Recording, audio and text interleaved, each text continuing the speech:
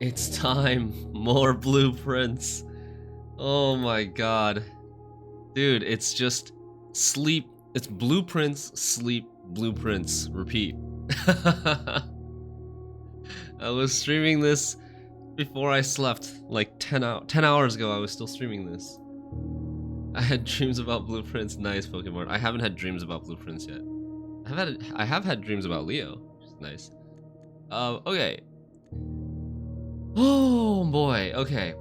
I need to recap a little bit of what happened yesterday because so much stuff happened, and like yesterday's afternoon, like yesterday's normal stream ended a little bit rushed, and yesterday's evening stream also ended a little bit rushed.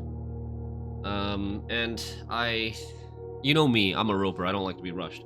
I think it's best to like slow down, recap, and think about in a calm environment about the clues, all the new clues and progress that we've made so far.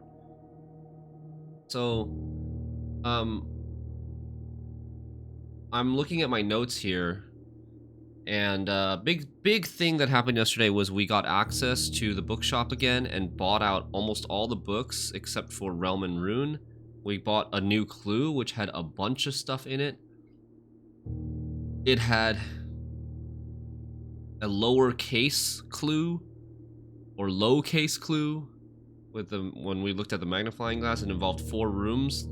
Each of the 4 rooms had messages in them that were mostly typed, but one word was handwritten, or no, one word was lowercase, mostly uppercase caps lock, but one word was lowercase, and the words spell out buried blank West Bridge.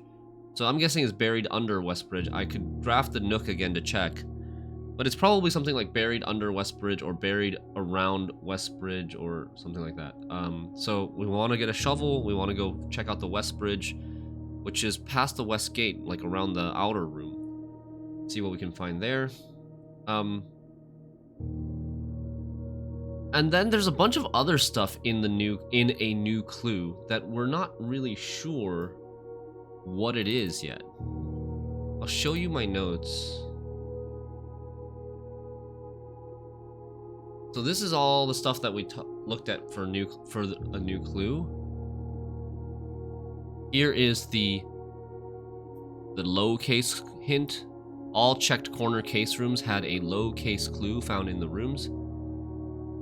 There was a hint about like a different language, which we found a letter or a memo, basically a letter written by somebody. I'm guessing maybe Clara Epson. In Clara Epson's tomb, we lit up the candles in the tomb, and we opened up 2 hidden chambers. One had Clara Epson's tomb. One had what was the other thing? It wasn't Clara Epson's tomb. Oh, it was just like an upgrade disc and some allowance tokens or something. Yes, I found 1 microchip. Pokemart. I found 1 microchip in a vase in the entrance hall. So that was part of a new clue as well. There was a picture here of this detective sitting, crouching at the entrance hall, and there's a vase here with a hammer. And I realized that maybe the vases can be broken, and I went up there, and yeah, indeed, one of them had a microchip in it. Hey, Godfather Al, hello. So that's cool. We need to still find the second microchip.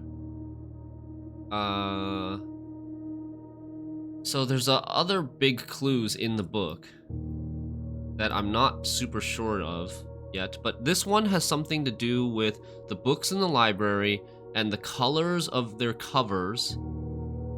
And like we need to find 4 books in the library. These colors are associated with the 4 books. Violet should be a new clue. Red might be the Red Prince. I'm not sure. Blue I think is Swimbird. But I have to go check. 4 books, and then you're supposed to find a word like page number A, and then word number X. These A, B, C, and X, Y, Z are all numbers, but we have to determine or figure out like what numbers they are. But basically, like this, identify a book from the library, go to page this, and then find the word this, and then you'll have a 4-word clue or something.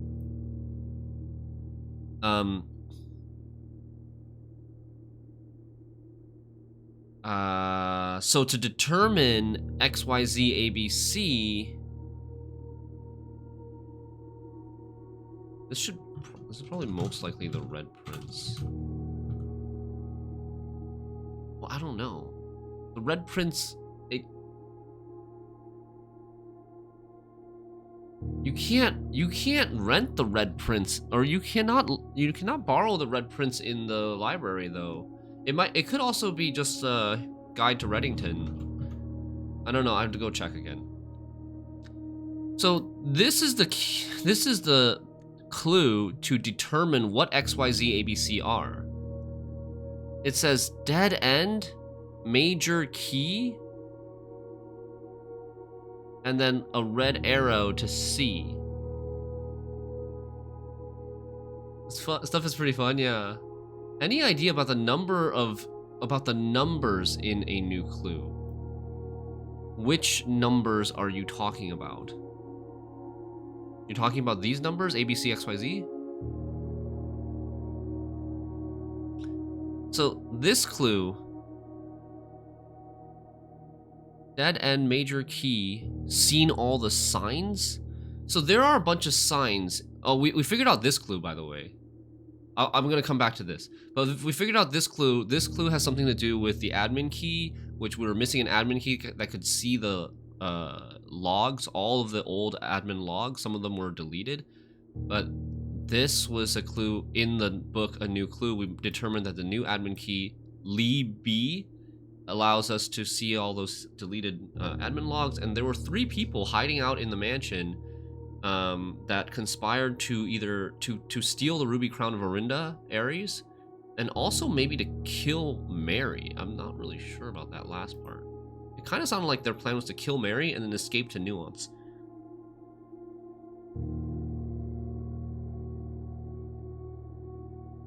Okay. And then there's like a bunch of signs, right? Going back to seeing all the signs. The small numbers with the magnifying glass. Yes, that was for this. That was for this clue. All checked corner case rooms had a low case clue found in the rooms.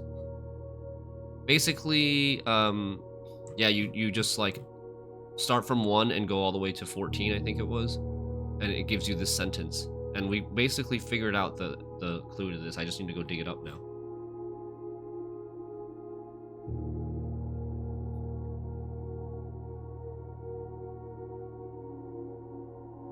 Okay, so let's look at this, because I didn't really have a lot of time at the end of my stream to really slowly think about all the clues in A New Clue.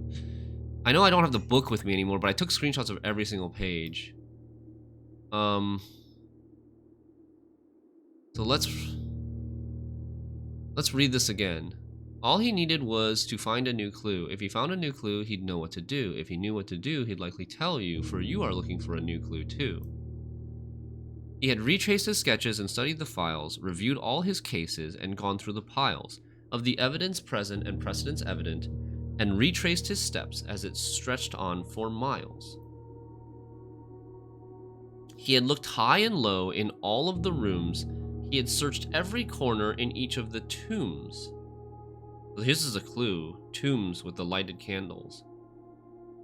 We already got that though. In this particular case, he had checked every space. If he found a new clue, he knew what to do. He looked and looked. He looked and he looked under beds and in nooks.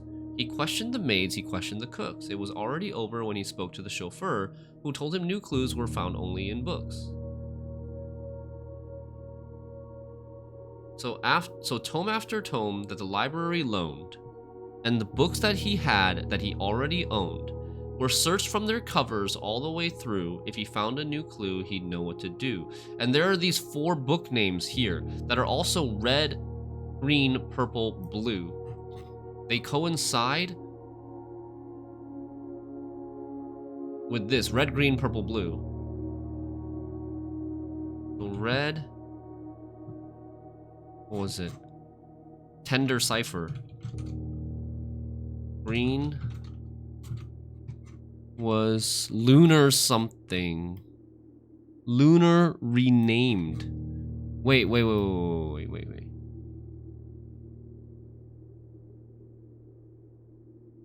Are these capitalized? Some of these are capitalized and they're... I don't know. The A looks bigger than the other letters. God, I need the magnifying glass. Yeah, I had 2 streams yesterday. I did. I had another short stream last night, my time. So, if you want to catch up, you can catch up. What?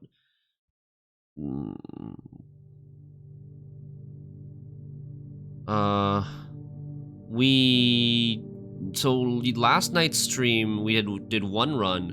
We drafted all the 6s, room 6, 16, 26, 36, 46. We drafted all of them, but nothing happened. I couldn't figure out what I was supposed to do with that. So that was a bit of a failure. Maybe I just was on the wrong track with the meaning of draft the 6s. Oh, here's the book names. Here are the book names right here.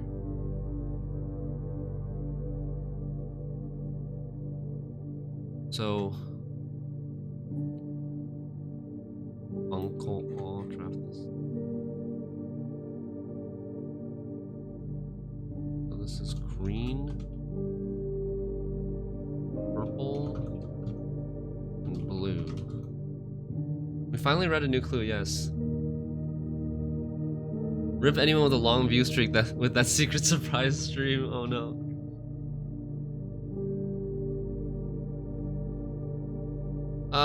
Anyways, where were we? So tome after tome that the library loaned and the books that he had that he already owned were searched from their covers all the way through. If he found a new clue, he'd know what to do. He changed all the letters in the lines that he found. I did already get something from it, Antichupius. I got a microchip from the vase, from smashing the vase, and I got an admin key from one of the pictures in the book for Lieb. He changed all the letters in the lines that he found. He checked all the colors of the spines that were bound. He doubled the meaning of each seasonal greeting and found that the diction of each word was sound. Okay, so this talks about changing the letters in the lines that he found. And it has draft the 6s, which is the name of one of the books in the previous picture, right? And he, like, it's an anagram for the fixed stars. So I wonder if these are also anagrams, these other. So the fixed stars, that's the name of a book that, okay. So then blue, okay, so these colors are these colors. That means this book, the book that we need to find page Z, word X, is the fixed stars. Yeah, purple one should be a new clue. Oh, Uncle All is an anagram for a new clue. A new clue, right? A-N-E-W-C-L-U-E. Okay, so these are just book titles of books that we can get. So you only got the drawing room safe because of the gates in that picture. Yeah, that's a nice extra clue here. Gates. And it has the horse thing. It definitely will lead people in the right way. Okay, wait, I can't get distracted. So Tender Cipher is an anagram for, is it the anagram for the Red Prince? The Red Prince? I think it is the Red Prince, right? 1, 2, 3, 4, 5, 6, 7, 6, 12 letters, yes. That looks right. The Red Prince, a new clue, the fixed stars, and then green, I thought maybe it was History of India or drafting book. What are the other books that we know of? It's not Swimbird. It's not History of Arindia. It's... What other books are there? There was, History of Arindia... Reddington? Guide to Reddington? No, there's not enough D's in there. Realm and Ruin? Realm and Rune, not Ruin. Realm and Rune. 1, 2, 3, 4, 5, 7, 12 letters. That's 12 letters. We've got 2 R's, 2 E's, 2 A's, an L, an M, an N, and a D. Yeah, that's right. Okay. Okay. Bolded. Anyone else downloading Claire Obscure Expedition 33? I've only heard of the name and I've heard of the name because someone said they were really excited for it, but I don't know. Well, you did. But someone else said they were really excited for it, but I haven't looked it up yet. Expedition 33. Claire Obscure. Role-playing video game. Turn-based RPG. Okay, nice. I like turn-based stuff.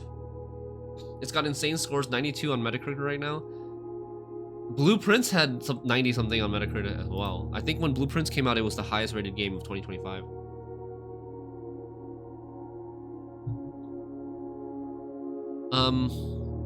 But I'll have to check it out.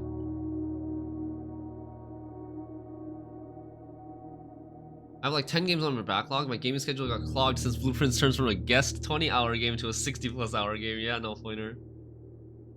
Crazy to have 2 non-AAA games like that in a row release. Yeah. And then Silksong, right? Silksong this year, yeah.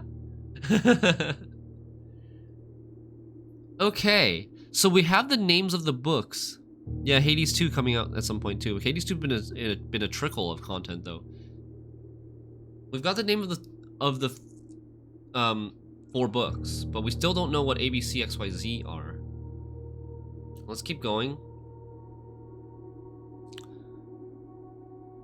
He stayed up all night and studied the maps. He laid out the floor plans and measured the gaps. And if his directory was considered a trajectory, it was nothing short of a full mental lapse.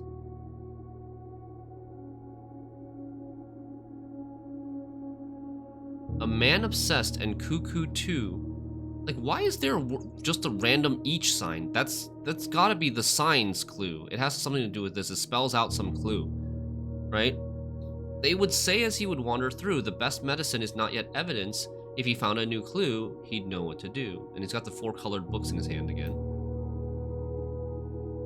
There's a stop sign. And having read this book so many times, having scoured over each of its cryptic lines, have you exhausted your search? Have you seen all the signs? And there's a lot of stuff here to zoom in, but there's the Major, which is like a hint about a different language. There is that stuff that I zoomed in here, the dead end major key, XYZ ABC, seen all the signs. And then there's also this train map, train or railway map that we saw in the safe house. How does that apply? Why is that here? You're solving this book in reverse order than I did. I also got hints. Jin killing it, thank you. Reverse order is funny. I feel like the order that I've been solving it in has been pretty intuitive. Like the super simple stuff first, the really obvious stuff first. Like the stuff that like jumps out at you with like room names and obvious invisible text or magnifying text. And then like this is just really short, right? This is just like immediate, okay, do this thing, instead of all this like anagram shit that seems way more complicated. Okay. Have you seen all the signs? Or is there perhaps something new, something overlooked but now in view? This thing. This was covered before. Have you finally found it? Could it really be true? if it's a new clue, you know what to do. This picture is the same as the first picture, except the guy's not standing there anymore. Okay, so have you seen all the signs? Where are all the signs in this book? There's a sign, Route 8.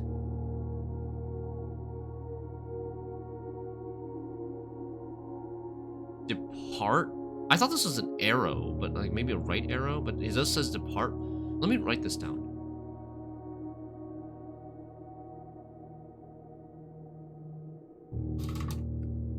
Route 8, depart. Depart, keep left.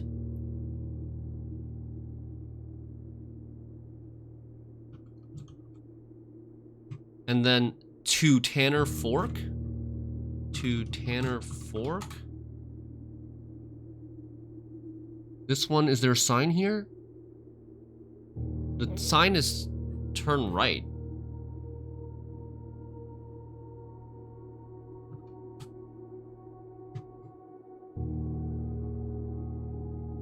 On this page, this could be a sign. It's kind of like in the shape of a sign. I don't know why there's this measurement thing here that like a small gate.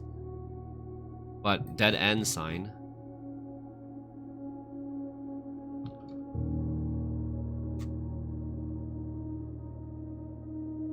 Record or record? Record. Like records.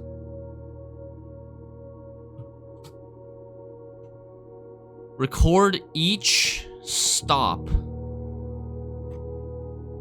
Record each stop. And last page, a sign on the last page. The Route 8 is no longer here. Route 8 was in the first picture, but it's not here anymore. These aren't, I mean, these are for something else. This is done. I don't, oh, on the way. Oh, on the way in the, okay, there it is. It's small. I don't have a magnifying glass anymore. Okay, on the way. Okay, so what does it say? It says Route 8, depart. Route 8, depart, keep left to Tanner Fork, turn right, dead end, record each stop on the way.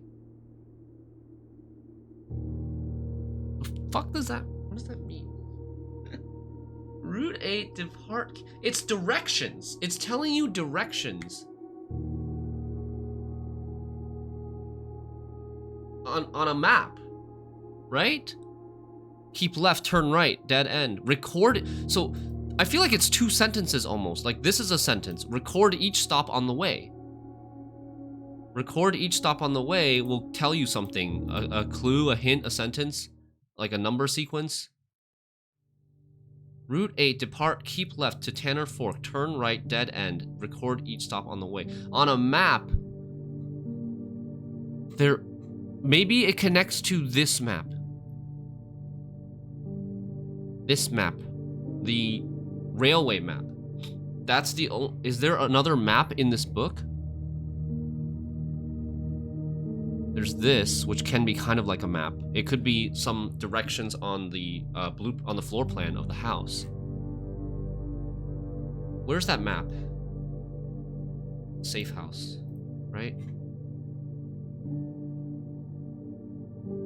Route 8? Could it be this 8's the stop 8? Oh shit! One of the stops is Tanner Fork. Record each stop on the way. Tanner Fork is stop number 10. Oh, okay, so it's definitely about this map. What does it say? Route 8. Back. Route 8, depart. Keep left to Tanner Fork. Route 8, depart. Keep left. Keep left is here. Oh, keep left. So keep left here, keep left here. To all the way to Tanner Fork, which is here. And then turn right, which is here. Dead end, which is here. Dead end. The dead end is a stop name too.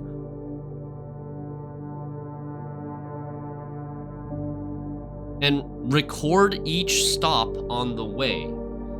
Okay, so we have, I don't know if 8 counts, but it's 8, 7, 3, 10, 1, 13. That's 6 numbers? That's 6 numbers. And XYZ ABC is 6 numbers. Holy shit. Wait, right? Dead end? Dead end is C.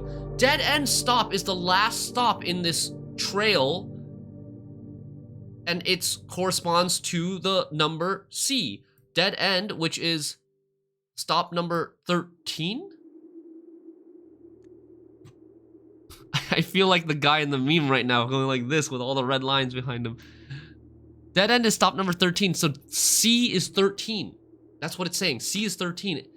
XYZ ABC. XYZ ABC. 873 10 1 13. 873 10 1 13.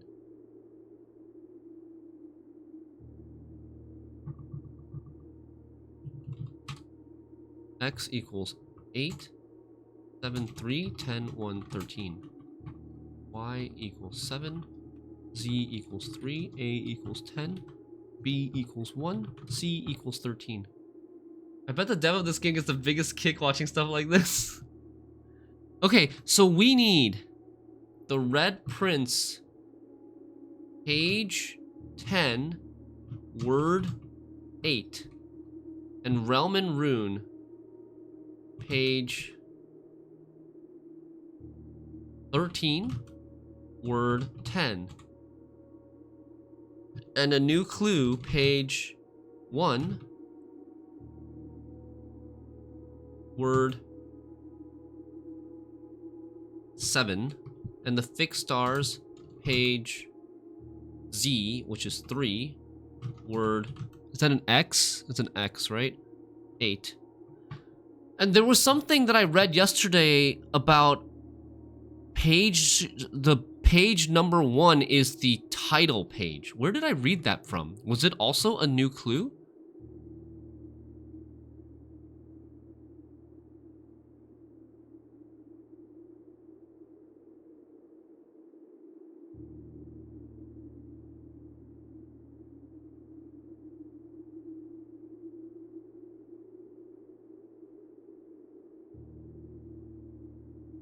Was it?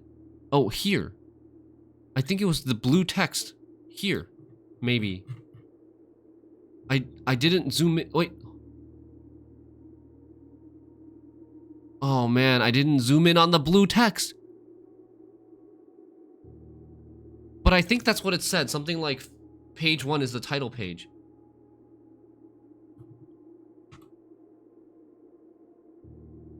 Page 1 equal title page.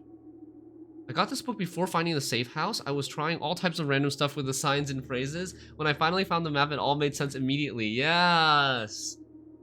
Oh, man. Yes, you remember correctly? Okay. Nice. Good, good, good, good.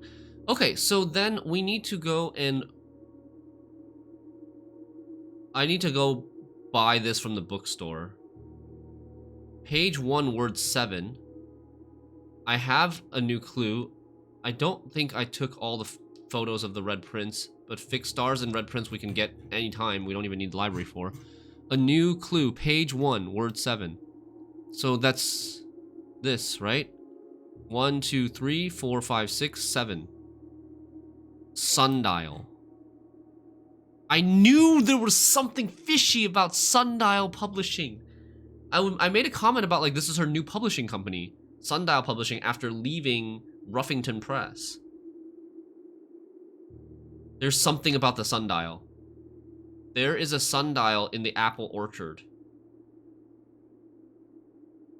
that I was like, we saw it the first time we went to the apple orchard, and then we just like never went back to the apple orchard pretty much after going there once. I think I might have gone there back one time, but not for the sundial. It was just for like checking the book in the groundskeeper's house. sundial. Okay, and then do we have the Red Prince or the Fixed Stars? Realm and Rune page 13. I wonder if that's on the ripped up version at all. 1, 2, 3, 4, 5, 6, 7.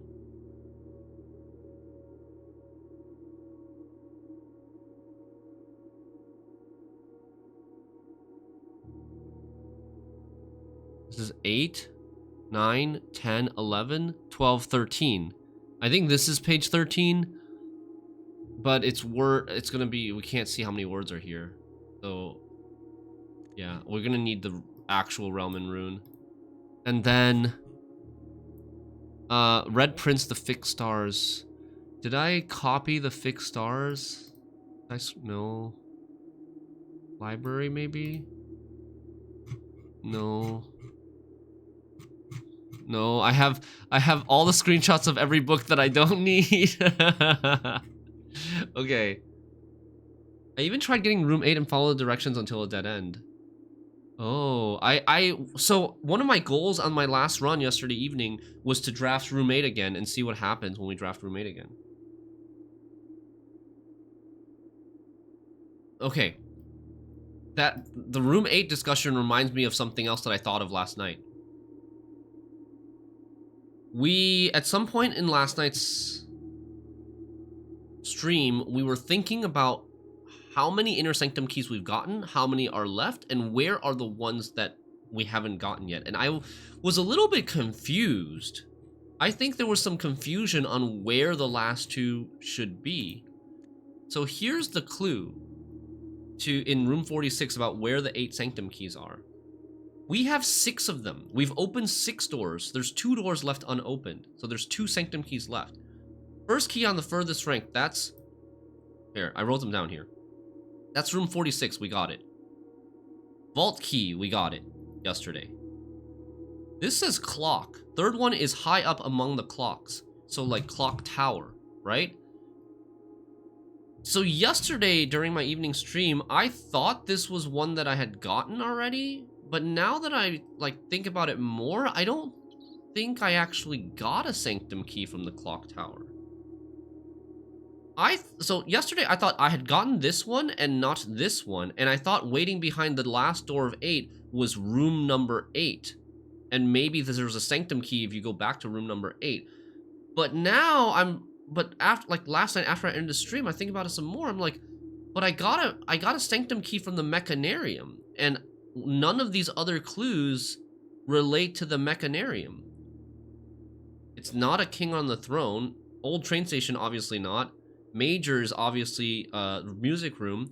So this one has to be Mechanarium because Mechanarium has 8 doors.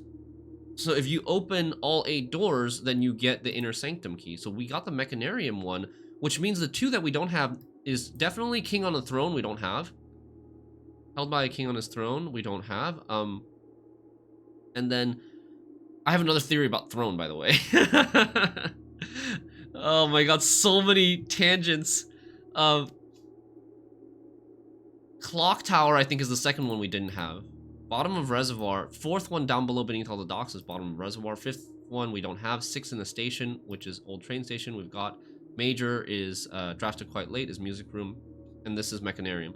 So we don't have these 2. So that means that there is probably a Sanctum key in the clock tower high up in the top floor of the clock tower that we never found.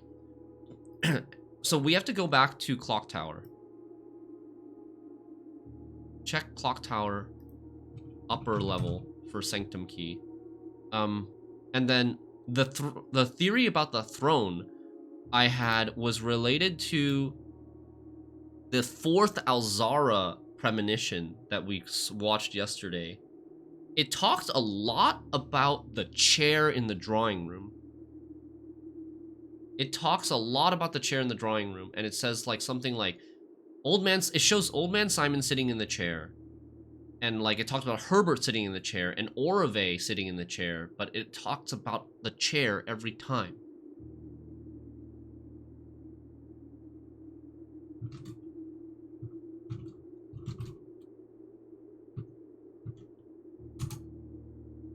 I don't know if this is too far-fetched, but I think, like, maybe we should check out the chair in the drawing room. Inspect it a little bit closer.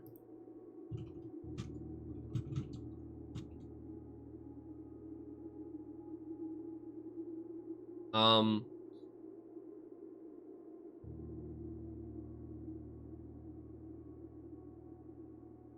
was also thinking in the closed exhibit, that red crown that we don't know how to get, it's not on a throne, right? I think it's just on a museum pedestal. But if that red crown was on a throne, that could be the throne that it's talking about. A king, like the crown on the throne. But I have one idea of how to get the red crown, and that's with the electromagnet, but it also seems like a stretch. Electromagnet pulling down the guardrails around the red crown, and then I can pick it up. But there's no inner sanctum key that we can see there. Maybe it's hidden by the red crown. Maybe it's like inside the red crown and you just can't see it.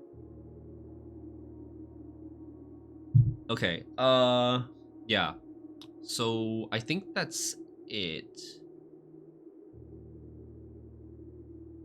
We also want to check the library. I'm going to continue now. We're going to start our game finally after 30 minutes of notes discussion. A new clue is kind of crazy, not going to lie. Okay. I think I figured out what a new clue wants us to figure out, but I wouldn't be surprised if there was something else even deeper within the book that I've missed so far.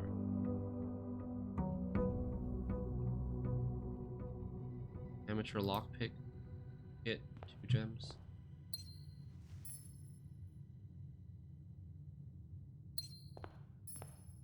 The bases are still smashed. We have 235 gold. Our freezer, dude, freezer's kinda cracked. I'm starting the day with 3 keys, 19 gems, and 235 gold. Yo, so what if at the end of the day we just draft freezer again, and like we're gonna, like, probably we'll end the day with like 30 gems and like 400 gold, and then we'll just draft freezer again, and it just keeps getting bigger and bigger and bigger. Freezer does not freeze keys. I got the keys from Clock Tower, I believe, was the carryover that got me the keys. It only freezes gems and coins. Oh, I don't have shovel. I don't have a shovel, but this is the West Bridge. How do we dig under the West Bridge? We can't go down into the river. It's maybe just like near or around the West Bridge. Do I want to use Banner of the King before clicking this? What's our, I mean, I have a ton of goals, but like, do we have a preference for, like, do we want to do classrooms today? I guess we want Clock Tower, we want library. I also want the bookstore at some point again. I don't think we do the use the power until after we try to draft bookstore. Or maybe before we try to draft bookstore, I don't know. If we get classroom, I'll just Banner of the King for blue for more classrooms.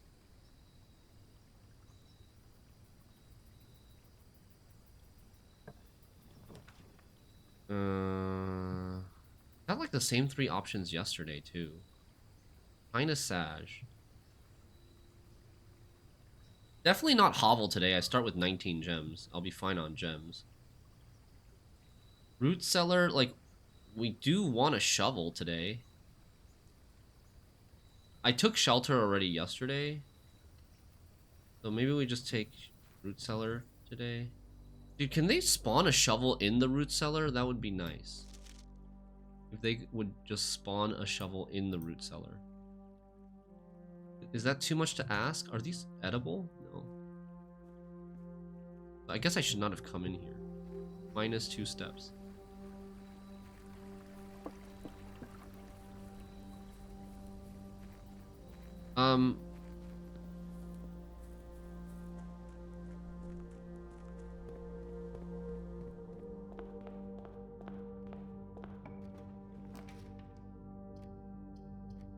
closet, Geist bedroom. Take Geist bedroom. So that we can reroll right away. Since we don't have... Oh, I don't have a shrine blessing today.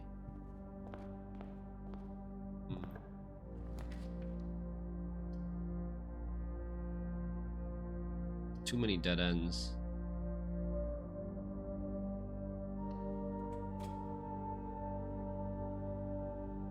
What's gonna be on sale in here? I don't think I set anything. Maybe a shovel, hopefully. Drawing room, den.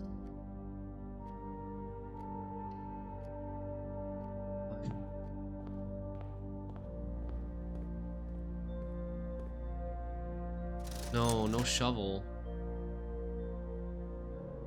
Okay, I have so much gold. I kind of think I just buy everything. Like, we have so much gold. Let's just buy everything, and then now the other stuff won't spawn. Like, I think if we open a new door, you can no longer spawn, like, running shoes in the gym or in the walk-in closet or something.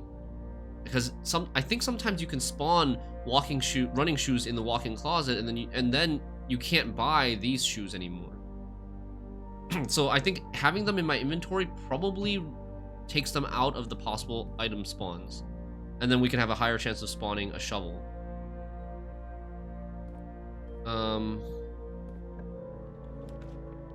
Laboratory. Oh, library. Early lab is good, but I can always, like, remote into the lab. Library. Do I want Banner of the King for yellow before I do this for bookshop?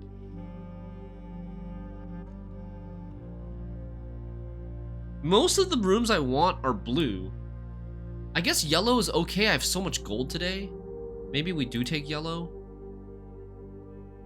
We have so much gold today that, like...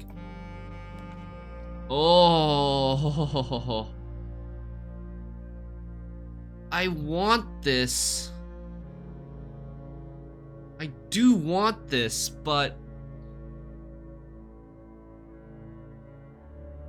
it's the first time getting the casino. But I need bookshop.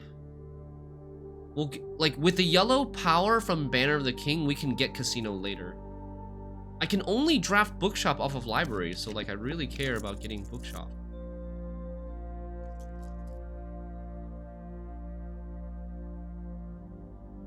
Starfish Aquarium is also good. I have another library. I have a reading nook into a library, maybe, because, like, if I get bookshop right now, I probably lose this corner.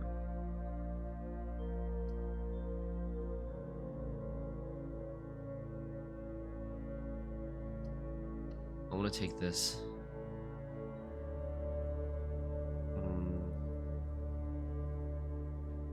I need more. I need to draft a study. I need to draft a study so that I can re-roll the gems. I did get offered study here or here, but it was too risky, I felt like.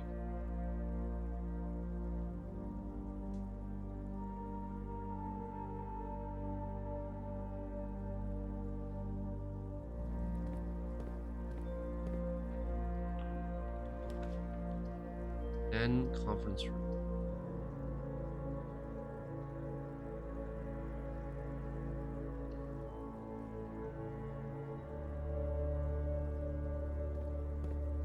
Broken lever.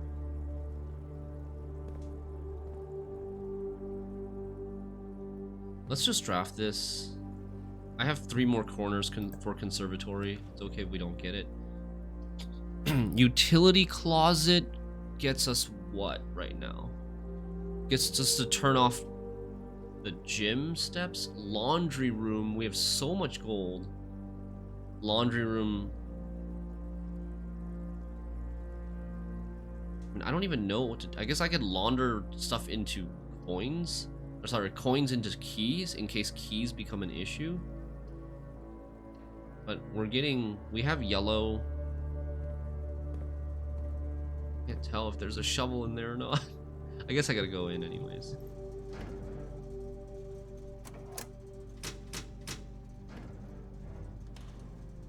I've not played Oblivion Remaster. I was not the biggest fan of Oblivion or Skyrim in the first place.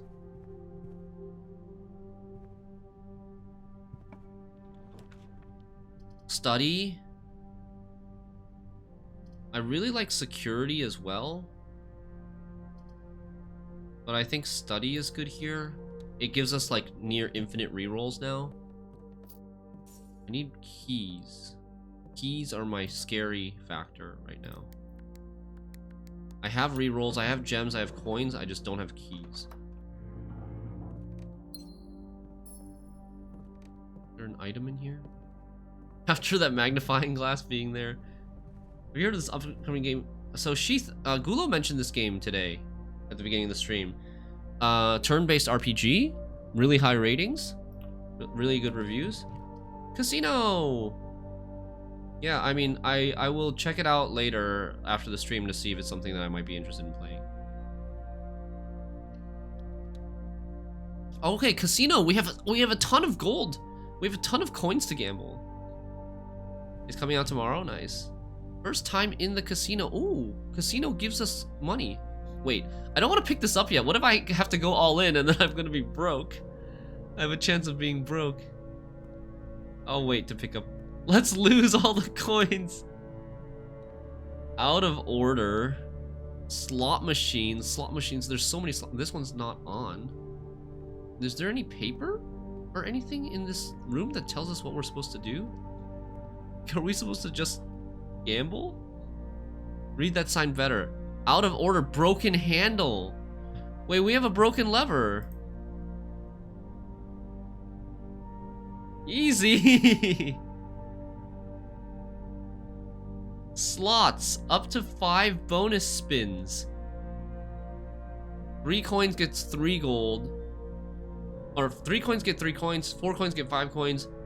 3 of 3 gets you 9. 4 of 3 gets you 15. Lucky Clover, 10 coins each. 2x is double the coin amount. What does this say?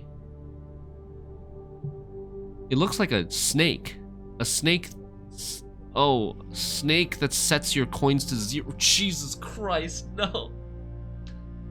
This machine just gets 5 bonus spins instead of the others that have 3. Okay. 3 gold for each snake. 4 crowns, 100 gold. Dude, I can't risk losing my coins. 215 is way too much. What do we need coins for? I mean, we don't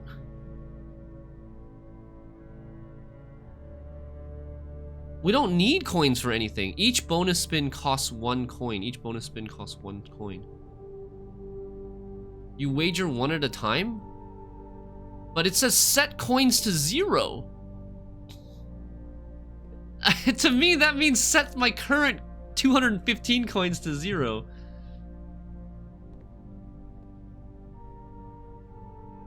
Mount Holly Roulette. Spin the wheel for your chance to win special prizes.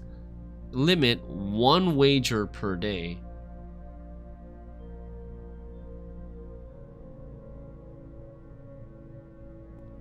Two allowance tokens.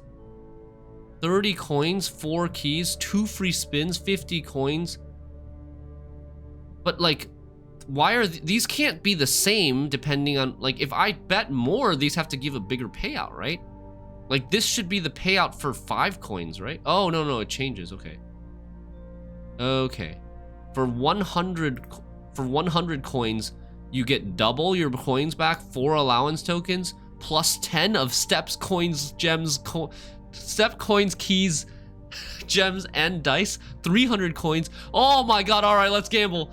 Let's go! Oh, no!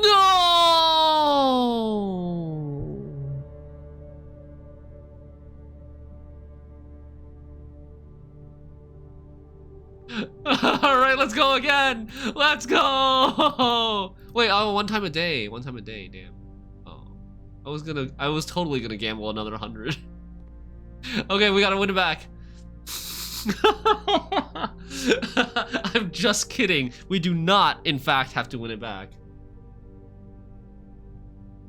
But let's play. I can't draft the casino for the first time and not play. Okay, we win 2. Oh, I see. Okay, so it doesn't set us to 0, thankfully. It just cancels out the winnings that you get on this spin. Wait, why is this up to 3 bonus spins? Wait, let me get out of here. Can I cash out? Oh, cash out. Wait, what? Why did it say up to 3 bonus spins? Huh? I'm very confused. This should be up to 5 bonus spins. This is the good one. Wow, this is rigged. You can do bonus spins to try to win. You hit the buttons under each line to re-roll it. Oh, that's what a bonus spin is. Oh, like this. I see. Okay, so actually, this machine's pretty strong. That's actually really strong. Woo! How many reels are there? Like,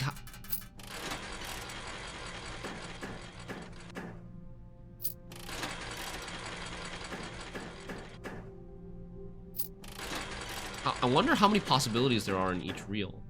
There's blank, 1 coin, 3 coins, clover, 2x, snake, net, and king. That's 8.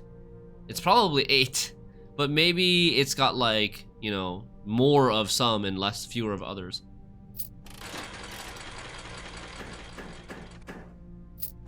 Each bonus spin costs 1, and each regular spin costs 1. We started at 115. We're down 6 coins. Oh, I could have maybe bonus spin this one. The 1 coin seems more common than the 3 coins. It wouldn't make sense if they are the same probability to get 1 coin versus 3 coins. Dude, this machine is cold. So cold.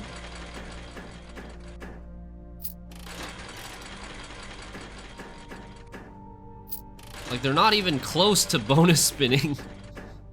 This one I could bonus spin. I have a 2x. Oh, so I spent 3 gold to get 6 there, right? Woo. Wait, can I bonus spin again? If I already win something, can I bonus spin still?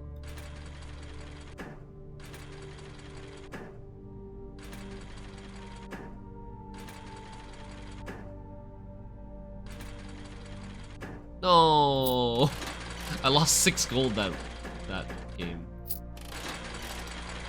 Okay, like, I don't know what I'm doing here. Why are we playing this? I don't need more gold. Why are we playing this? I just lost 115 gold in the casino. Okay, gambling part done, I guess.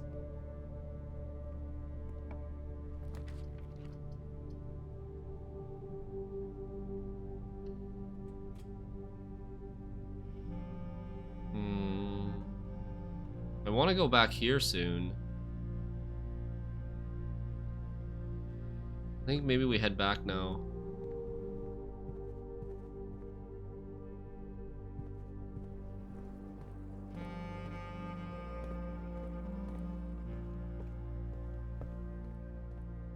I need a shovel. Damn it.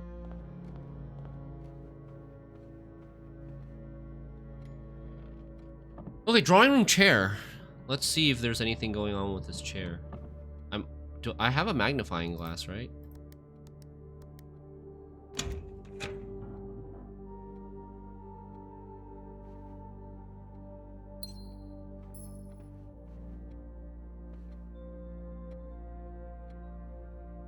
I got a 40 coin spin once, but ended up negative either way. I mean, is this the same chair? It is the same chair. Can I like back up into the chair and sit somehow? No?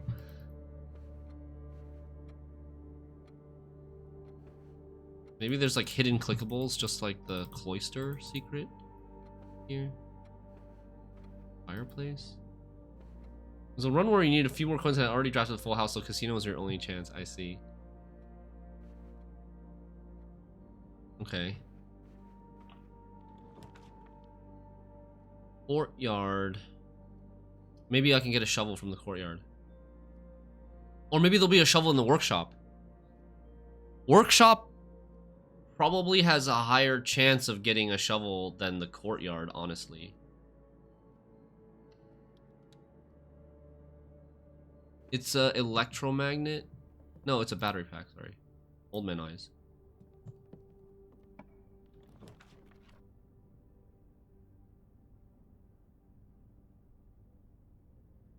Do I want to draft den or chapel?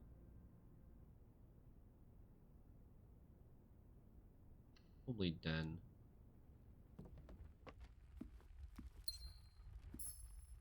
Just for the gem.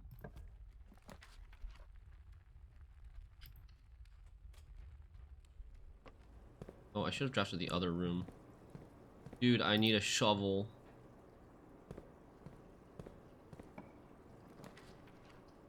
Garage.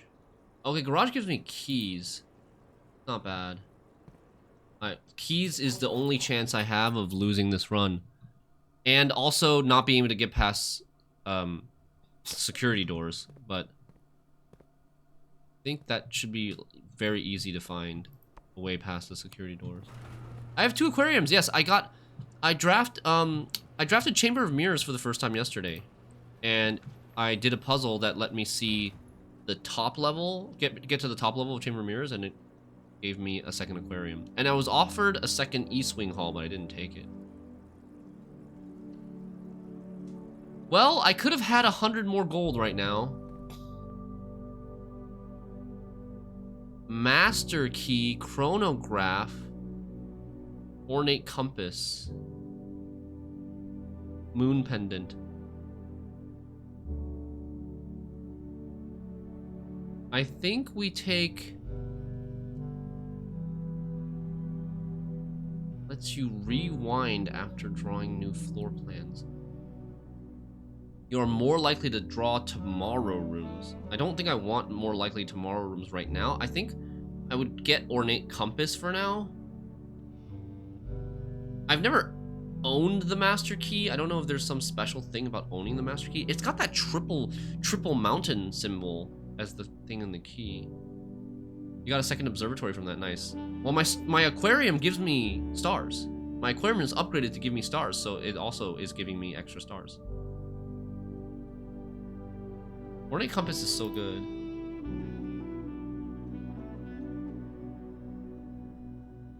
There is also a moon pendant here, so maybe I don't want to pick up any more items.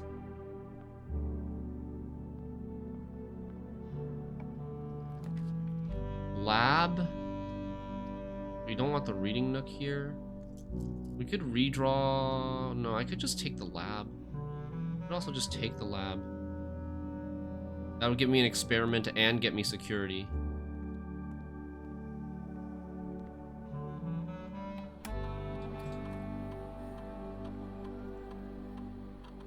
Gain 1 star. Carry over.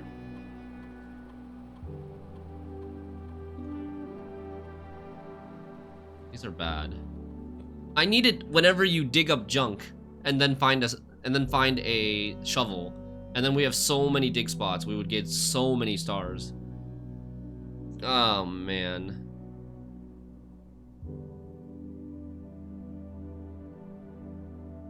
Yeah, I mean, it's just this, but I'm probably not gonna proc it that many times, sadly.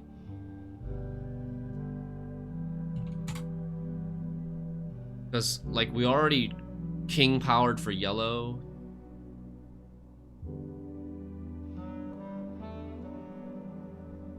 Special order shovel. In case I don't get it today. I swear Root Cellar makes shovel rarer. I mean, you just remember it happening like that. Right? No, no, no. Remote terminal access. Security.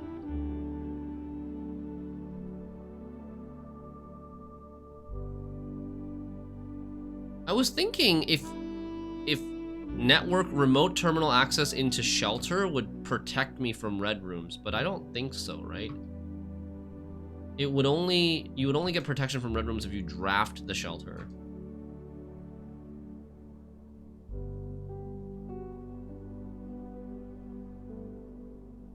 So remote into security would allow you, or remote into shelter would allow you to open the, set a timer to open the safe for like tomorrow, for example, or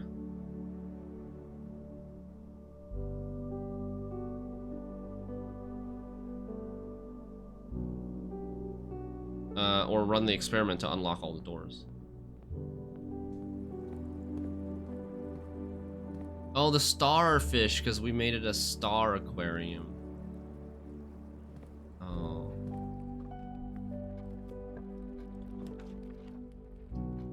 This can spawn shovel, I think. But I also want to make sure I get to this room. I have ornate compass now, so it'll be easier to get to that room at least. I need to prioritize the shovel. And the herring is gone? Oh, really? Watering can. Wait. I shouldn't pick up items that I don't need. This just gets me gems. I don't need more gems. I need to carry over the ornate compass.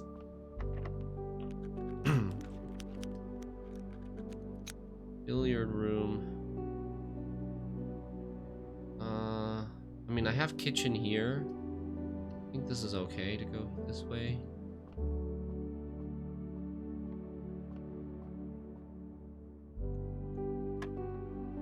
Seven. 70. Wait, what? Oh, sorry. 30 minus 20, 10. Negative 10 plus 13, 3, 6, 2. 1 squared times 10 is 10. Oh, of course. We get the key card. Of course. Right after I turn it off.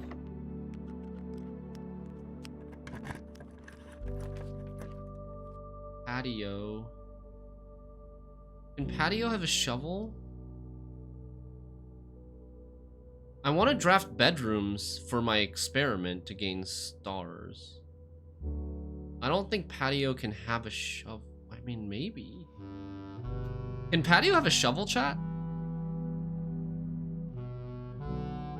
Actually, I think it's possible. I think it is possible. Oh, it won't rotate the patio. That's so annoying. Why won't it rotate the patio? Like, why can't I enter from this door? Right? What would be messed up if I entered from this door? Oh, because then the fence would be on this side. I guess it doesn't work. If I want to draft patio from this door, I have to draft it from the south. It goes up the right wing and down the left wing, I guess.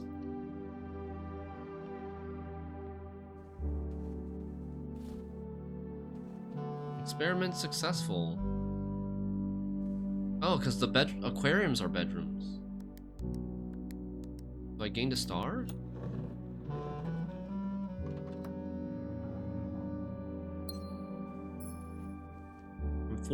I'm at 46 stars. Something happens at 50 stars.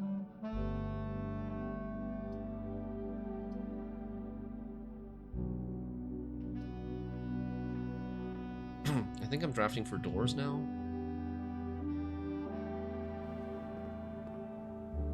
Can't buy anything. Still need 2 more trophies for blue tents.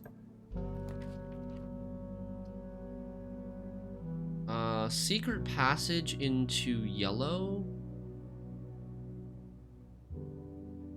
Maybe we want security for anything at this point?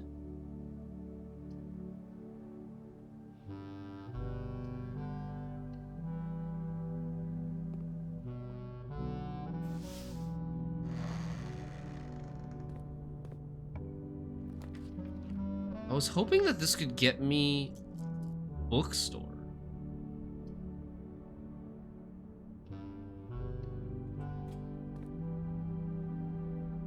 I need to force a reading nook soon.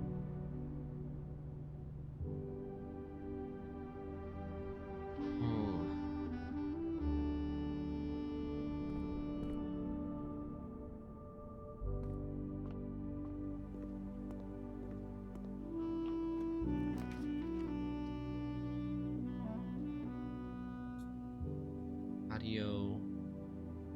Okay, now I take the patio. Or the shovel? Shovel?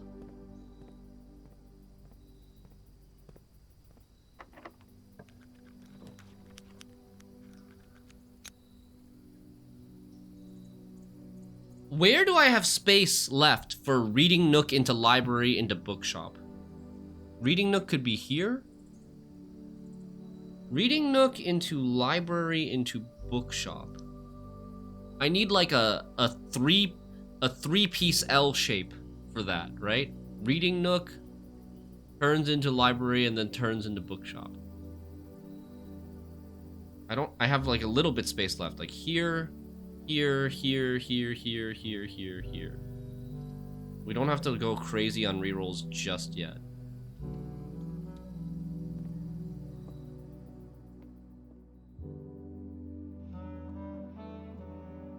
There's 3 red rooms.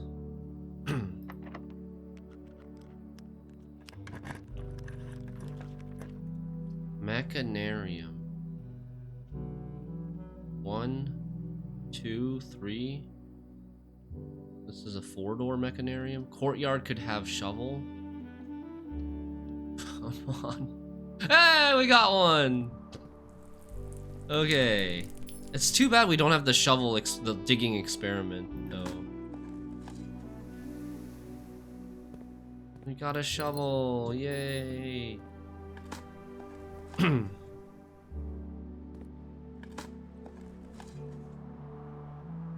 So I need to go. I need to go to the West Bridge.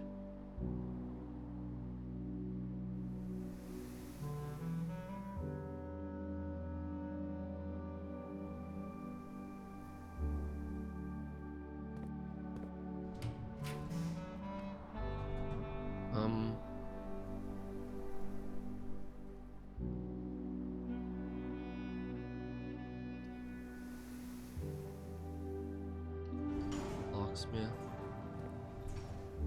I want to draft some of these yellow stores out of the way so that we can have a higher chance of getting bookshop from, because like we rolled yellow on this, we chose yellow on Banner of the King, but there's only so many yellow rooms it can give us. Eventually it has to give us bookshop. Especially if we find that second library, it'll have to give us bookshop, right?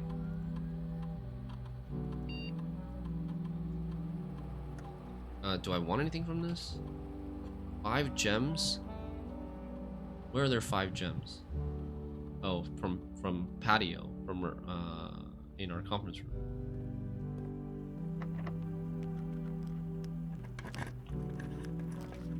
No conservatory. I've got 1 corner left.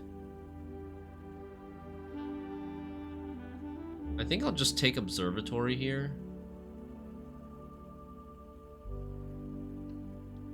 And then I'm very confident we'll be able to fill out the house because of all of our rerolls and our ability to rotate.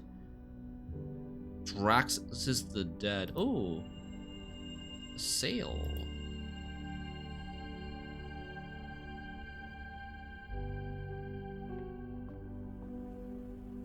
Includes bookshop.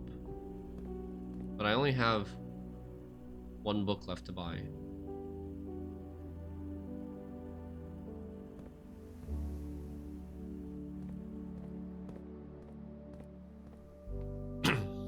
I think I'm just gonna do the parlor puzzle now. The gems are not in this box. The gems are in this box. The white box is true. If this is true, this is true, this is false.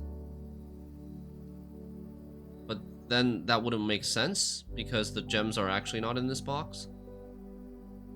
So this can't be true. This has to be false. That means this is false. And then this is true. The gems are not in this box. The gems are also not in this box. The gems should be in this box. Let me double check it. Gems are in here in black. This is false. This is false. This is true. It works. Only 3. I guess I haven't drafted any red rooms other than aquarium today.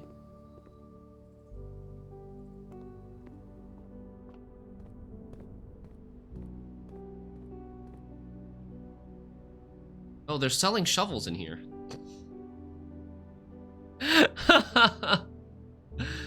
Wait, I didn't come in and check to see if they were selling shovels. Oops. I also have not been digging in all the spots. Should I be?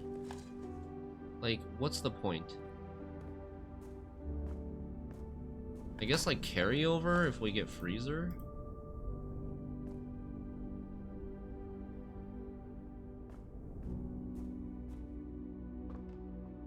Okay. Ballroom, laundry room. Sure, let's get rid of the...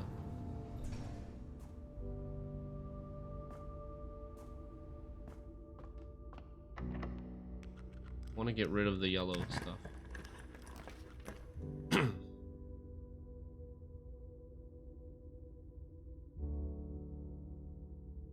Boiler room here is fine.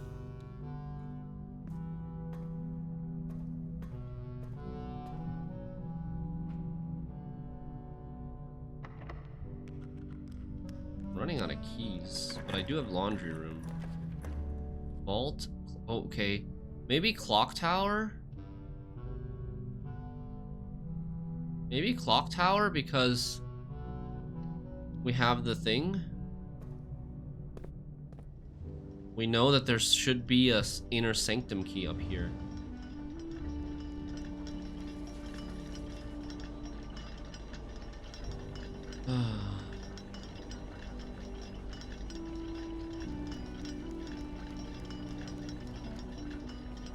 Oh, treasure map. A5. A5 in the boudoir. Oh, it was almost a bedroom. I have a theory about the treasure map in the bedroom with the big giant hand pointing down. Southward, I see a sun. Southward, I see a swan. Ashen, like sands of the shore. Carried by westwardly winds. Rogue like the moon of the north.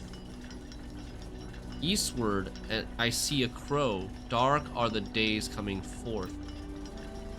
This is telling us how he did his journey. South, he went south, and then he got carried by westerly wind, so then he went west, then he went north, and then he went east. So that's like the 4 directions that he went. Then dark are the days coming forth. That means that the 4th country that he went to, the 4th realm that he went to was dark. So maybe a foggy country. This is the hint for his realm travel journey, right? But there's 8 steps. We know the first place is Black Bridge, which should be Fen Ares, I think.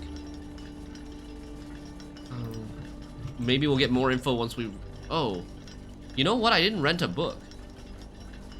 I didn't check out a book in the library. I need to check out the book. Maybe The Curse of Blackbridge now.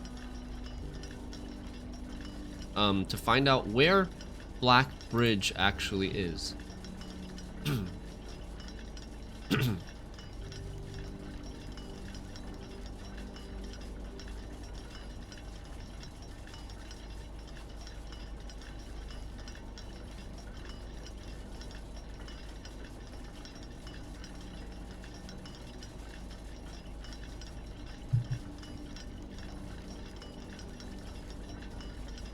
Herbert's trip to visit 8 realms in 8 months started south. Visited Blackbridge Hotel and Spa first.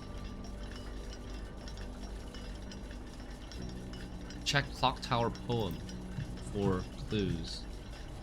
And classroom map.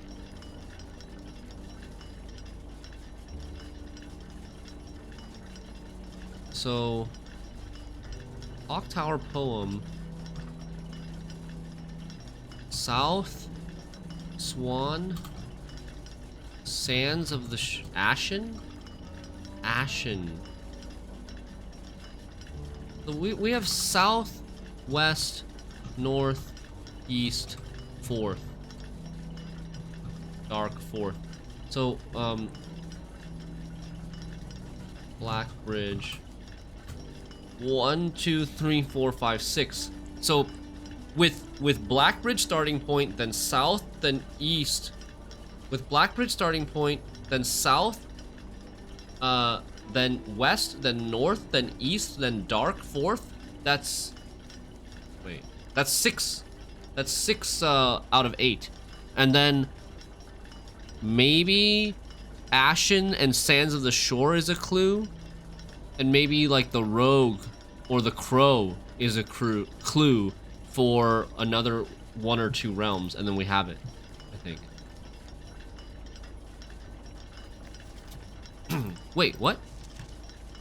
Can I click on this swan thing? No.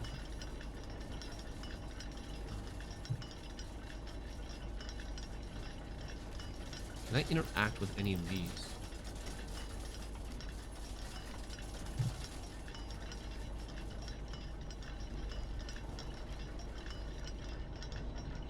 Can I stick a broken lever in here and stop the clock from working? Alright, what does it say? The room 46 clue says, up among...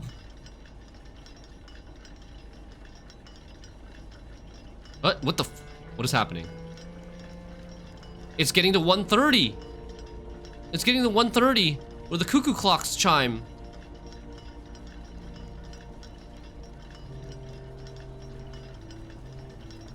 Oh shit.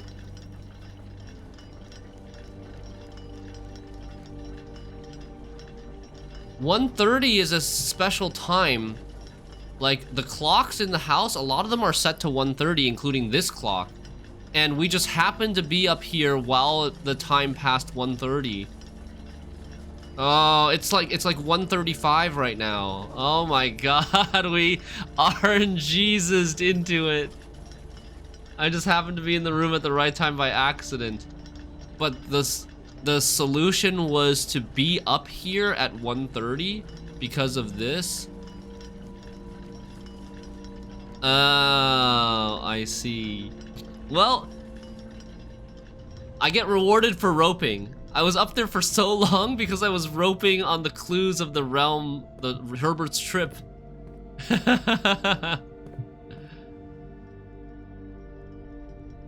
Oh, holy. Wait, this is another puzzle before I get the inner sanctum key. Each of these clocks should be set to a different time. Blue notes should be true. 1:30, minute hand hold to adjust, hour hand hold to... Oh my god. While you were reading the paper, I was actually imagining this happening. 5 of these clocks should be set to a time ending on the hour. Set this clock to a time containing all different numbers. So that's false. This clock's neighbor should be set to a time containing a 7. This clock should not be set on the hour. So this should be set on the hour.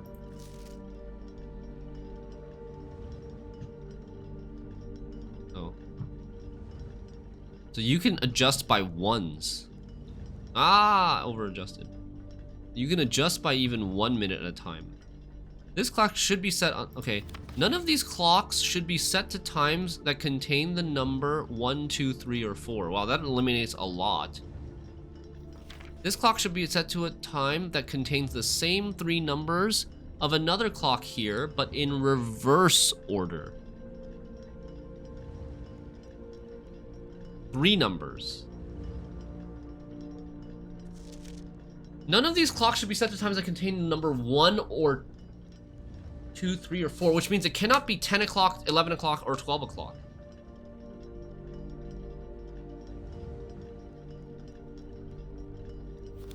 This clock should be set to number. So every clock only has 3 digits as their number.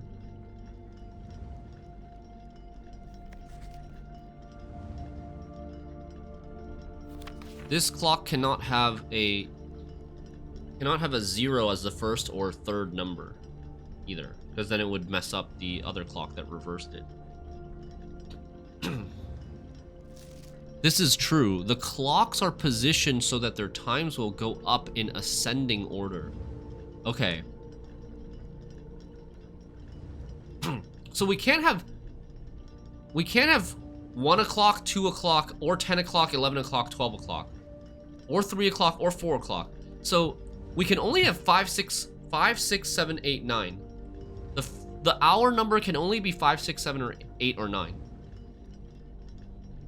So like this should be 5, probably, and this should be 9, probably,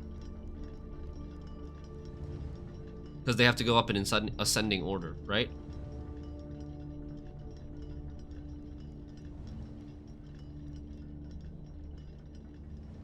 This clock has some numbers repeating. 5 of these clocks should be set to a time ending on the hour. So let's just get most of these ending on the hour already. This is probably gonna be, fuck, I don't want to touch them. Should probably be like 6 or 7.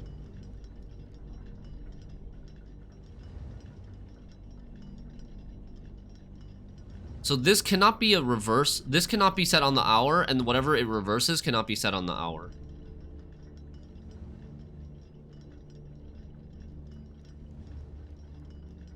Set this clock to a time containing all different numbers, but that's false.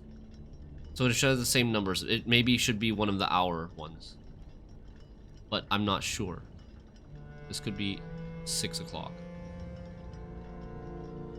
5 of these clocks should be set on a time hour. The clock's neighbors should both be set to a time containing a 7. So that's 7 o'clock. And this is like 6 or 5:37 type of thing. This probably cannot be 7 o'clock. If this is 7 o'clock, then this is 8 o'clock, then this is 9 o'clock. Or this is 8 o'clock, 9 o'clock. 8 o'clock, 9 o'clock, 7 o'clock, 6 o'clock, 5 o'clock. It's technically possible. Oh, but this needs to be 8. No, this has to be 8 o'clock. If this is 7 o'clock, then this has to be 8 o'clock. And then we have 5 o'clock, 6 o'clock, 7 o'clock, 8 o'clock, 9 o'clock.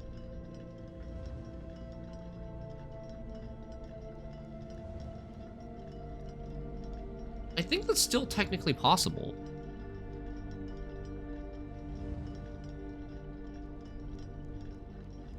Set 7 o'clock, 8 o'clock.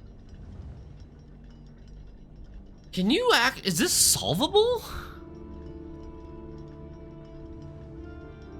This kind of seems, on first glance, not enough information. How many clocks do we have? 8, right? Of course, 8 clocks. 5 of them are 5, 6, 7, 8, 9. So there's 3 more. There's 3 more that are not on the hour, and 2 of them are reverses of each other. And then the other one Like, what about the other one? The other one that's not set on the hour, but also not a reverse of each other. We need some information on that, or it could literally be any time. Do we just need to satisfy these conditions? It's not, maybe it's not one exact solution. Maybe it's not one exact solution, we just need to simply satisfy the conditions. Let me try this.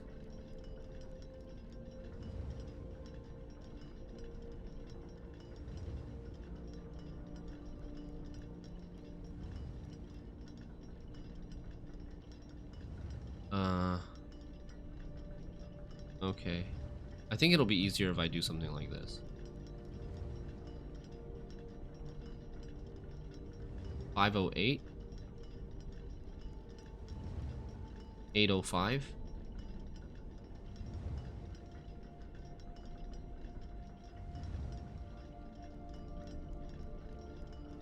Nine o'clock. 8 o'clock. 7 o'clock.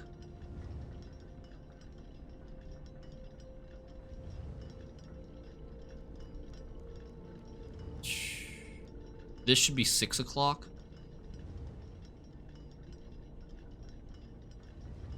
And this should be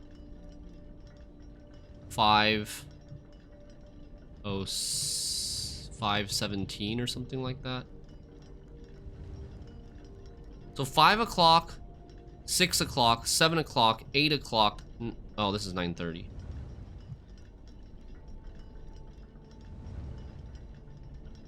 This should satisfy all the conditions, I think.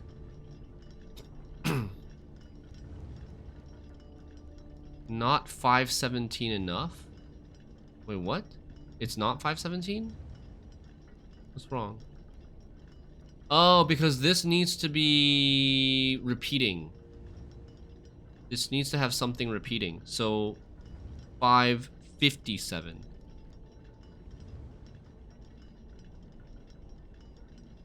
Okay. Remember the 1, 2, 3, 4, right? Okay, no 1, 2, 3, 4, not even on the minutes. Okay, we got it.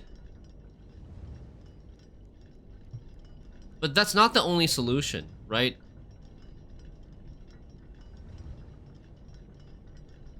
Wait, is it the only solution? Is it the only solution? Maybe it is the only solution. Because I can't do... This has to be, like... This probably has to be 8. You don't know what is wrong about it? You can type it here if you want, and we can figure out what's wrong about it.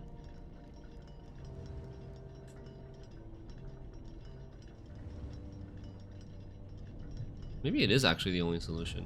Well, we got the Inner Sanctum key. Oh, yeah. Okay, Clock Tower done. I actually set Clock Tower to rare, so a little lucky that we got it again after finding out that the Inner Sanctum key is here.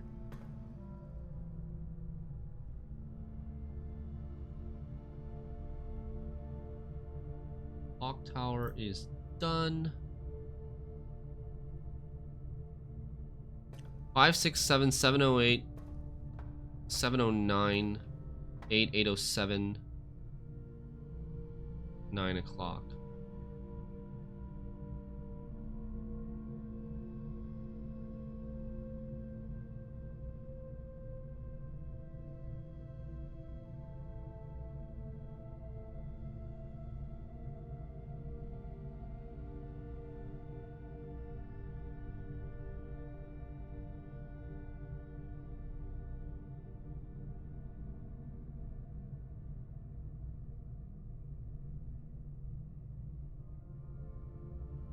$709 should end in 00. Oh, yeah. 709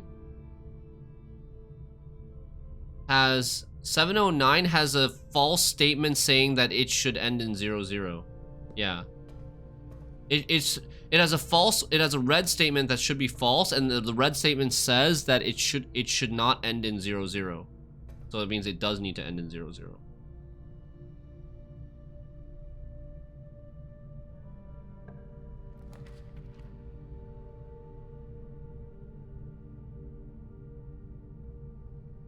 Office here. We're running low on keys.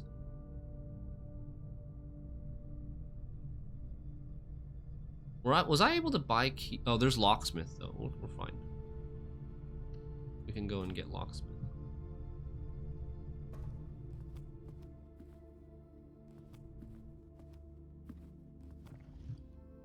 I still need to draft the bookshop.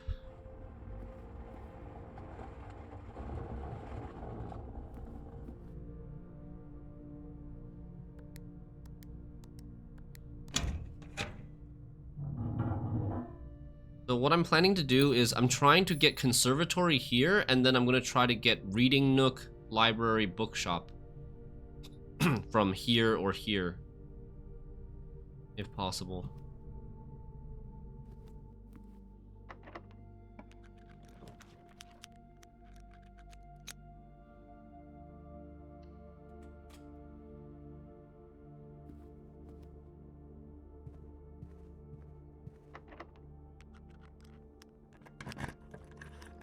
Conservatory. Oh, reading nook comes up at the same time. A little sad. But I wouldn't have space to draft a bookshop anyways. Oops.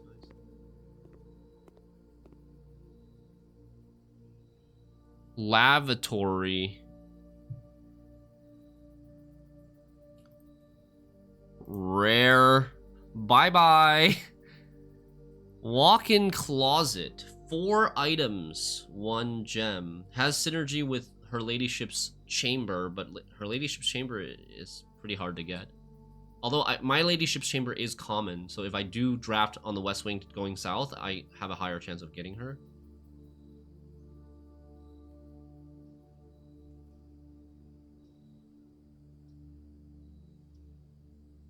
I don't know.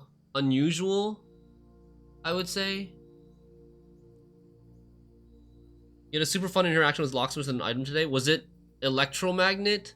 I feel like electromagnet, if you walked into a locksmith with an electromagnet, I feel like you would maybe like yoink all the keys. This is what I wanted to happen with the closed exhibit and the metal railings, but I don't think it's gonna be strong enough.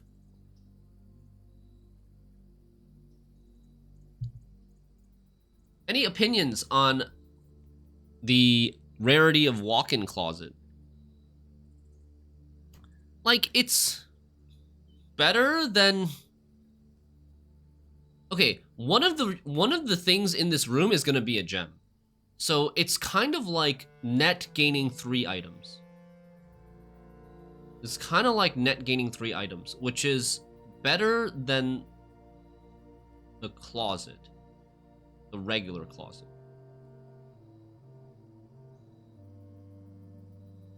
But the regular closet, like, is not... I don't want the regular closet anyways. I would... If I could change the regular closet, I would change the regular closet.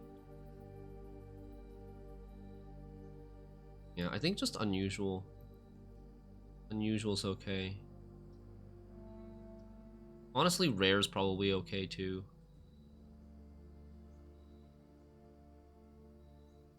I have enough resources the other ways, yeah. Why would we want this though? Like, what's the upside of actually drafting this?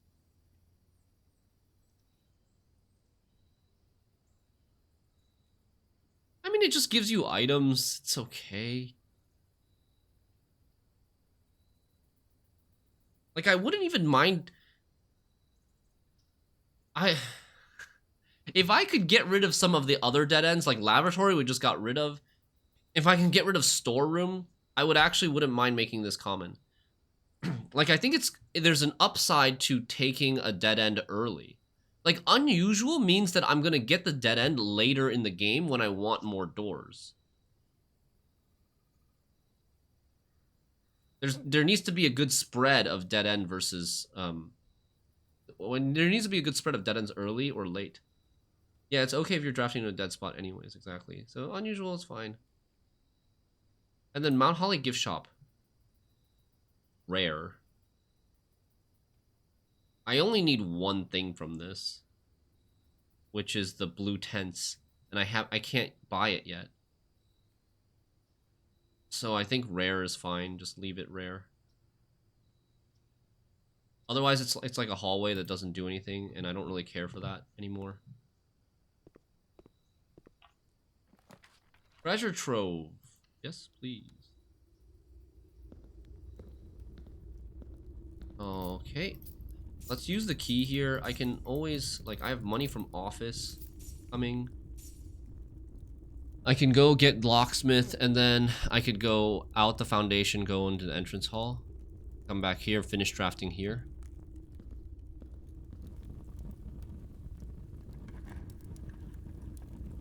Two realms have the same color banner.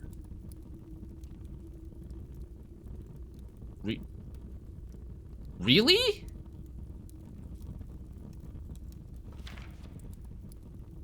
Really? But it's a green note. Green memos, we don't know if they're true or not.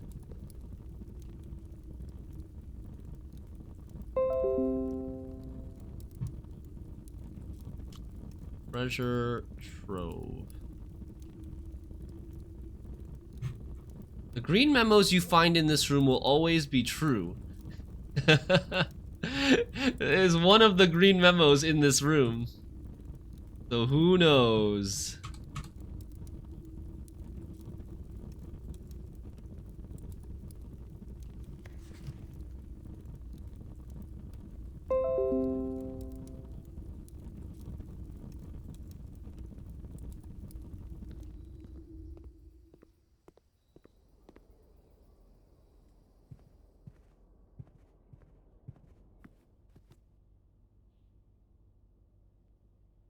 Let's just spread gold now.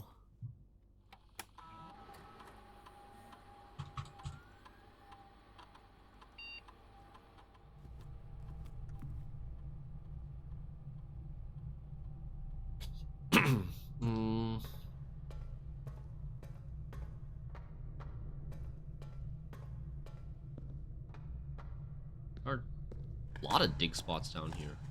Oh, because of the root cellar. Right. Hey, we got a key. That's nice.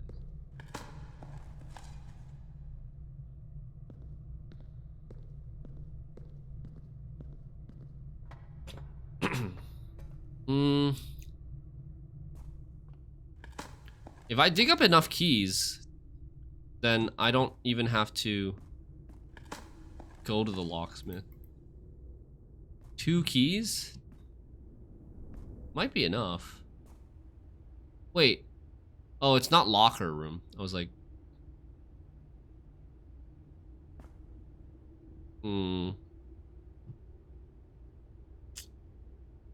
Should I take a trip to the locksmith?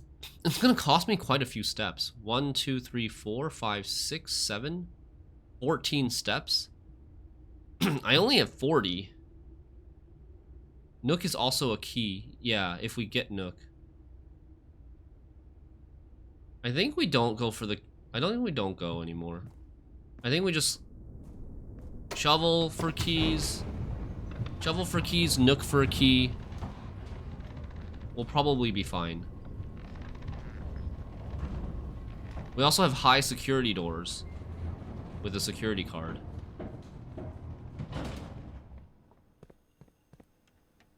Alright, I gotta go to the inner sanctum. Hey, while I'm here, do we have enough information to solve an inner sanctum now? I was closest to Erija, but I don't know how many lines or how many rays Erija should have. Probably still need Realm and Rune to figure that out. And then nuance, like the same with any other realm. We don't know how many rays there are. We have some, like, there's probably at least one more realm that I can do everything except for the number of rays. I just chose one. I don't really have more information about Morojai or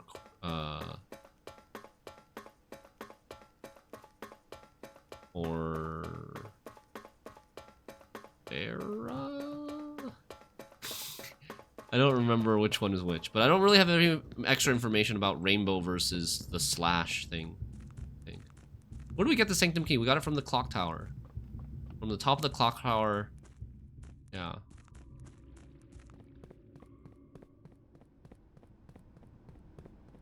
I really wish I didn't have a giant marathon every time I wanted to go to the Inner Sanctum.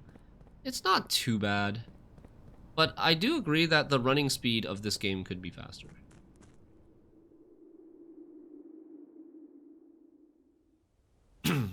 Okay.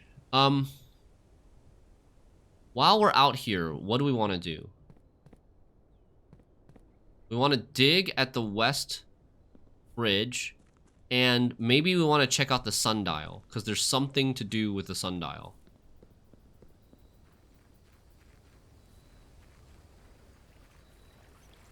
Dig at the west bridge. Dig under the west bridge.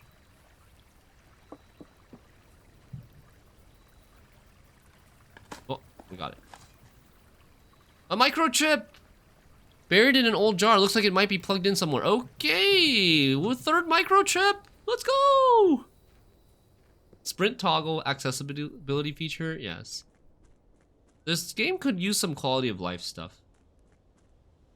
I see people complaining about, like, the game being slow. Basically, like, slow animation, slow running speed, that sort of stuff. It's not a big problem for me, but I'm used to roping. What does it say? Bunch of zeros and ones? Oh, there's zeros and ones on the clock, castle, fort, cloak, castle, fort, cloak, castle, court, clock, cloak, castle, court, clock. All C words. But the 0011 or the 1100 might be a clue to this binary code. 1100 is in binary is what? 6? No, it's 12. 4 plus 8 is 12. Okay, door's open. Could this have something to do with clock, court, cloak? Is this... Are these still flashing?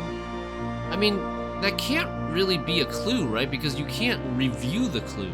If you blink or look away during that cutscene, you're just never gonna get that clue again. Right? I don't know, maybe that's not true. I'm gonna write it down. Black Ridge Road.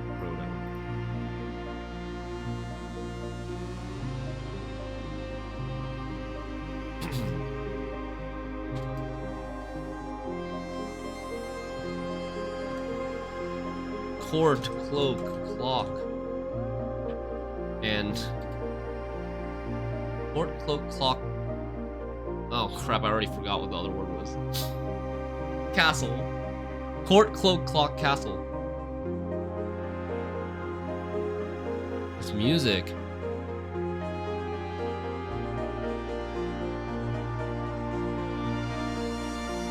Oh, a black print for throne room. Reclaim the crown. You found a secret floor plan. Would you like to permanently add the throne room to your drafting pool? Nope. It's a 3-door room, black. Reclaim the crown. Starting tomorrow, throne room will be permanently added to your draft pool. Starting tomorrow. Check the gem cost. Found floor plans. They're not here. Outer room? No. I can't. Maybe it won't show up until after I draft it. You have to look tomorrow, okay. I mean, we can kind of, like, gems aren't too hard to come by anymore. But if it's ridiculous, we might have to use some cheese strats. Okay, there is something else I wanted to do. We wanted to check out the sundial while we're out here. Because the first word of the anagrams thing, or the first word of that one new clue puzzle is sundial. So let's see. We can interact with it or do anything with it.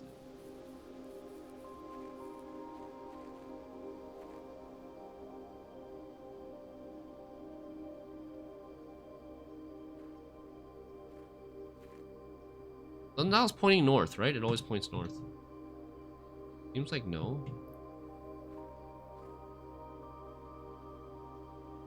The sundial shadow doesn't change as you play the day. That's BS! Immersion ruined. So, not as simple as just clicking around the sundial, it seems.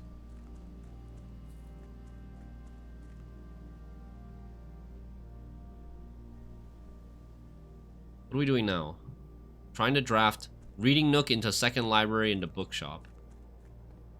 It's so sad that, like, even with King Power on yellow, I still can't get freaking bookshop. Where is the conference room? We have stuff here. We want to combine. Oh, there's a treasure map here. I don't really want to waste the steps right now, though. Maybe later, if we have steps. There's showroom here. We might want to buy the... We should have enough steps to get back to the showroom. Bought all of these out already. Oh, I should have gone to Root Cellar to dig up for coins. I only have 2 keys. Might actually be better to go to Root Cellar. Root Cellar is only going to take a couple of steps, like 4 steps. Because we have running shoes. I forgot to go into the Root Cellar while I was here at the bridge. Please. Throne room. Dude, we got the throne room. So the last Inner Sanctum key is probably there. Right? Ah, no keys here? Ooh.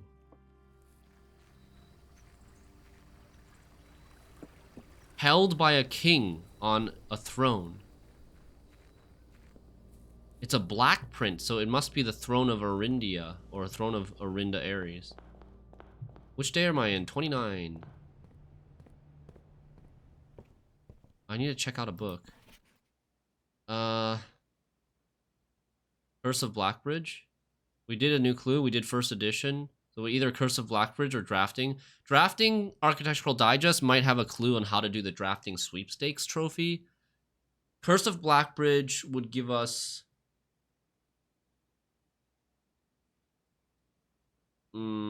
maybe information on Herbert's trip. Huh, what do we want? Like... I'm pretty close to getting trophies for the blue tents thing. I need 2 more trophies. Drafting sweepstakes trophy could be a thing that I do.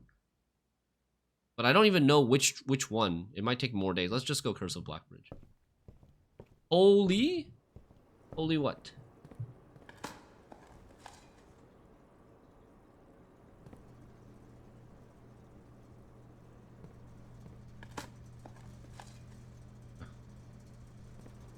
I don't know if I should be worried about my steps at all.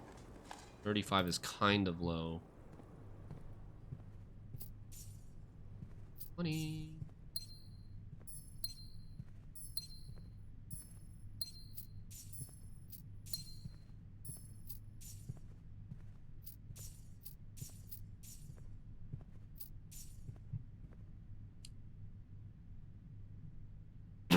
We could gamble again. We're back. Oh, we have steps here if we need. 50% off too. Okay, we don't need to buy it yet. We can see. We can save our gold and see. This is the one that I want to re-roll, right? If I don't re-roll this, it's going to be really, really hard to get a bookstore.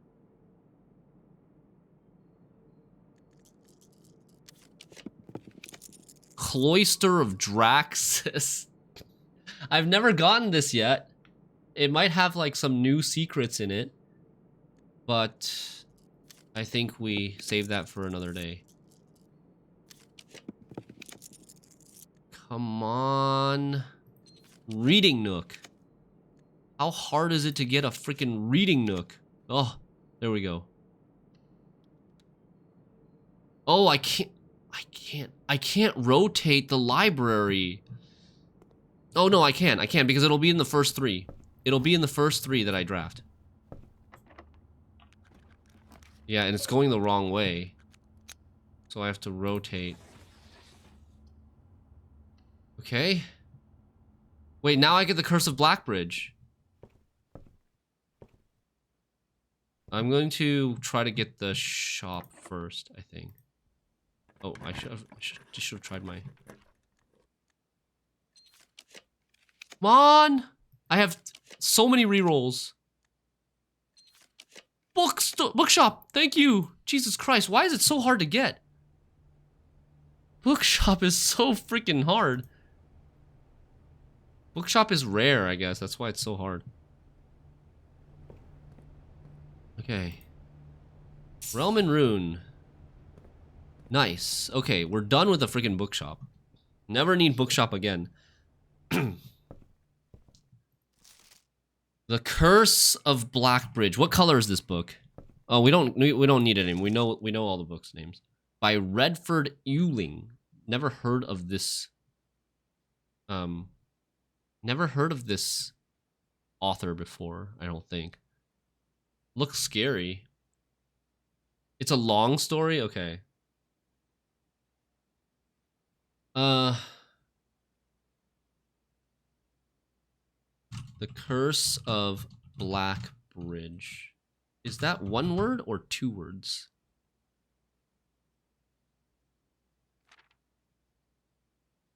Two words, I think, right? Forward. Hold on. Magnifying glass. By Redford Ewing. By Redford Ewing. Forward. The legend of Blackbridge is one that's well known to the people of the Grand Realm, for versions of this tale have been passed down from generation to generation. With each new telling, the story has changed, becoming over the years more colorful, more verbose, and, as one might expect, increasingly horrifying. However, with so many renditions and unique personal touches, the task of confining and binding this tale to text seemed an ambitious and impossible challenge. Over the course of my research, I have heard dozens of variations of the legend, and while the details would often change, I was surprised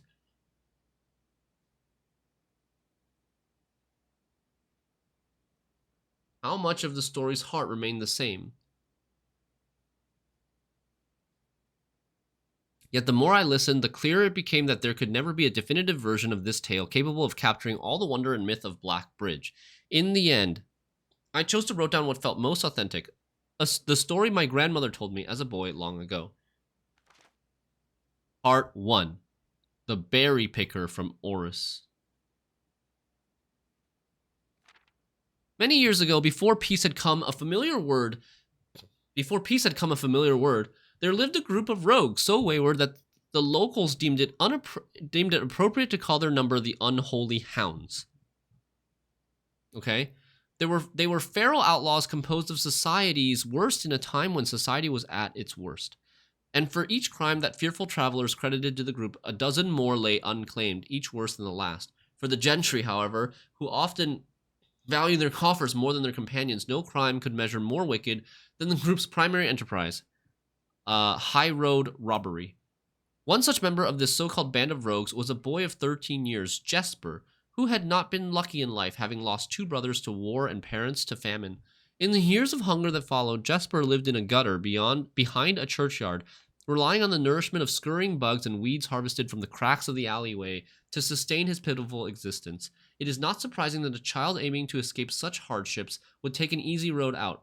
An easy and well-traveled road, paved with temptations leading out of the city and into the gentry lands where loose purse strings entwine with the strands of salvation and glisten equally with the hope of opportunity. It was this road that eventually led Jasper to the end of his youth, a hidden cave at the bottom of Blackbridge Canyon.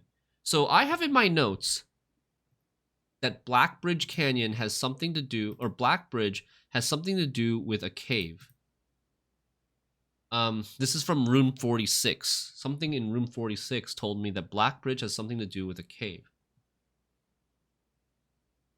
It was here that he met his surrogate family and saviors, the notorious gang of godless outlaws known as the Unholy Hounds. Okay, so Unholy Hounds.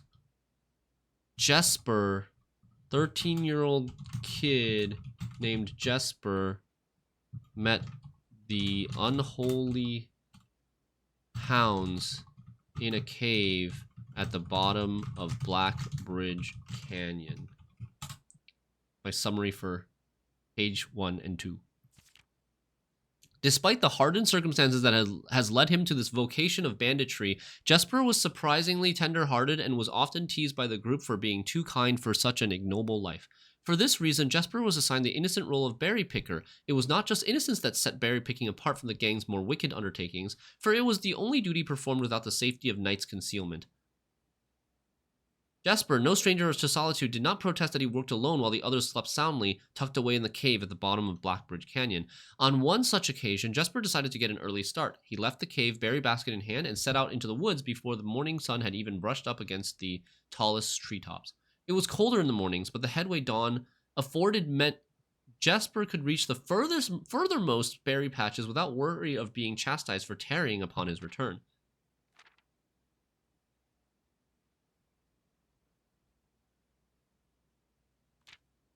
It took over 3 hours on foot to reach his destination, and along the way, Jesper had passed by many a familiar bush, all priorly pillaged and so bereft of berries that one would have to dedicate several moments in earnest examination before finding a single one.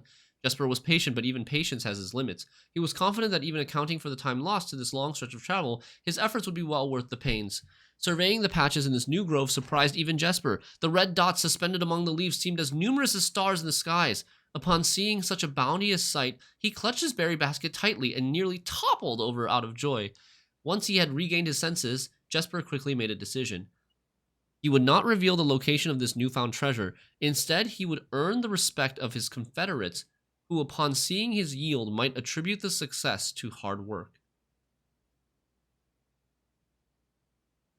Smiling at his plan, Jesper set off to fill his basket and was making steady strides in this task when the sound of thundering hooves interrupted him. A carriage is approaching. The thought of it made Jesper freeze. Just checking. Have you read a new clue already? Yes, Esther. We've solved majority of the clues that I've recognized in a new clue. We've solved the admin key clue. We've solved the 2 clues that give you microchips, and we've solved one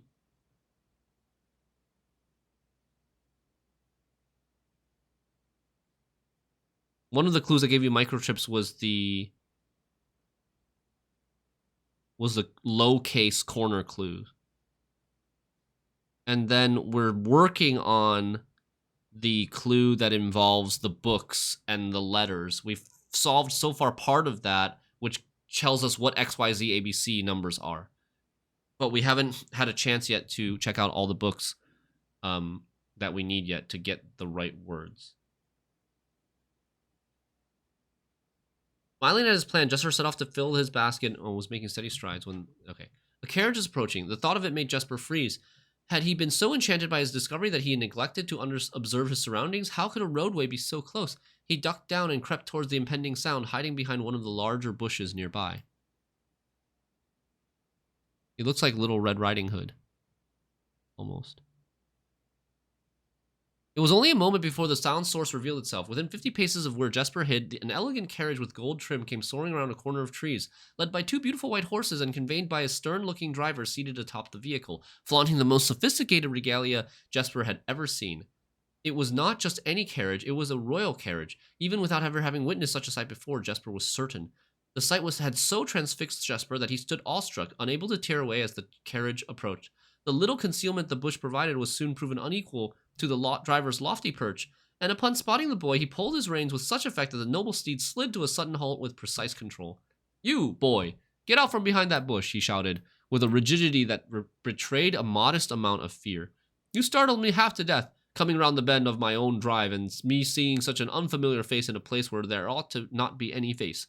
Jesper quickly contemplated running. The man was much older, and his dress was suitable for courtly behavior, not dashing through the bramble and mud. I was picking berries." Jesper raised the half-filled basket up to allow the driver to see proof of his words. The demeanor of the man suddenly changed. It was a change that Jesper was familiar with. He had many times seen the same stern expression on the most fiendish bandits melt away when presented with a berry basket. Any suspicion that the driver might have had instantly evaporated, for even the notion of a member of the unholy hounds picking berries seemed farcical. The softened expression even made allowances for a smile. "Berries, eh? Say, you couldn't have picked a better spot for them, could you? I used to pick berries here as a boy." Jesper took his cue to finally step forward, out from behind the bush, proudly brandishing his basket. "I know, and what luck I found them. I have only just begun picking, and look how many I have. It would have taken me fourfold the time back home to procure this number." The driver bent down for a closer look. "And where is your home, boy? It must be quite far." Jesper replied with a scripted response. "A little south of Tanner Fork, just past the burnt woods." This Tanner Fork thing here. If I hadn't already figured out what Tanner Fork was referring to, this would have been a little reminder that maybe it's on a map, physical place in, you know. My God, that is far. You couldn't have come all this way only this morning. It was true. Tanner Fork was in the exact opposite direction that Jesper had traveled, and while that response would seem perfectly reasonable in a location closer to Blackbird Canyon, he could see why it might seem less believable here. "Sir, I have traveled much farther for much less profit. I dare say there is no distance yet made by man that would not be worth undertaking for a prize such as these. Surely you have tasted them for yourself." Jesper felt happier with this response as it seemed to amplify the man's smile. "In my youth often, but perhaps I took it for granted because I never had to travel very far. And even then my father would always drive us here in our carriage, so I'm ashamed I never had to walk such a stretch to earn an equal reward." It was Jesper's time to smile. "Then let my efforts reward us both today." He raised the basket even higher. "A taste in memory of your youth, sir." This man on this carriage is going to end up being like King Orus or something. Or King Desolates. The driver chuckled and removed one glove, bending over over the seat to reach down to the basket, and at the moment his fingers touched the first berry, the dagger in turn met his throat, cutting through a superficial layer of skin and drawing blood. "Oh, shit!" This took a turn. Jesper caught the man's startled eyes. "And for that taste I will have your purse, sir, in memory of my youth." The driver's arm had gone stiff, his chin raised and trembling, more frightened than he had ever been before. Whether unable to or incapable of speaking, he did not respond to the boy. Perhaps he did not think his jaw could afford to be engaged at this particular time. Jesper let the basket drop, freeing his other hand to probe the man's pockets. "Do not mistake me, sir. I will not kill you if you give me no cause." Okay, so he didn't actually like slice his throat. It was just like up against his skin, drawing a little bit of blood. "Though I will admit, the thought of taking your carriage and leaving you the indignity of walking appeals to me." Unable to find a purse in the man's coat, Jesper pivoted to search the seat under him. "Why have you no purse upon your person?" The driver slowly raised his hand cautiously, pointing towards the carriage door behind him. Jesper lowered the knife's edge a small degree to allow the man to speak, which he did in turn softly. "There's a lockbox in the carriage." "Well, come down and grant me the courtesy of sparing your life and binding your hands, a concession I assure you of my tender heart, for it would be much easier to slit your throat." The man started to comply, slowly lowering himself from the driver's seat of the carriage. Once down, Jesper guided him away from the carriage to a nearby tree, where he instructed him to get on his knees and put his hands behind his back. Excusing his inexperience, the man indulged Jesper while he figured out how to adequately bind him. The smile and kindness Jesper had seen on the man's face, now nothing more than a distant memory. In their place, cold, dark eyes displaying no emotion. Really, no emotion. Not fear? I thought it would have been displaying fear. This man is gonna turn on him. He's gonna do something if he's not displaying any fear, I feel. I wonder, should I grant you the same clemency you are showing me? Jesper stopped, surprised by the question, but ignored it. That question was asked by the older man. Yep, he's totally gonna get... Jesper's totally gonna get fucked. Secure the final bindings, and then hastily return to the carriage. With one hand on the door's handle, he turned back to the man. If there's no lockbox, there will be no clemency. Inside, the carriage was surprisingly dusty and unswept, a stark contrast to the elegant and polished golden facade of the exterior. It was a ruse. It had apparently been many years since a passenger had enjoyed passage in this vehicle. This all but confirmed what Jesper had suspected. The driver of this carriage was not a liveried servant in the employ of some greater master. Any curiosity that this observation might have further produced was quickly abandoned upon seeing what rested under the carriage's back seat, a large wooden lockbox. Despite its hefty appearance, the box was surprisingly easy to handle. Within a few minutes, Jesper had dislodged it from its hold and carried it out of it into the sunlight. Inspecting the box carefully, two observations were made. Totemic symbols found carved on all four sides of the box hinted that the box was very old and likely not created by Orindian hands. Totemic symbols. It reminded him of artifacts from the old world and was presumably crafted in one of the ancient realms. Have we seen this anywhere? Oh yeah, it's the cursed coffin in the shrine that we bought from Mount Holly gift shop, I think. Secondly, the box was secured by a rusted yet robust padlock. Cursed coffin in Mount Holly. Cursed coffin in shrine is in the story.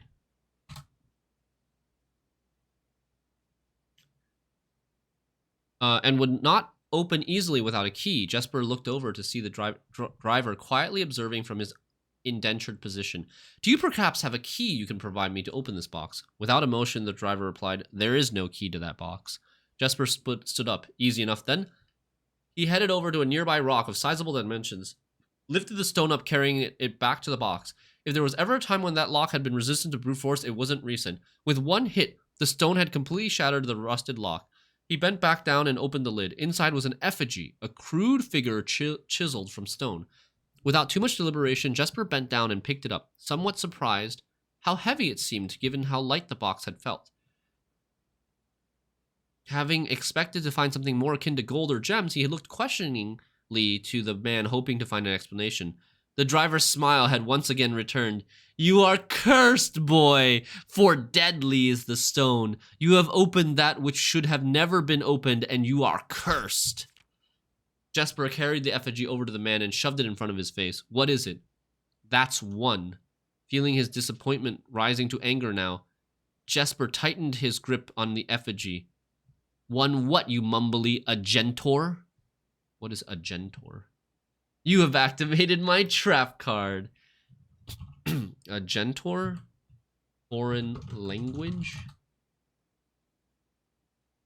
And in God's name, why have you no purse upon your person? The man did not seem intimidated. One pace. He paused. For effect. 12 more and you will be dead. He only had a second to flinch before the effigy struck him in the head and put an end to his cryptic ramblings. If there was ever a time when the old man had been resistant to brute force, it wasn't recent. Jesper looked down at the sculpted stone figure now splattered red. Was it cursed? Was he cursed? He had of course heard stories of curses and had never doubted their validity in the past, but now that he was standing face to face with the possibility of being cursed, his mind pleaded with him to be skeptical. And if he was cursed, what difference would the knowledge make? A dozen more paces would not be enough to find another living soul, to say nothing of the chances of procuring a remedy. If he did not move from where he stood, he could live maybe another 3 or 4 days, maybe more given the abundance of nearby berries. A plan that, if we ignore its obvious faults, might provide additional opportunities for help to come along. But what good would that do, to be discovered here? Beside the body, stolen goods in hand, bloated from berries, and raving about a curse that could very well not be real. Well, he could technically just, like, get on the horse carriage, right? And then not have to take any paces for a while and just travel solely based on horseback or horse carriage. No, it would most certainly be better to face one's fate now, take a dozen paces, and see if life goes on. But Jesper found his legs unable to make that first step. His mind was unable to convince his limb to waste away 1/12 of his life in a single motion. Feeling the desperation sink in, he hopelessly looked about him for a solution, and if by some stroke of luck the gods had heard his plea, a miracle materialized before him as if he found himself suddenly at the end of a fairy tale. 2 white horses and a carriage of golden trim were beside him. The answer to his immediate prayers, he laughed at his fortune and calculated the short number of paces back to the road. 4. Perhaps only 3 if he jumped. He made a quick survey to see if there's anything he wished to grab before taking the plunge.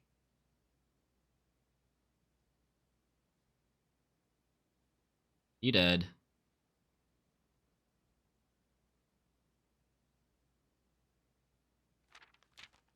He thought about removing the driver's fancy coat as that appeared to be of some value, but the additional risk of undertaking such a task is too great to chance. And so, after a profound breath, he took his second, third, and fourth steps, though they were quite large. Seated now behind the horses, he reached for the reins and suddenly realized that he was still gripping the effigy. If the curse was real, then it would most certainly be better left here. If, on the other hand, the story was fictitious, there might be some appraisal that could be made of the figure. It was, after all, found within a lockbox whose typical function oft secures objects of value. Having witnessed firsthand the horrors of destitution, Jesper found his mind equally reluctant to allow his hand to let go. If it is cursed, I die. If not today, then tomorrow. And if I die, what care have I? And with that statement said aloud to the horses seemingly, Jesper took up the reins with confidence. Part 2. Oh my god. This is a long-ass book, yo. Below the Black Bridge. I might be a little bit too early in the game to have the access of reading New Clue. Though I did get some inspiring ideas from it, I haven't formed any solid conclusion. Did you finish Room 46 already, Esther? I am under the assumption that Bookshop cannot be drafted until you get Room 46. No? You haven't finished Room 46? So then I'm wrong. My assumption is wrong. Because I didn't see Bookshop show up until after Room 46. Same with Mount Holly Gift Shop. I'm trying to think.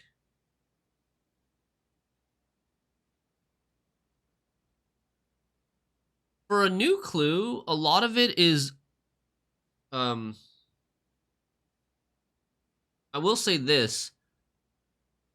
From my understanding, it makes sense to have to give power to the laboratory first before doing a lot of New Clue, I think. I just got Bookshop and luckily got enough money. Ah, okay. Yeah. I guess normally the money would be the blocking factor. It's hard to get like 50 gold before Room 46. A lot of the times. I mean, I don't know. I think you can really play this game in many different ways. I feel like with my roping and like such dense runs, we have a particularly low day count relative to how much progress we have, and we got Room 46 relatively early. But I think there are some players who like don't get Room 46 until like day 50. I got Room 46 on day 14 or 15 or something. You did open Blackbridge Grotto. Okay, so then that's good. Then I think you're probably fine with trying to pursue a New Clue leads.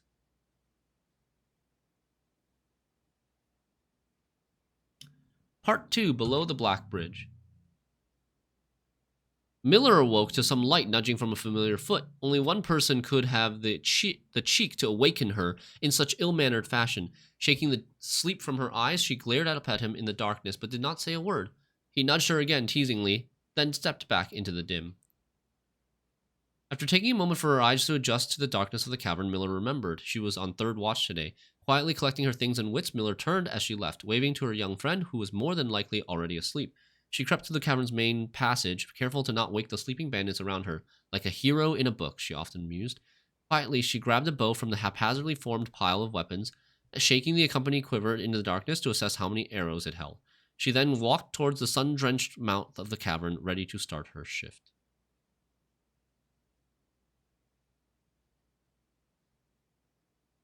See you later. Good luck with all the RNG things. Thanks. I haven't had much of a problem with RNG, I think. I think, like, the way we've played with having, like, 10 plus different leads to chase every run, it doesn't really matter what rooms I'm offered. I will have something to check or pursue or work on, and new progress being made every single run. One thing that bothers me is why the safes aren't just open once you unlock them. Yeah, I agree. Like, I was talking about quality of life earlier. Faster sprinting speed, open safes once you, like, leave safes open once you open them. And, like, maybe even, I don't know, maybe even just, like, having an in-game place where you can refer to all the physical letters, notes, books that you've seen, that you've picked up and read, would be more convenient for sure than, like, screenshotting everything, right? I don't think this, like, tendency, not everybody has this tendency or will to screenshot everything. And then it would be really annoying to, like, have to keep going back to certain places because you didn't screenshot that thing. Yeah, like the computer from Outer Wilds, yeah.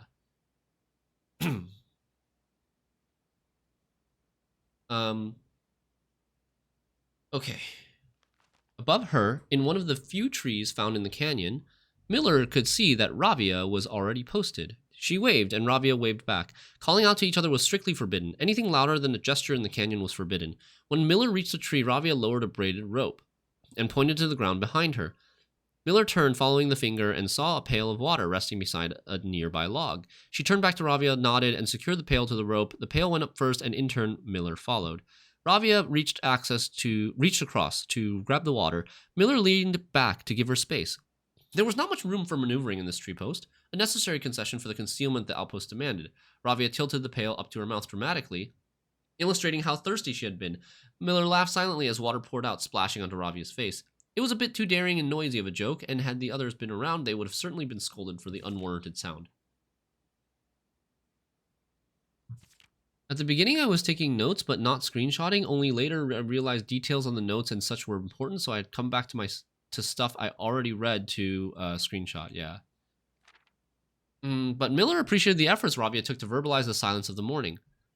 They had been on third watch together for over a month, and during that speechless time, their friendship had grown into something special. Affection was unsurprisingly scarce among the unholy hounds. She had felt camaraderie before, of course, but intimacy never.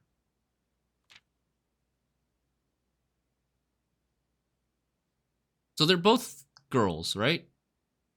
I think. From their elevated vantage, the girls... Yeah, okay, I could have just read the next sentence. From their elevated vantage, the girls could see both the concealed entrance of the cavern as well as a clear view of the bridge that spanned across the canyon. Black Bridge was the link between the Gentry lands and the northern mountains.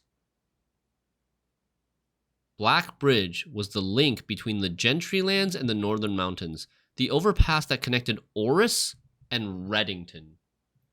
That might be important. Black Bridge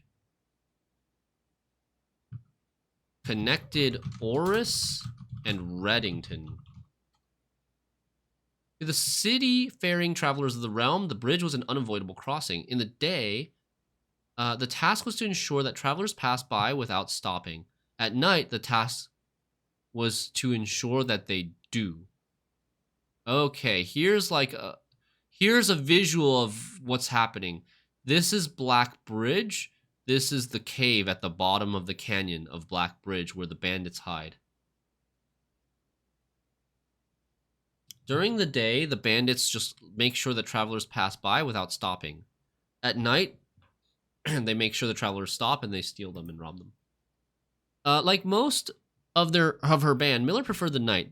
The biting glare of the sun might be tolerable to farmhands and bricklayers, but to a cavern house bandit, it was a source of constant annoyance. In the day, there was no shroud to conceal her expressions, nor to hide her thoughts. She felt exposed. Ravia touched her elbow and pointed up. Miller, striving to suppress a budding smile, subtly shook her head in response. There were many signs that the unholy hounds used in lieu of words, but 2 of them had developed an extended vocabulary, gestures quietly forged in the shared solitude of their month among the branches. She watched as Ravia shifted, placing her palms flat on the floorboards beneath them. Miller knew what she was trying to say, but shook her head a second time. It was often more fun to pretend not to understand. Ravia rolled her eyes and turned away, looking back to the canyon. Squinting through the leaves, the 2 girls held still, watching and listening. It was not long until Miller, too, heard the sounds of approach. Ravia held up 2 bent fingers, and a few moments later, 2 men emerged from the bridge's southern end. They were dressed in a familiar uniform, long gray coats with black facings, white waistcoats, and black tricorn hats. Tricorn hats are those like triangle hats? Yeah, like the old uniform, European uniform soldiers holding like a musket kind of thing. They belong to the local patrol, the Blackguard. Miller and Ravia, 2 girls, encountered 2 Blackguard patrols.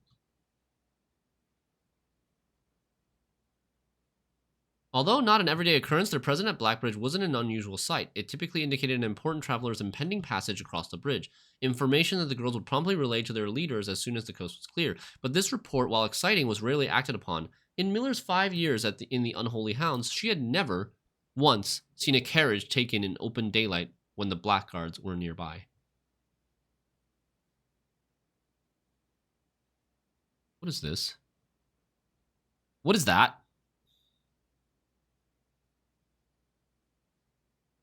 Huh? Why are there random 3 black ink marks on this page? Suska!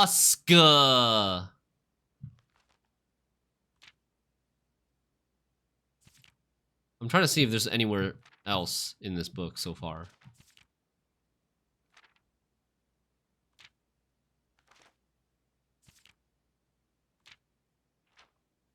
I don't really think so.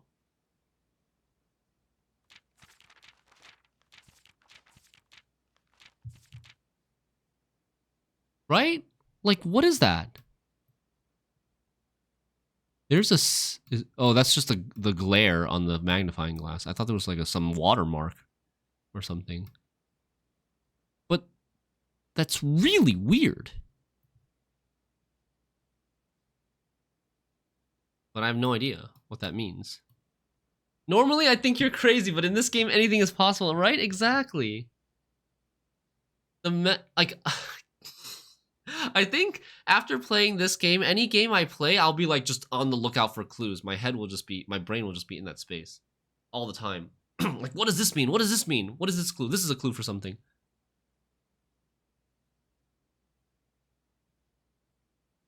The men had nearly reached the bridge's north end when Miller heard the horses, faintly at first, but growing louder with each passing moment.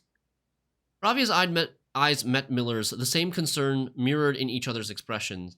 This did not sound like the typical carriage cautiously approaching the bridge to cross. Instead of the familiar crunch of the high road's gravel, they heard the harsh clattering of hoofbeats against stone. Both girls quickly redirected their attention downward, looking through the foliage. The sounds were not coming from the high road, but from the canyon itself. The horses were coming from below the bridge.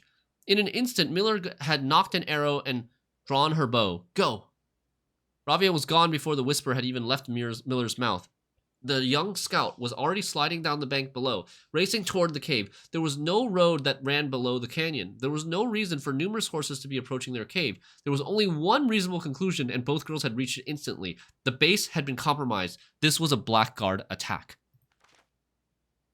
The moment the horses came into view, Miller let loose her first arrow. She was surprised to see a carriage. She had expected cavalry. Before she even finished processing that thought, her second arrow was in the air. Without a trail, it would be unthinkable for a carriage to traverse such rough terrain, yet she watched as the wheels jolted over the rocky riverbed.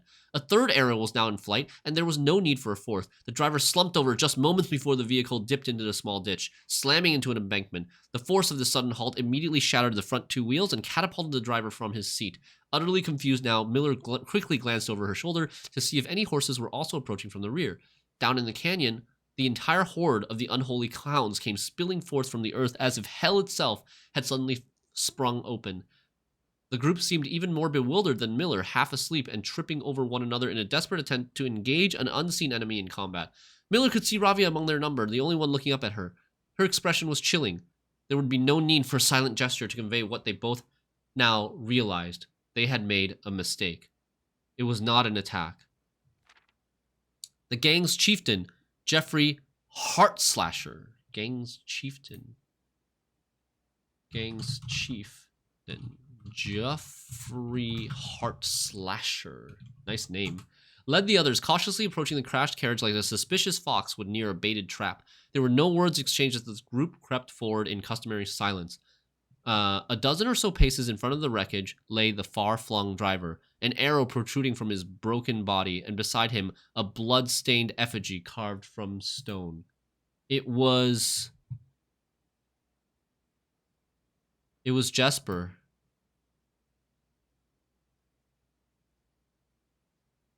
He dead. Cursed. Now they're going to touch it, and they're going to be cursed in turn. Miller was inconsolable. Jesper had always been her favorite. He had always shadowed her in the night, clinging to the hems of her every move, the way a child tails behind an older sibling. Tender-hearted, she had always called him, though deep down she had known that wasn't quite true. His appearance of gentleness concealed a raw, resilient durability that emerged in the most perilous of situations. He had been a flower among the nettles of this cave, but he still had thorns, honed by a grim past and 100 hands of misfortune. They buried him in the darkness in the back of one of their larger cavern rooms. He had interred with a berry basket and a silk handkerchief that he had treasured. He was interred with a berry basket and a silk handkerchief that he had treasured.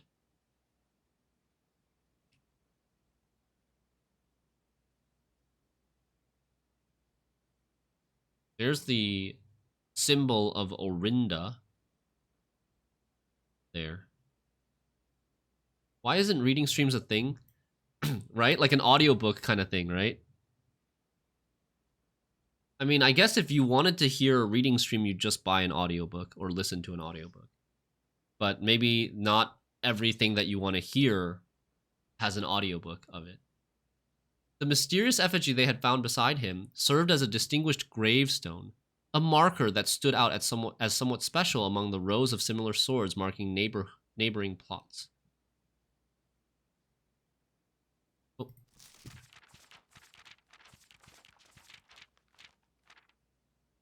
So that's the effigy atop his grave.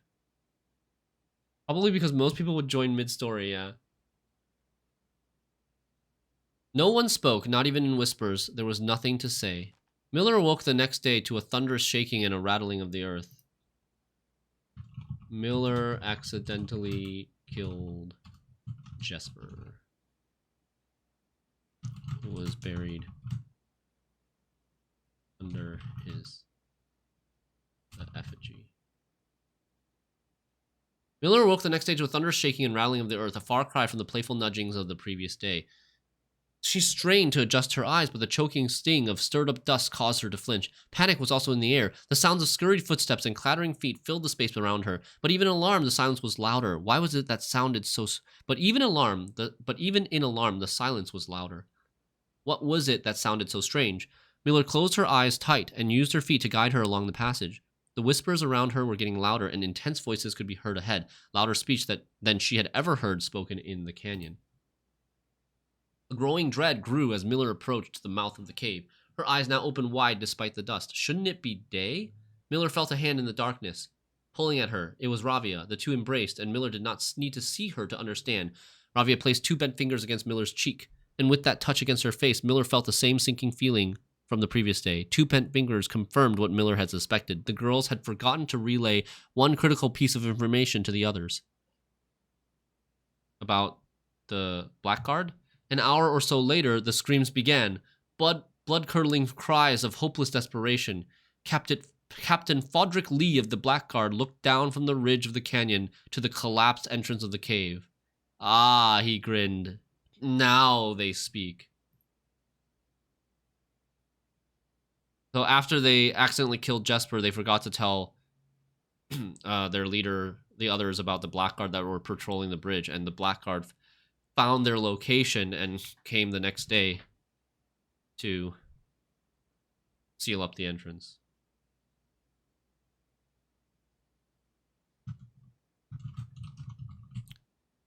Captain Fodrick Lee. That's the last page. That's it. It was 2 parts.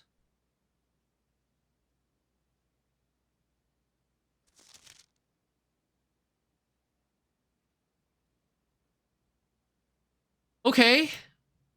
Nice story. I enjoyed reading that.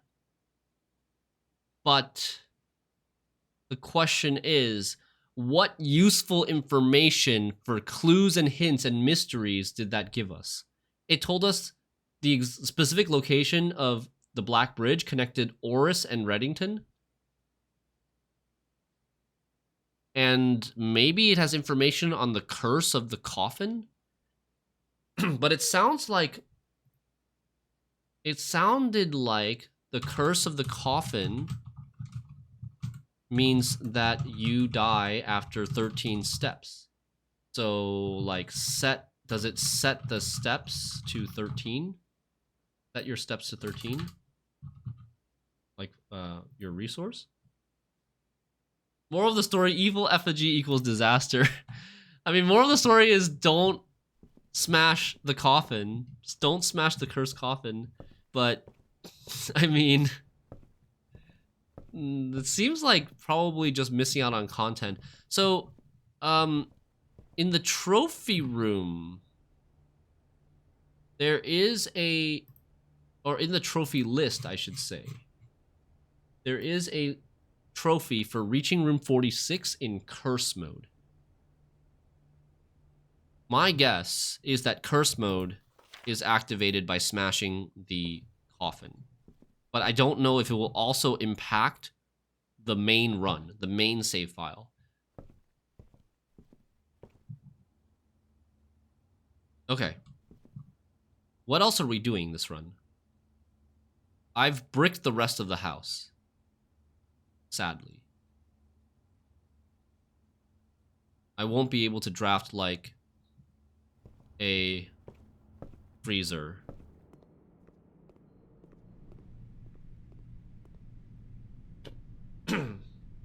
We could Gamba. Should we Gamba? Okay, I was thinking, like, what do we want to do? We want to buy the carryover item in the showroom, the moon pendant. I just got a new clue what the fuck is going on in it. Dude, it's so much, right? Just take your time, relax, try to focus on one thing at a time. Like, do you want any suggestions or hints? Or like a suggestion on how to start or organize the thoughts with regards to a new clue? Because I feel like I've mostly figured out what at least are how to separate the clues into what goes with what and what is separate. You do? Just a suggestion. Okay. So, let me read my notes here.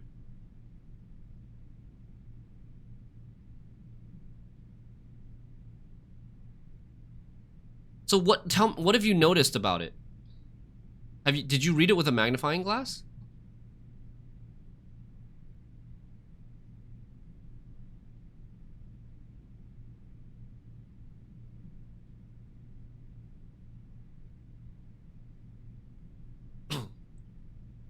Just screenshotted everything, that's it. Okay. So You can tell me what you noticed so far, and then I can give you a little gentle nudge in the right direction.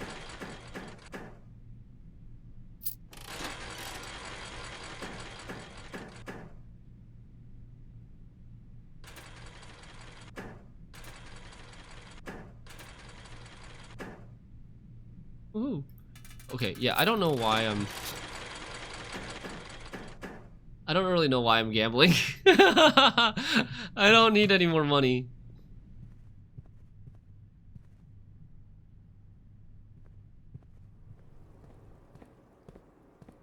I'm gonna go buy some carryover. So the next library we draft, we'll get to check out a new book.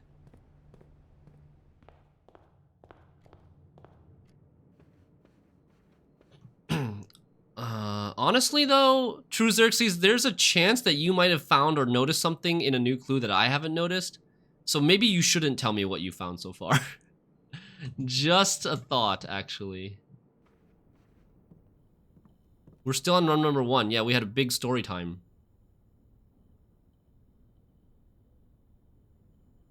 Shovel, battery pack. That makes the jackhammer. So these don't combine into anything. So I'll tell you this. There's a clue in there that...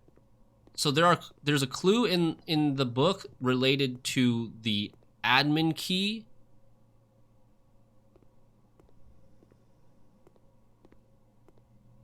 Can I ask you, have you opened up the grotto yet?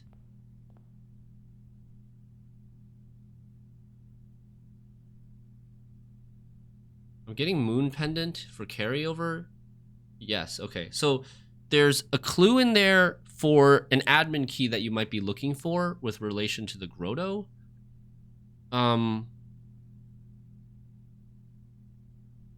There's a clue in the book that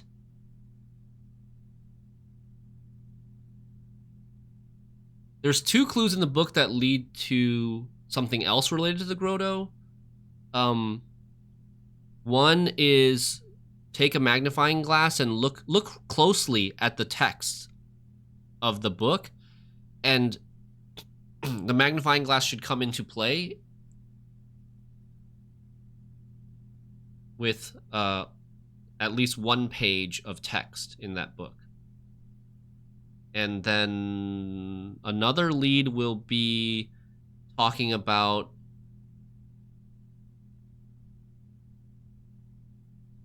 anagrams and book titles and certain pages and words of those books.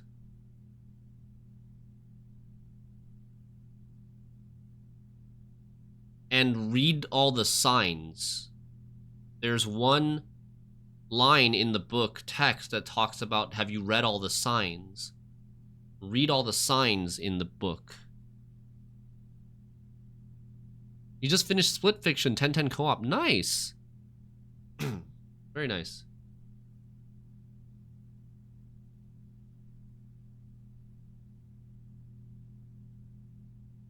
Trying to think what else. I missed something else.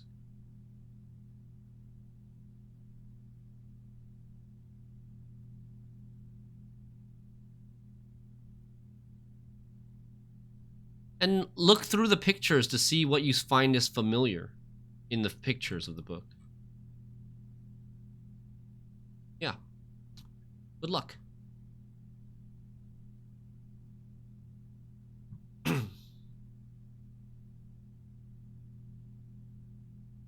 I guess I'll go dig in the boudoir first and then come back.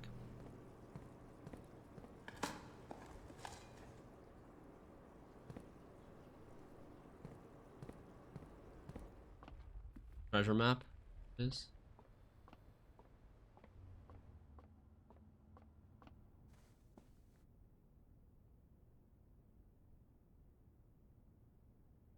Let's go.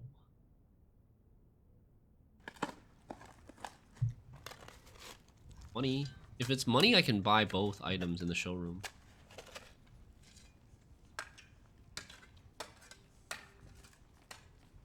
But yeah, the book A New Clue is nice. We got money.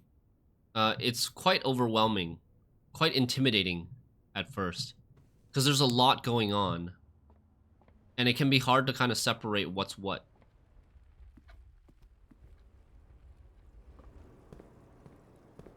I think it can be helpful to kind of give a little bit of a clue of what you should be looking for. Okay, I think we can call it now. Do we have a clock tower? Well, we don't have a planetarium. That's what would be relevant.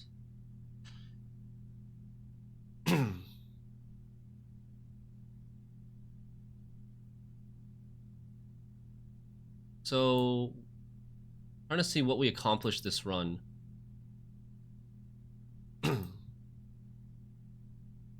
We did quite a lot.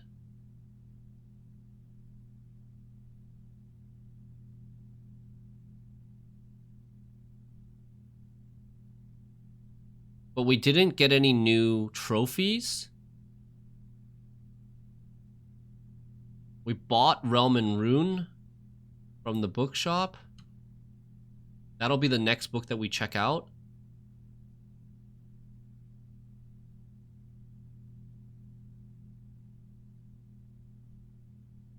Oh, and we got a new blueprint. That's right.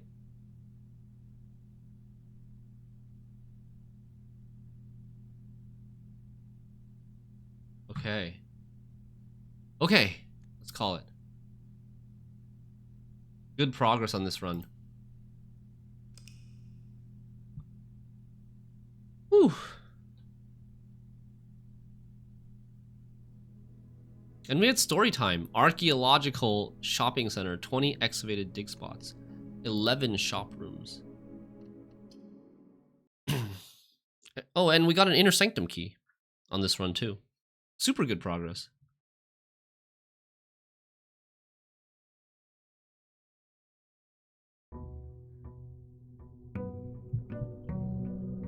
Day 30. We've been here a month.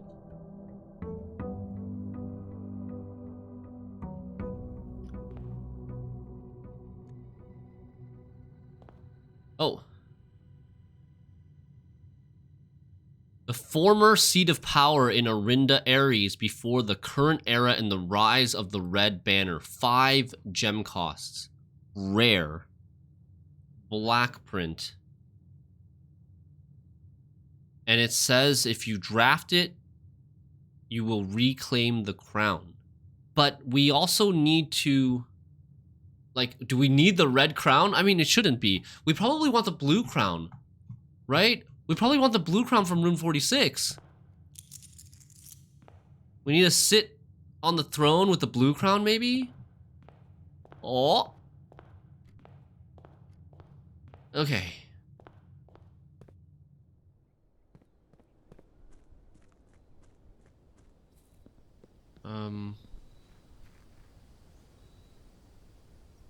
A lot of our goals got checked off now. The throne room might also have that last inner sanctum. So we definitely want library to be able to check out Realm and Rune. That's going to be the last piece of the puzzle, like one of the big pieces of the puzzle that we have remaining.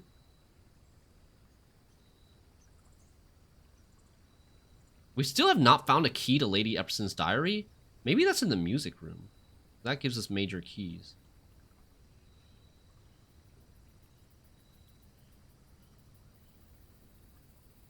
With regards to major keys, I wonder how many, like, major keys there actually are.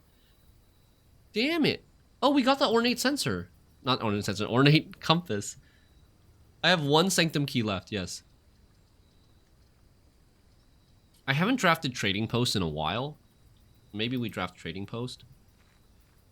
Oh, there's a dynamite here. That's right. We got keycard and ornate compass. That's a nice carryover. Ornate sensor, yeah. If I click this, will it go away right away? Or do I get to see what I get? Oh, I'm too scared. I'm too scared to click. You can see? Okay. Alright. So, oh, for lockpick kit. Wait, that's such a massive downgrade. Oh, shit. Okay, we just keep it for now, and then we trade it at the end of the run for an allowance token. Maybe. Unless we can carry it over with, like, coat check or something. Ornate compass trades for an allowance token.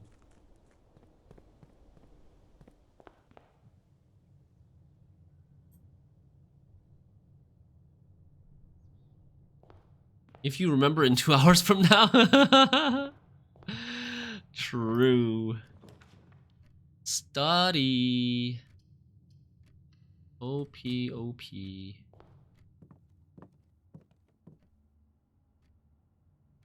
I really like the fact that I common study.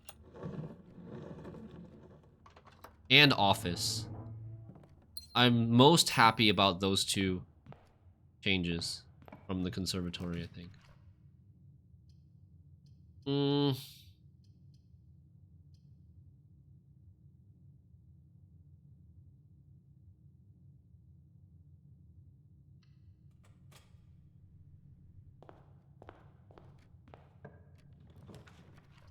Library.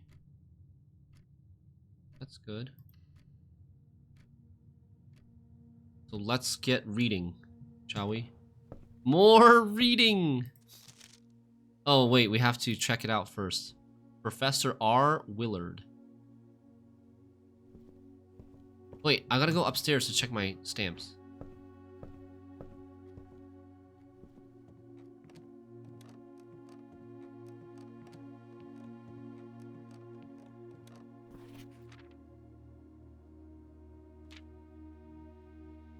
Can't ever seem to pass up conservatory. Yup.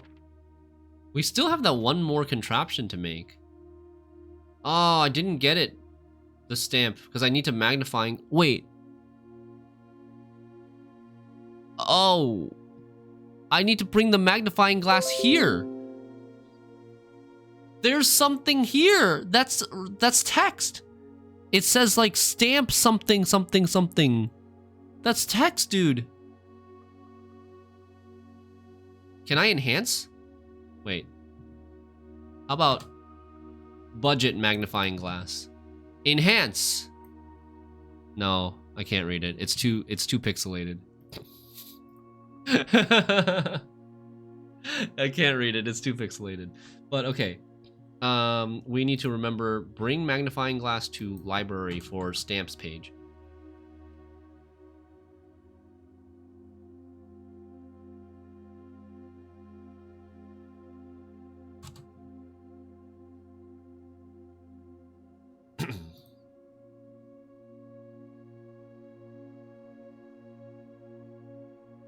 And also, I need to keep drafting library. Like, I need library for so many different things. I need to read Realm and Rune. I need to screenshot Realm and Rune. I need to... Oh, that's actually the only book I need from the library. Realm and Rune is one of the books that has the clue. And then I need Red Prince and I need Fixed Stars. Okay.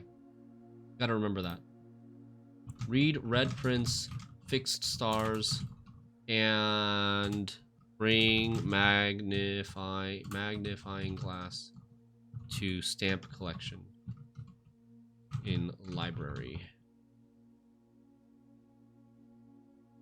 Simon didn't do a very good job at placing the stamps within the borders. Oh, yeah. Most avoided floor plan is wine cellar, even more than lavatory? That's crazy. Yeah, I can read Fixed Stars in Observatory. I can. And Red Prince in the nursery. As well as Master Bedroom, I think.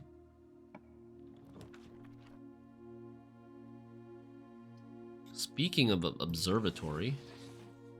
God, this thing is busted. Ornate Compass is so busted. It's so good.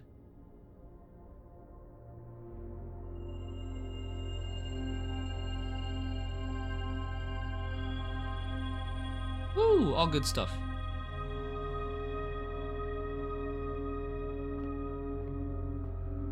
%50 off. Chapel here for more routes. Yeah.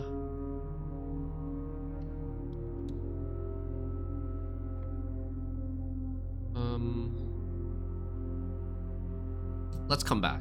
Let's turn around. I'm trying to get to room 46 on curse mode, and now, it's, yeah, cursed. Oh, man. Have you tried on dare mode? I've tried a little bit on dare mode. It's hard.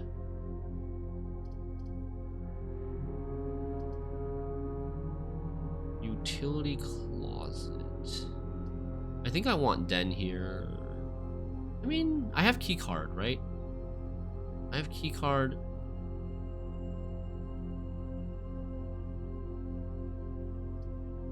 I think Den is safe. So in case we draft a dead end here.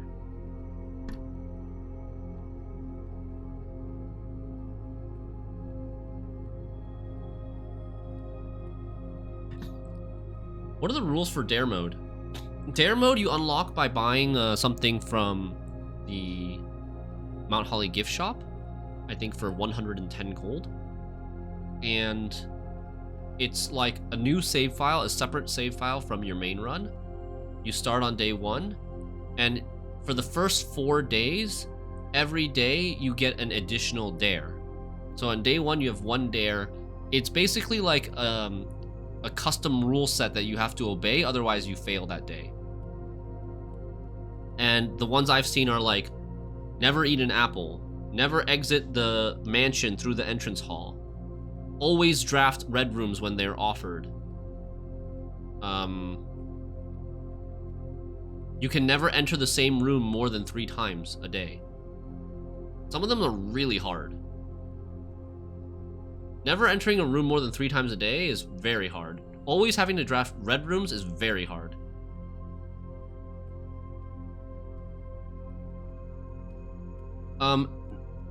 No pointer, it doesn't work. The rules of dare mode is that you have to accumulate 4 dares. You have to have 4 dares first before you can finish the day. Or you need to get to day 4 at least. I don't know if the wording, whether it's you need to accumulate 4 dares or if you need to get to day 4 before you can reach room 46 to complete dare mode. Yeah, otherwise, like, just trying for a day 1 run probably is easier than having to put up with 3 additional dares. Hey, Kinglezek. What is room 46? Room 46 is the primary objective of the game, but it's really only like 20% of the game. Basically, your great uncle died and left you an inheritance of his mansion and all of his like estate, but conditional upon you can find the 46th room of his 45 room mansion.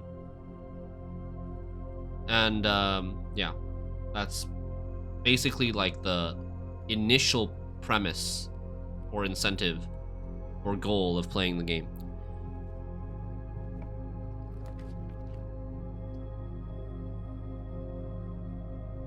Geist bedroom seems fine.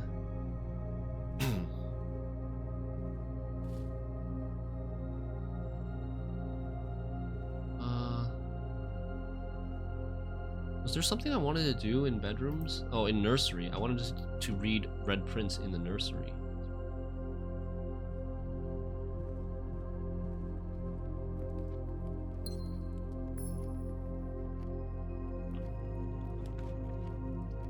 Workshop.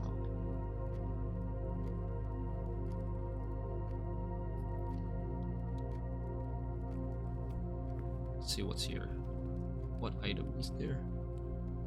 Broken lever, I think? If I squint hard enough. Nursery. Sure. Take nursery. Okay. Nursery. The Red Prince. Page 10, word 8. 1, 2, 3, 4, 5, 6, 7, 8, 9, 10. 1, 2, 3, 4, 5, 6, 7, 8. Turn. We have sundial. No, sorry. We have turn. Turn blank blank. Turn blank sundial blank.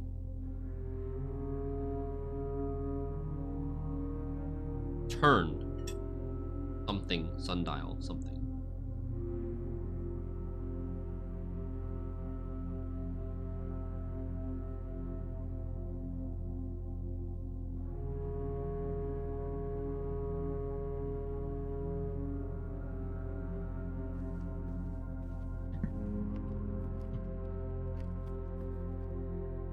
Yeah, it was broken lever.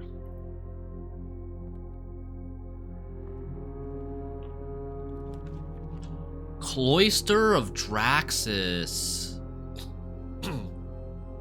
I guess we take it.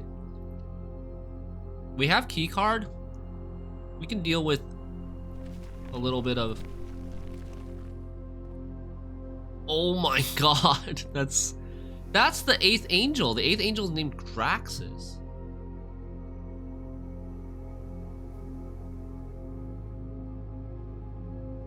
Eighth angel is named Draxus.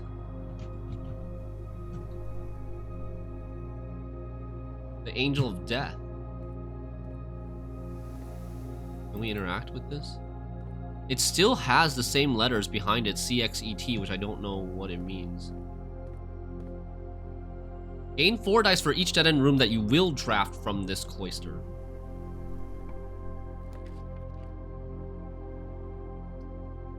Green rooms do not cost gems to draft.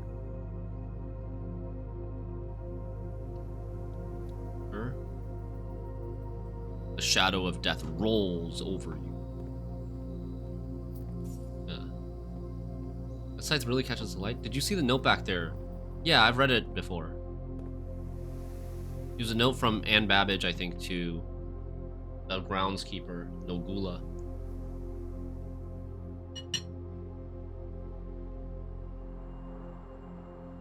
There is an argument for not drafting this door, I guess. But I think I'm okay. Let's take the electromagnet out. Let's take a coat check here.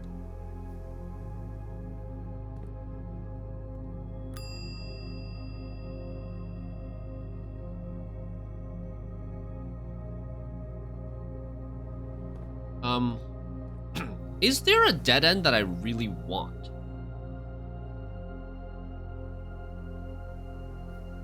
Is there a dead end room that I really want? Attic is good.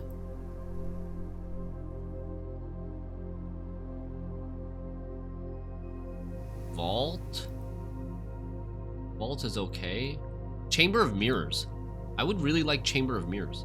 And spare... Oh, you know what? I should try to draft Chamber of Mirrors and spare... not spare... Secret Passage from these doors.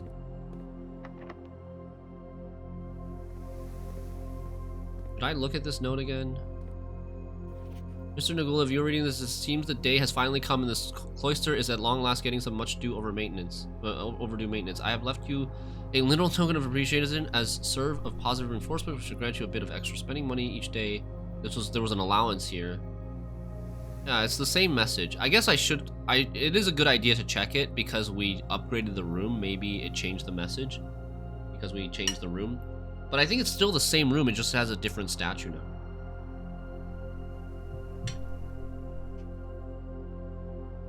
Mrs. Babbage seems like she didn't notice yet.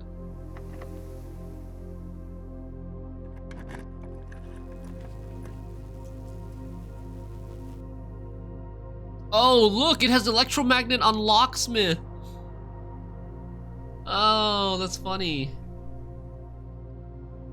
It even tells you can use it on this. Oh, damn.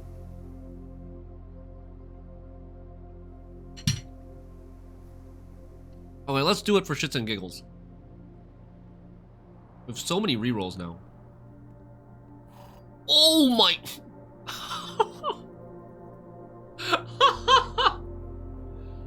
They all disappeared and just yoinked into my inventory. Special key, lockpick kit. Daylight robbery with 26 keys. We gained 24 keys. I had 2 keys before I came in here. Yoink. It doesn't give me the special key though, but I'll buy it, I think. I have money.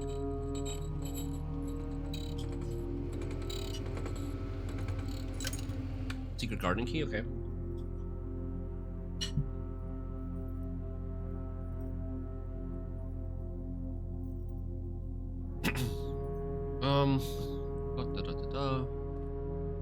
Now we have 14 reroll dice. Dude, Cloister of Draxus, yo. I'm pretty happy, I think, so far, with... Oh, I forgot to read the fixed stars in the observatory. I should go there and read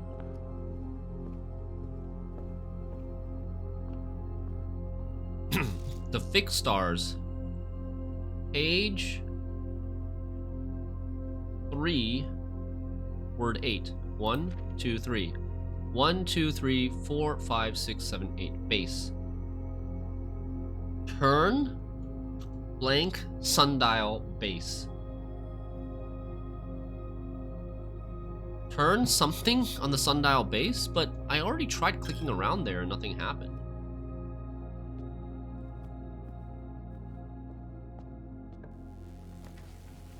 Security is great here. Security? This also works in security? What does it do in security?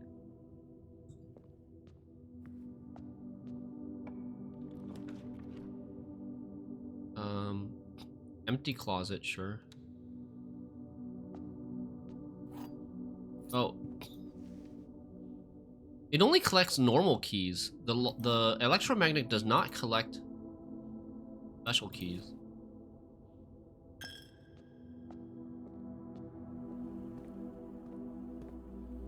Does it like mess up the monitors and the computer? Wipes the tapes? Did you find all the microchips? Yes, I did. Oh no, I'm wrong. It's not saying that it has an interaction with security. It's you are more likely to draw mechanical rooms while drafting. That's why it was showing up in the drafting menu.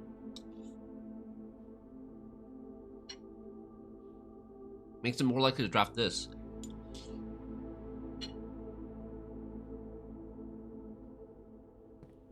Yeah, Skywalker, so we got the new blueprint, or black print, I should say.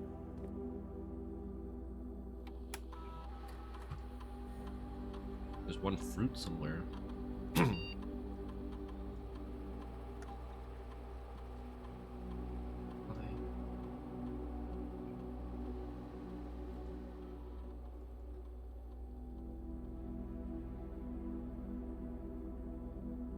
You want to log into lab? Start an experiment, probably.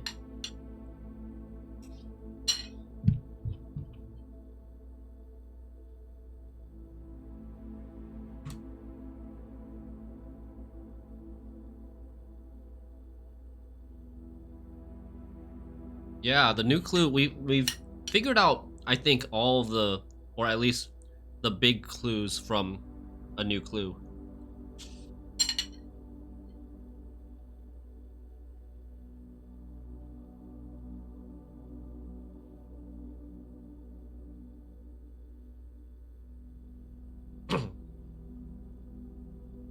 What was there in the new clue? We're still working on the books thing. Gain 1 star. Each time you eat an apple, gain 1 star. we have the secret garden key. We can spread a lot of apples and gain quite a few stars today. There's also a fruit somewhere on this. Somewhere in here, there's a fruit that I didn't pick up. I'm not really sure where that is.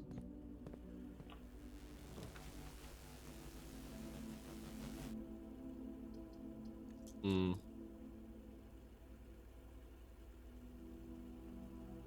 think we're redrawing here. patio. Funeral parlor. Holy funeral parlor.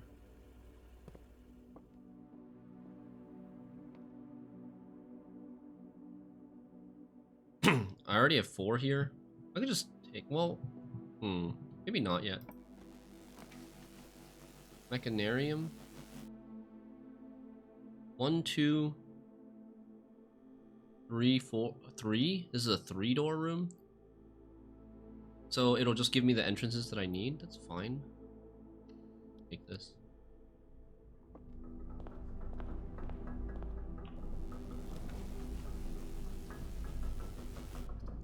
Cleared.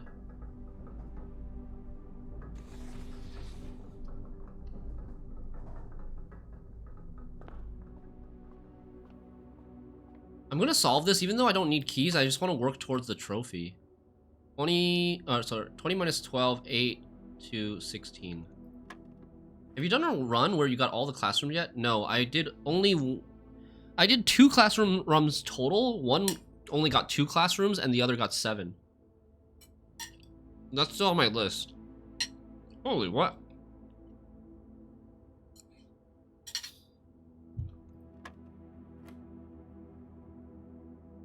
Um, 3 minus 8. Wait, what? 3 times 5. 15 minus 18 negative 3 squared is 9.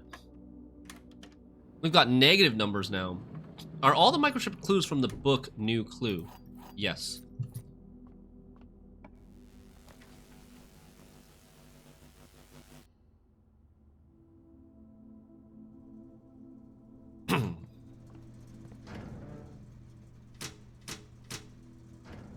Keycard system, I'm gonna leave on, I think.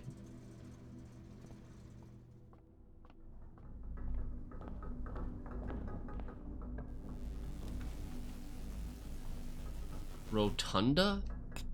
Wait, Rotunda? Why does this have interaction with Rotunda? Rotunda's not a mechanical room. It doesn't have the gear symbol.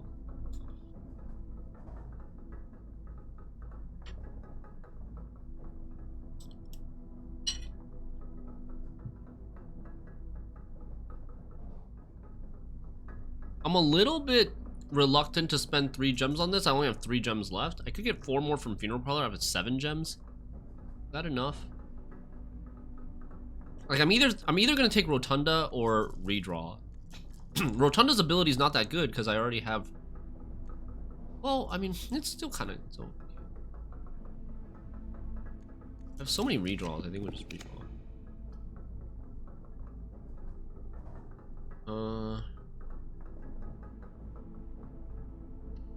For sure. What do I want in this run? I need a draft throne room. Oh, I haven't done the king thing yet. Maybe we do black? I need to draft I also need to draft a reading nook. We can just do black later near the end, I think. It might react to keys and coins. Oh, you think? Like this room will spawn extra keys and coins on the floor, kind of thing. That might be true.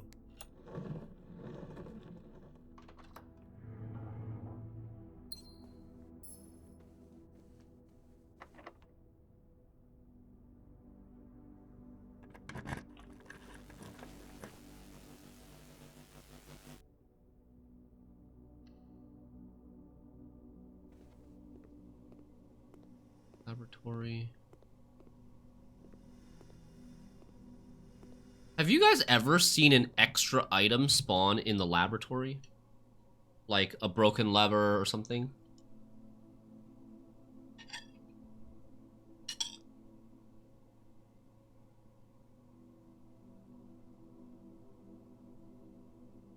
I have, but it seems pretty rare. Where does it spawn?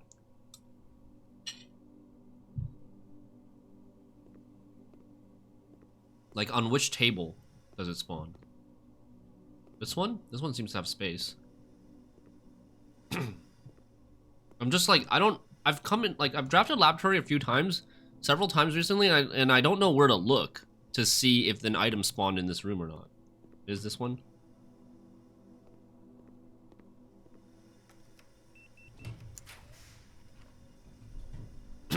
Courtyard is good here. I would go rotate courtyard. I think it's probably better to rotate this way. I make the connection. I make the connection to the foundation. I don't have to run all the way back. And we have access to the west side and the east side of the house. More dice. Dude, that's crazy. We have so much dice. Actually insane. 17 dice.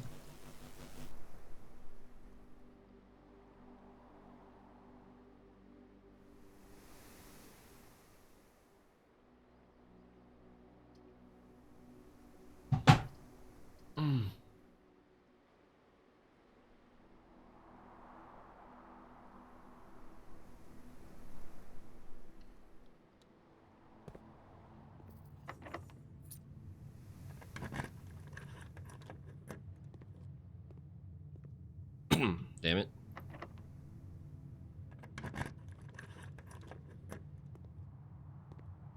Okay.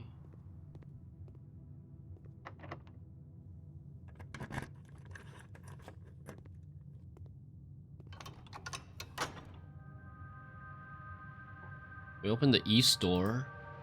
I don't really need room 46 today. I don't think. Unless I also draft throne room. If I draft throne room, maybe I'll need access to that. What the hell? There's nothing in here? This is just gonna be a small chamber, right? Yeah, that's gonna be a waste. Actually scammed. How? Oh, you know what? Maybe my electromagnet already got it. Maybe it was a key or a coin and my electromagnet already yoinked it up through the wall.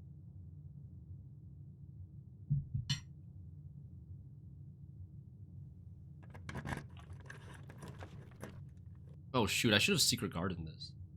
Oh, reading nook. I'll just take the reading nook here. Yoink. And I can check what it said.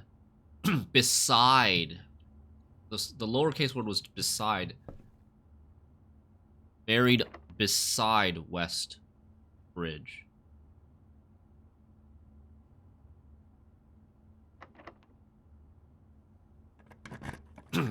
This is gonna be library. I'm gonna take that. Oh, hey, an apple. We trigger the experiment. Gain a star. Experiment successful. Realm and rune. Okay. First things first. Realm and rune. Page 13, word 10. 1, 3, 5, 7, 9, 11, 13. Word 10. 1, 2, 3, 4, 5, 6, 7, 8, 9, 10.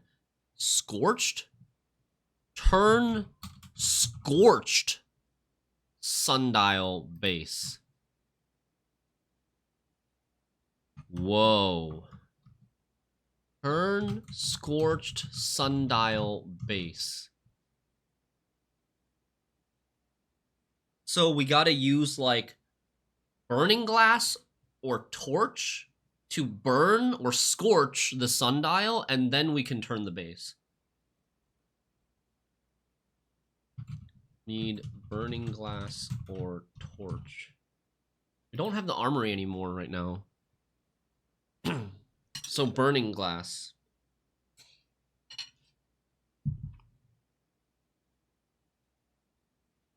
Burning glass is magnifying glass plus what?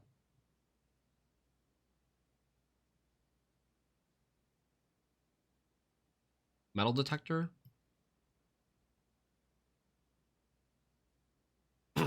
Magnifying glass plus metal detector.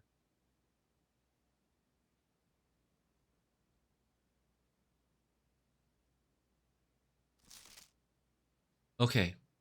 I need to screenshot this.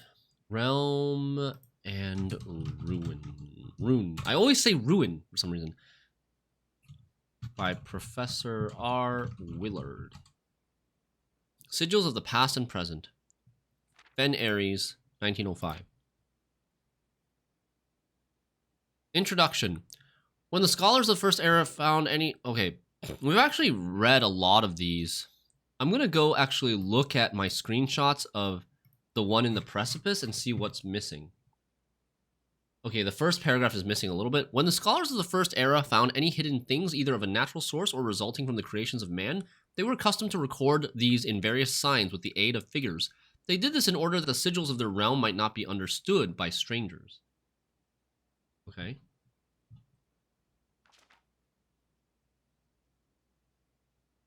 This we already know. The core. Several example cores from well-known sigils.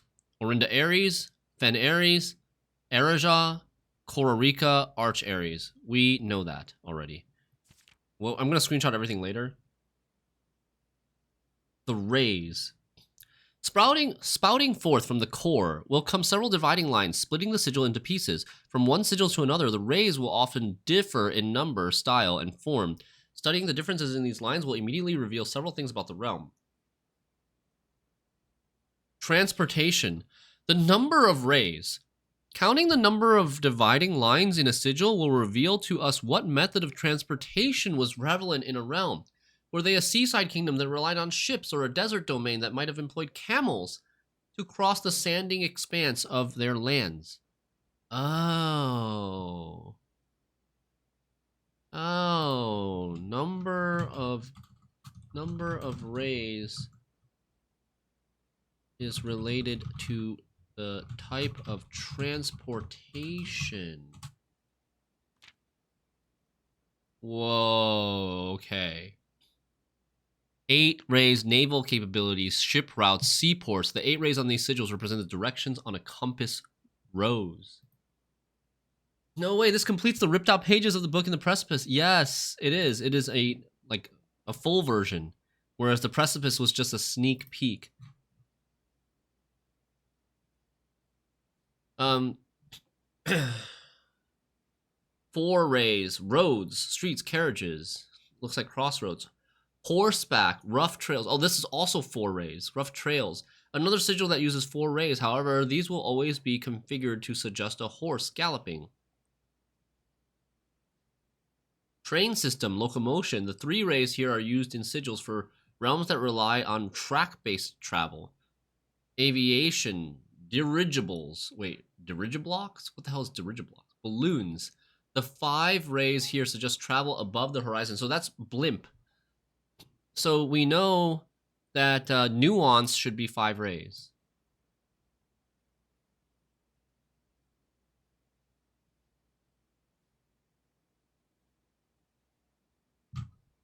Five rays.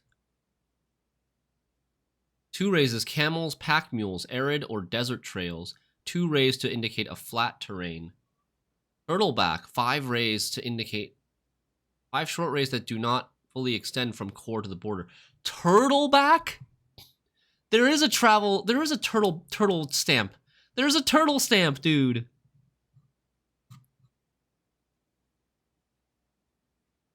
The turtle stamp was, I think, Vera? Vera Shores, turtleback. They have giant turtles. Morajai was ships.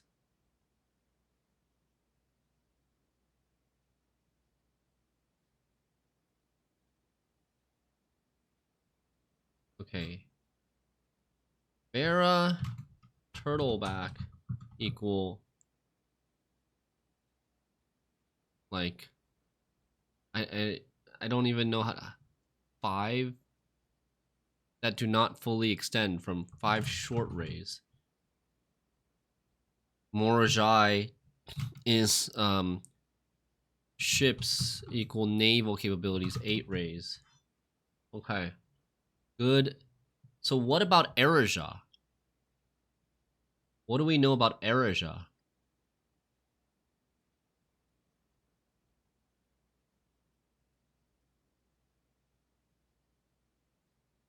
Erija The mystical realm of the ancestors, a land steeped in tradition, magic, and poetry of the old tongue. What kind of transportation did they use? Did they also use rails? Because in the Third Era, it was construction of mass network of railways that spanned the length and breadth of Erija, Arch Ares, and Orinda Ares. So it could be rails.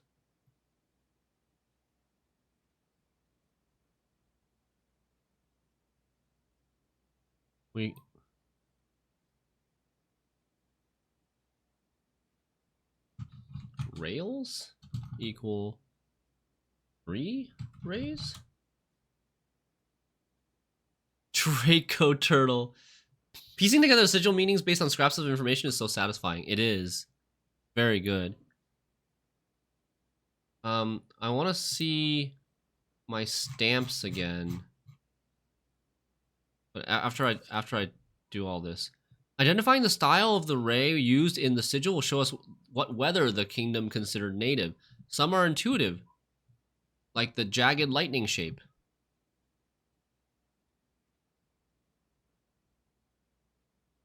Some are to indicate stormy lands. Weather. Yeah, and then we have this page. We had this page, but here straight black lines indicate a lack of unusual or harsh weather and normal temperatures. Foggy or misty weather is indicated when the ray has several horizontal slashes across one side. So that's why Fen Ares and Orinda Ares both have foggy rays, but because they're physically the same location.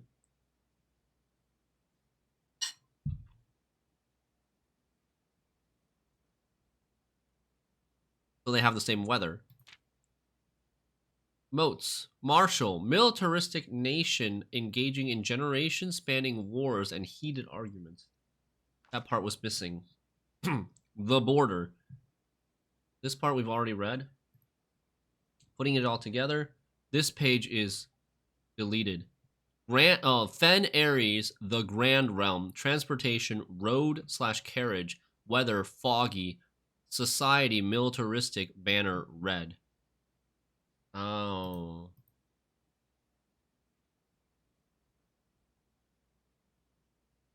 Cool. Very cool. Okay, definitely screenshotting all of this.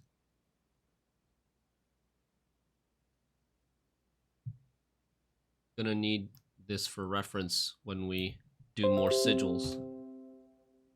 I was also thinking that we could go look at the stamps that we currently have and see if we can fill in any additional information now about their sigils. Because the stamps have clues on their weather and their transportation.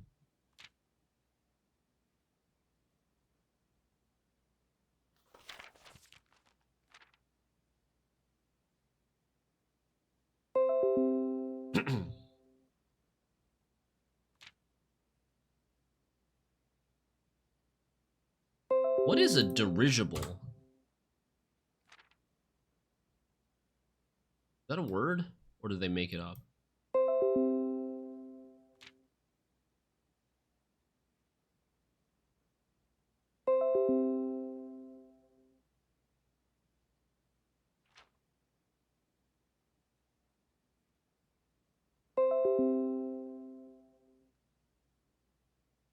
Putting it all together.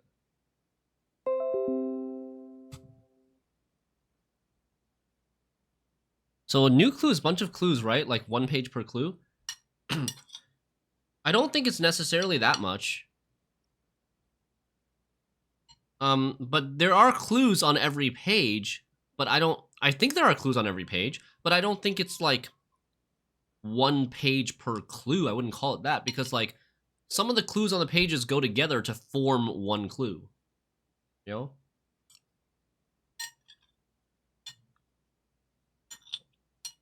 But I think it's very likely that there's at least 1 small clue to take away from every page.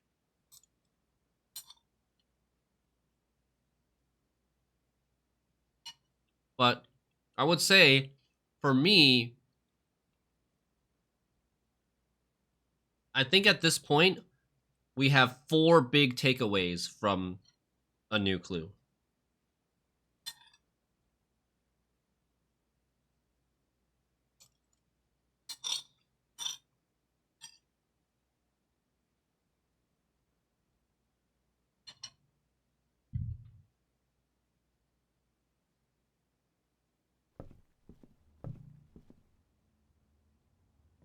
49 steps and 49 stars. Why is it showing my stars in this room?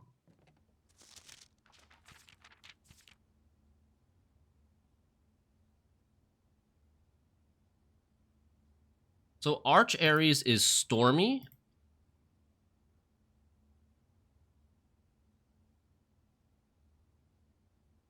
Arch Ares is stormy, so it should be lightning bolt.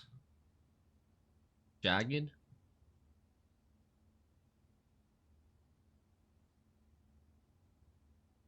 Arch Ares, Land of the Northern Storms, Mountain Symbol, Yellow, Jagged Rays. Railways, maybe?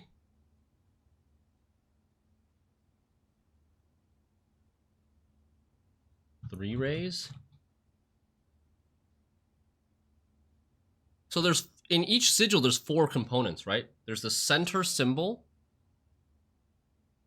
which we know every symbol now. There's the rays, which is the most, it actually has within itself multiple components. It has the number of rays, the type of rays.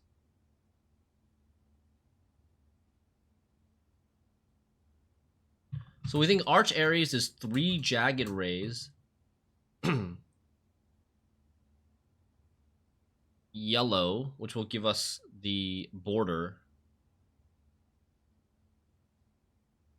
But we can solve a lot of these, I think. Erija also probably 3 rays.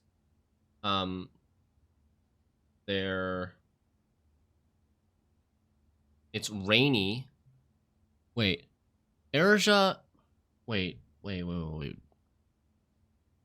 What's rain? What is rain? Realm and rune. Rainy is triple lines.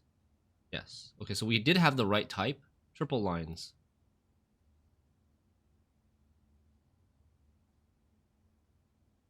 Three rays of triple lines.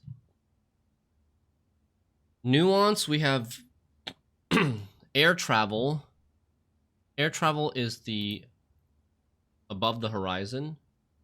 5 rays above the horizon. And what kind of weather does Nuance have?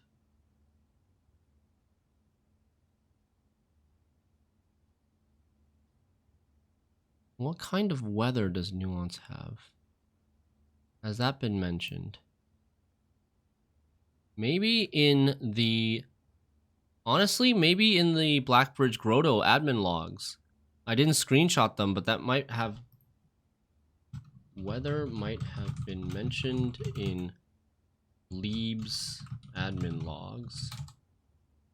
Because they talked about escaping to Nuance afterwards.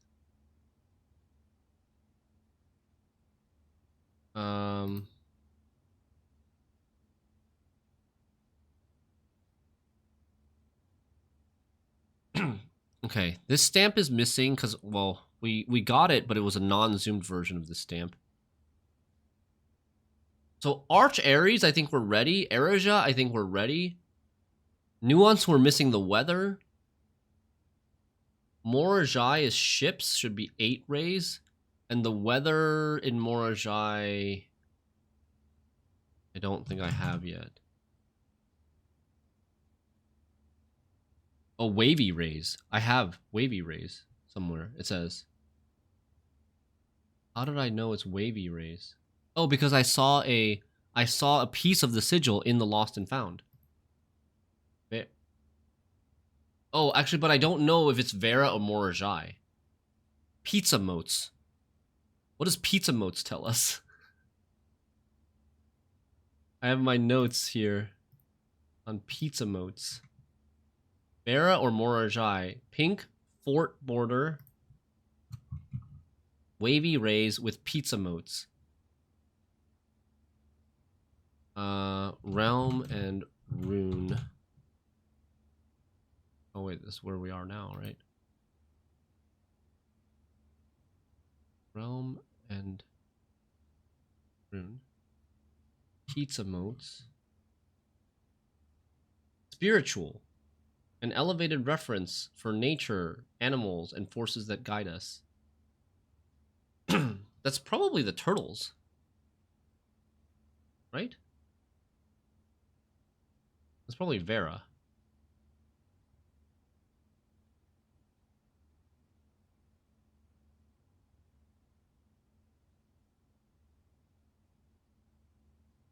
We think Vera is pink. Slant, turtleback, 5 short rays. Short wavy rays. Pizza motes.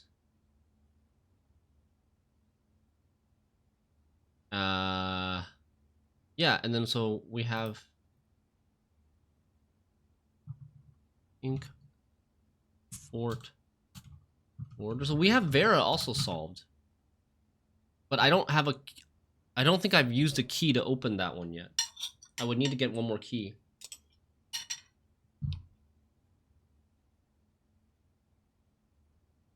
So Morajai, I'm not sure if they can have duplicate colors. But Morajai will be the rainbow and ship 8 rays. Morajai's weather we're not sure of.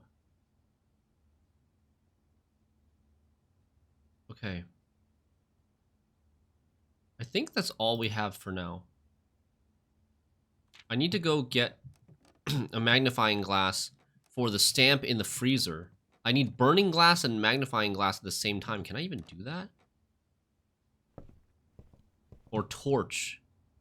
Yeah, it's kind of actually difficult, right? I think if you get magnifying glass and burning... Like, well, if you get burning glass, you can't get magnifying glass at the same time because it's like the component of the contraption. Throne room! Oh god! I'm gonna be out of gems. Did I do funeral parlor already? Chat, did I do funeral parlor on this day already?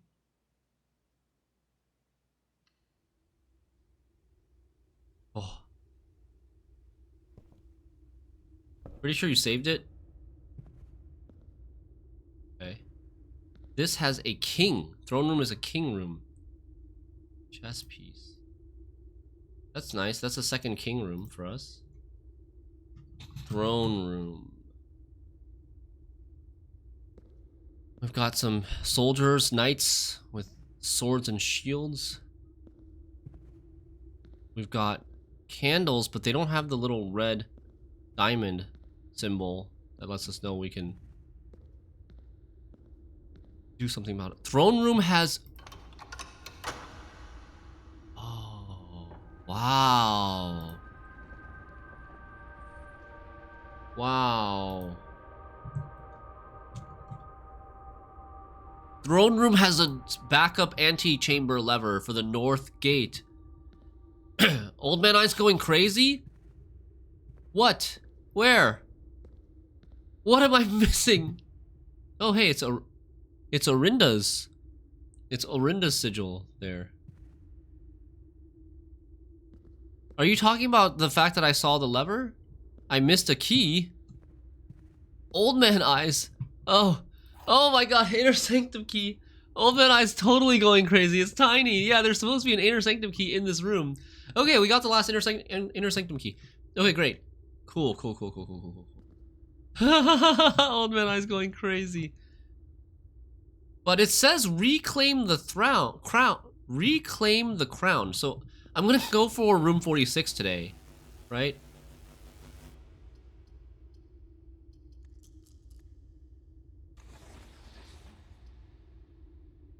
We're gonna go for room 46 today, and then try to bring the crown to the throne room.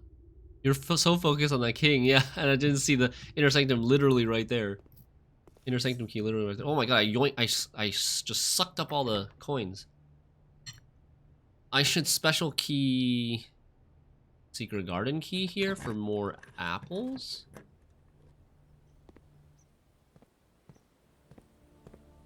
Am I gonna get all... Am I gonna get all of these?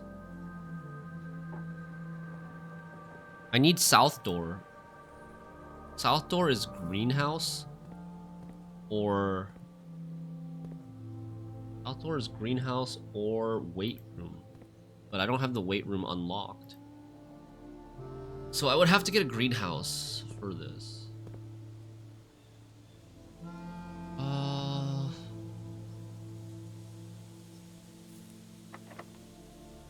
What else special key do I have? I have a silver key. Conservatory! Woohoo! Oh, we got a vault! Vault standard? So, vault could become an option for us to axe going forward. Kennel? I actually don't like this room. Just, like, the dogs are cute to pet, that's about it.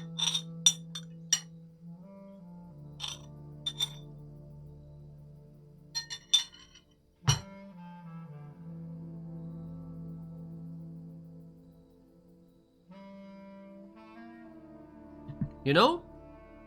The dogs are cute to pet, but this room is very conditional. You have to have a shovel, and you have to be short on keys, and you have to have the room that you need the key for to have a dig spot in it. This is like an easy rare for me, I think. And commissary. Commissary is probably fine being standard. Or even unusual. Standard. Maybe even unusual. I think. Well, actually, no, maybe not. Maybe standard. Because what do I still need? I still need to craft an item from the workshop, which might need commissary to get the ingredients for, and then I still need burning glass. After today, so what we could do is we could try to do the classroom with the king power, but we should also be on the lookout for resetting the king power to the knight power. Get the armory back, get our third axe to maybe axe the vault, and then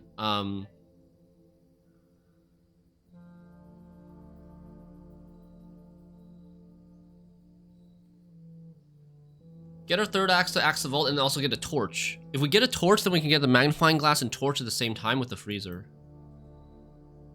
So we have, this is standard, this is rare, this is standard. So we got a good conservatory today.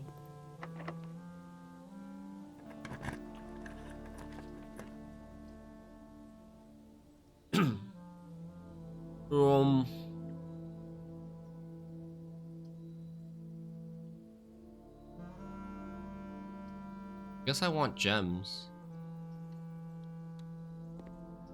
I want the gems from this. I could have re-rolled for something that gives me more gems. Honestly, I could have re-rolled for like trophy room. There. 17 re-rolls.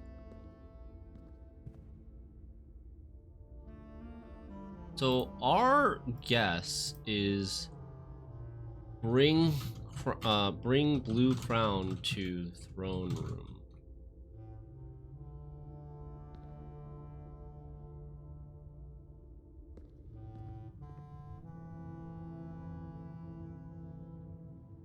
And do funeral parlor as well?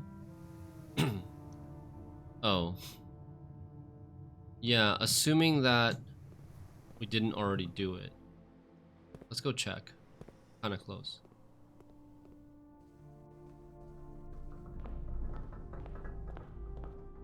Yeah, we didn't do it. Okay. The gems are in a box with a false statement. The blue box is false. The white box is false. Okay.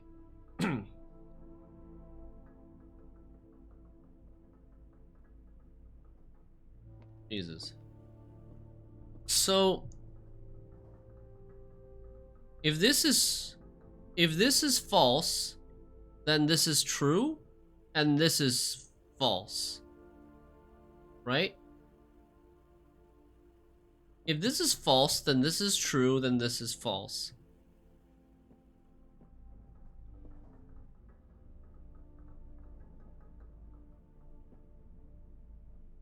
False, true, false.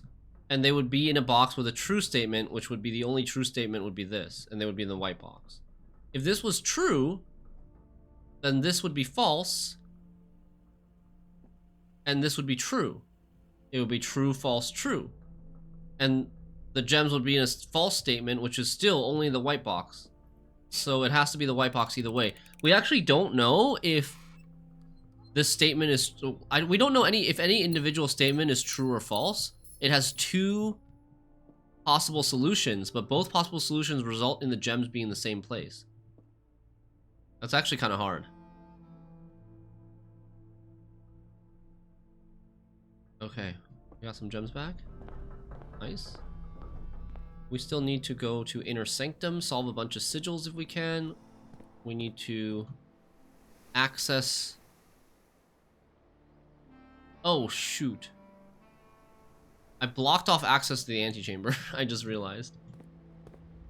I now need to access the right side of the antechamber. I probably shouldn't have taken Storm. I probably should have just taken something that accesses it. Closed exhibit. We have the electromagnet. We can test our theory with the electromagnet.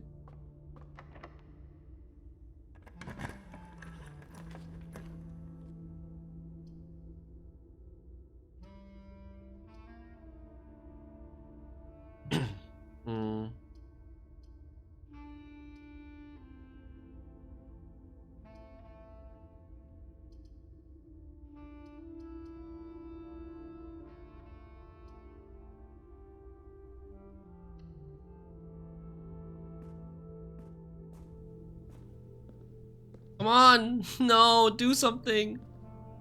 I don't think the electromagnet showed up in the drafting menu either. Dang it. Dang it.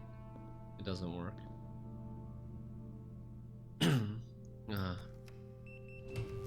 Theory failed. Sash.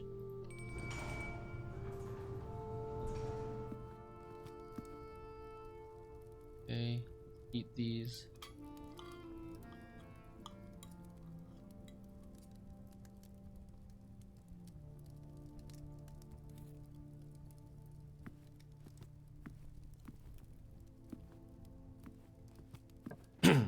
This has to connect to the antechamber, so we'll take Starfish Aquarium. It also gives us carryover. We're at 51 stars. Something should happen at 50 stars.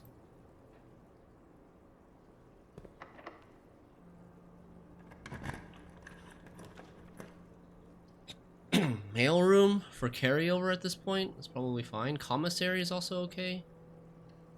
Sure, commissary. Let's see if we can buy something useful. Sleeping mask, metal detector, shovel. I mean... I don't know. Sure. I need a magnifying glass, right? Burning glass is metal detector plus magnifying glass. Okay. Metal detector, and then we need to find a magnifying glass. Let's just buy these, and then maybe we can find a magnifying glass in like an attic or something.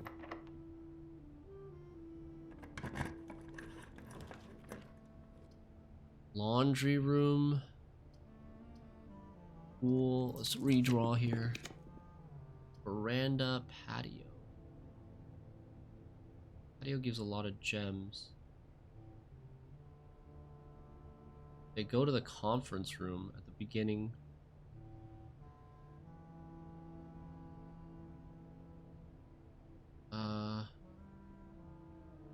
Veranda's greater chance of finding items in green room. Maybe good for magnifying glass. Okay, that's a good call. Actually, I didn't think about that. Can I ever find a magnifying glass from the dirt?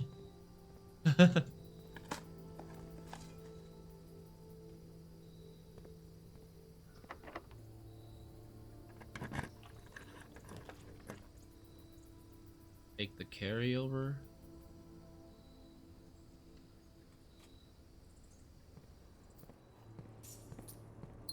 I have how many spaces left? 3 spaces left to draft. I still want... Oh. I haven't even chosen this yet. I still want Treasure Trove. 3 spaces left to draft. I want treasure trove.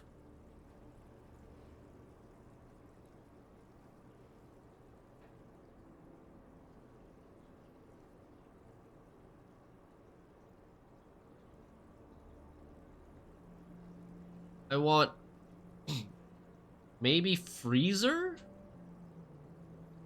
Maybe clock tower? Something that's carryover. Oh, hey, look, treasure trove.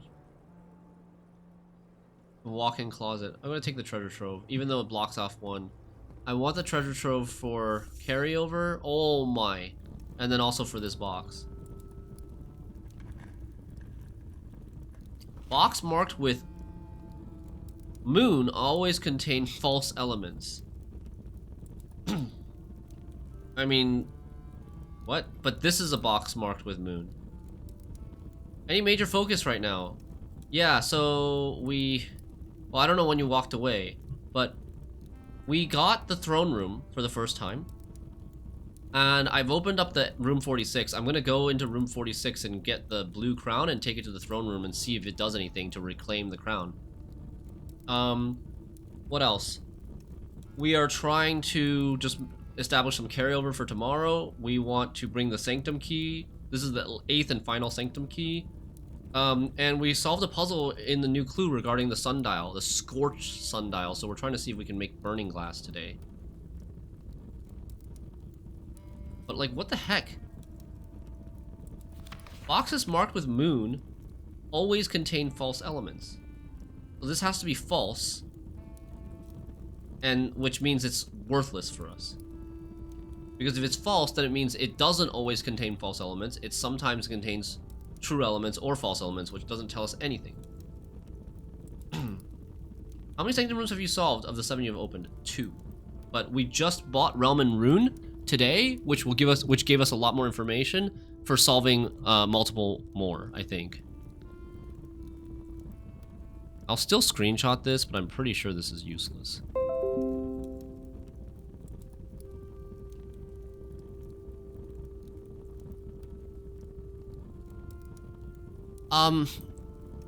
Do we know anything about green memos? There's no, like, I don't think there's any, set rule for green memos. Those blue memos are always true, red memos are always false, except when handwritten.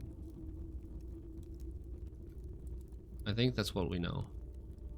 Okay, so I went the entire day without using Banner of the King. So what do we want as our last room? Freezer, probably. Either freezer or something that gives us a magnifying glass. That can maybe give us a magnifying glass. So let's just go blue. Chamber of Mirrors. Freezer. Chamber of Mirrors, we can't access any of the other sides of the Chamber of Mirrors. So we can't get a chance to get duplicate blueprints. Like, what would we even want as a duplicate blueprint? We would want, like, treasure trove as a duplicate blueprint. Maybe office for a lot of coins. Let's just take freezer. Is there now are there any blueprints that I could still draft but have never drafted before? I think we've run out of those. Like, I went a long time without ever drafting Addict or Chamber of Mirrors, but I think Chamber of Mirrors was the last one. And everything else we've never drafted now needs to just be either found or gotten from the drafting studio. And then there's Classroom. Boudoir duplicate. Oh, for more rerolls. I mean, we have Cloister of Draxus now for rerolls. That gives us a lot.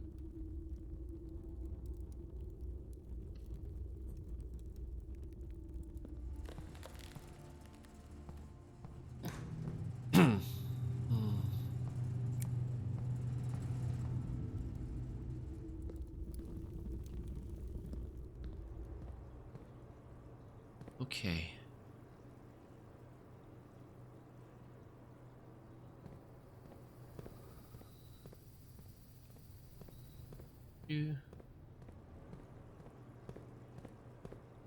Go. Room 46 again. Pick up the crown. Crown of the Blueprints. The former ruby crown of Orinda Aries, recently set with freshly cut sapphires.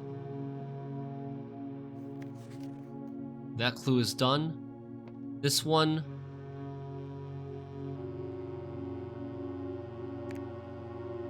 Start here. Go south.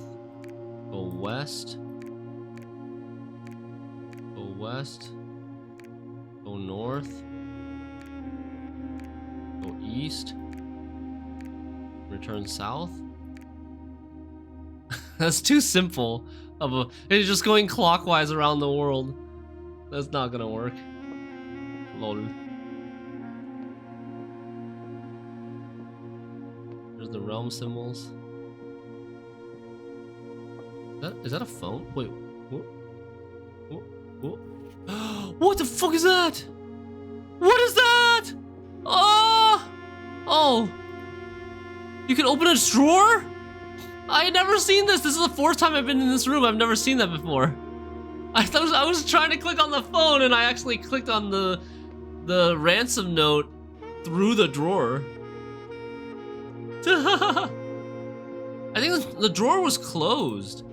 The drawer was closed and I was clicking on the ransom note through the table somehow. I don't know, maybe it was completely closed, but I wasn't getting the hand to open the drawer. I was getting the eye to read the ransom note.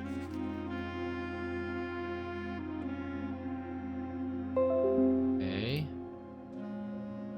Makes you think why Denny Ravain ever used any of his own handwriting. I'm assuming this is from Denny Ravain.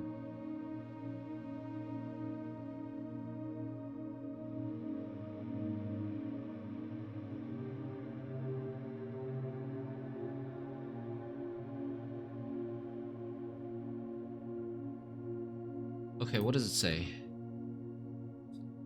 This secret room is not as secure as you thought. We have your letters. We have our letters? We have your letters. 8 letters, 8 payments, 100 gold. Instructions to follow. Really? All he asked for was 800 gold?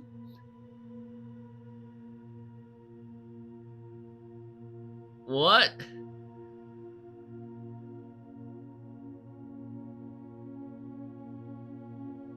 We give 100 gold to the roulette table, yeah. Okay, so...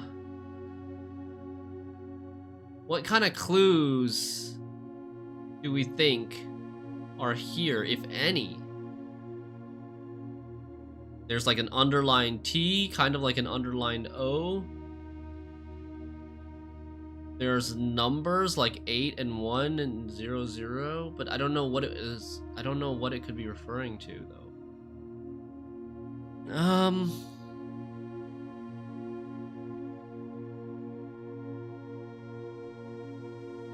I think we just screenshot it for now and save it. Maybe we come back with a magnifying glass at some point. There does seem to be some, like, oil stains on this sheet of paper. I don't know what those are, but yeah, I think probably come back to it if anything seems sus.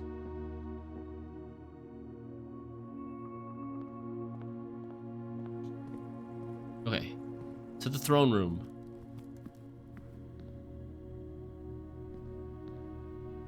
In before we have to get that too. Get the paper crown and the real crown. Oh, wrong room. Wrong door. Anything happen? Sit on your throne? We have the crown.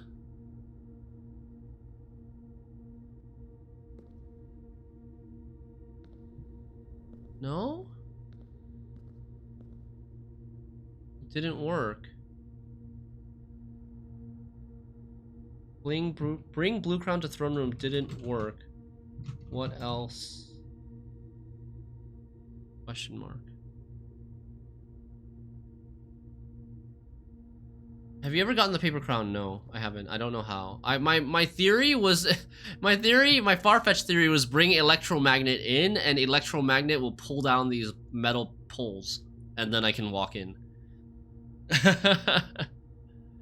A painstakingly produced accurate reproduction of one of the so-called closed exhibits of the Fen Ares Royal Museum. Why is it closed in quotation? The former seat of power of Orinda Ares before the current era and the rise of the Red Band.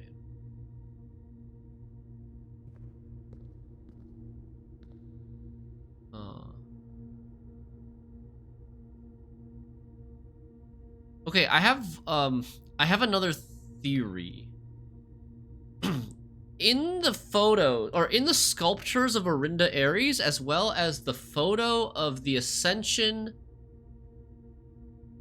of General Tusken? In one of the classroom, they had a slideshow of the history of Orindia, right? And they showed General Tusken's ascension to the throne when they overthrew Orinda Ares. He had the crown and he had the scepter, and same with the Orinda Ares statue also had a scepter. That scepter we've seen in the statue, I think, in the tomb as well. So maybe we need to have the crown and the scepter, just like General Tusken.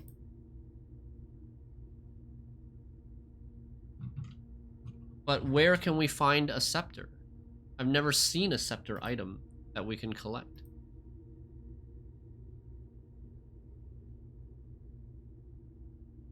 It shouldn't be the paper crown. I mean, we already have an actual crown. It should not be the paper crown.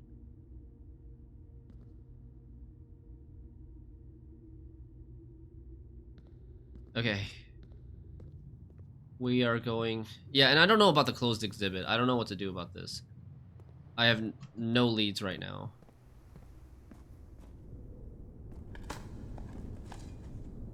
Electromagnet was my only guess. I maybe need to find some information from somewhere else. Maybe we can get some more information about Lieb and the 3 people or 4 people that stole the crown. And if we can get some, like, information about them, and maybe in the admin logs or somewhere else, then perhaps they will tell us how they stole the crown in more detail. And it will be a hint at how to get the paper crown. I'm not sure.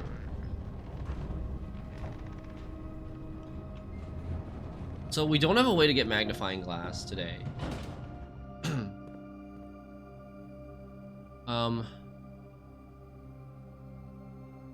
Do we draft security? Oh no, we just... After the sigils, we should, thinking. After the sigils, we should request magnifying glass in the commissary. I think. We need it for a couple of things. Burning glass again? Do we have... We have study, we have throne room. So we probably have the king thing today. We can probably switch banners today if we want for the chest thing. If we want to go back to armory so that we can get the 3rd axe vault. Since it's common now. Or not common, it's standard now. Like, I don't really want to keep vault standard if it's not axed. The question is, would I rather have... that is a good question, right? Oh, this is not what I want. Not what I actually want. I want to go in here and... Like, it might actually be a bad thing to standard vault if it doesn't have an axe, because it's going to cost 3 gems, and I'm not going to want to spend 3 gems for a dead end. for 40 gold. 40 gold doesn't really make it better for me to draft the rooms that I want to draft. 40 gold is only useful if I want to buy stuff, and I've already bought out all the shops. The only thing I have left is the blue tents thing.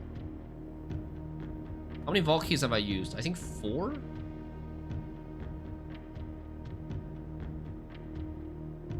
My notes say I've opened 149, 233, 304, 370. 40 gold at the laundry is very nice. Yeah, I guess 3 gems give you 40 gold, and then 40 gold gives you 35 gems. Okay, all 8 doors are open. Ta-da! It'd be nice to buy out the master key early to have infinite keys. Yeah, but my showroom... Oh, my showroom is standard now. Okay, yeah, maybe vault and showroom together is a good combo. Okay, we think we know this one. Erija.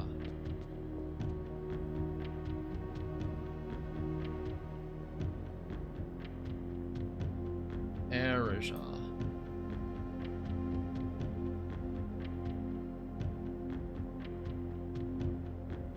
Hourglass symbol.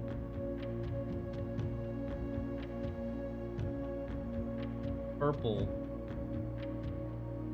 Purple color. Purple color, Realm and Runes says it is the dash thing. The dash hyphen thing. And then we want 3. We want 3 rays. Because we think... Wait, how do I change the number of rays? Triple lines. There's 3 rays, triple lines. And... flowers. Right? Erija's flowers.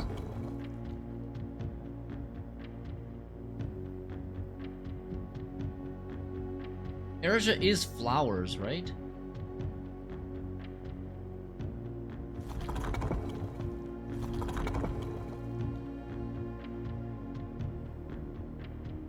I mean, I saw a picture of Erija's thing in Clock Tower, I think it was.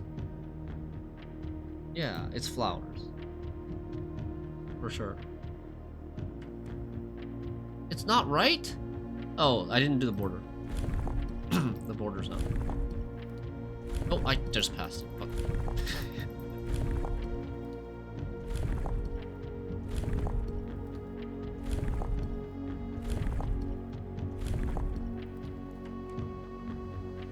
Oh, okay, it's right. It's right. It was a delay there.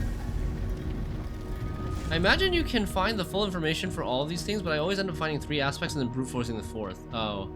Yeah, I mean, that brute forcing allows you to solve it earlier. Morajai box. Morajai.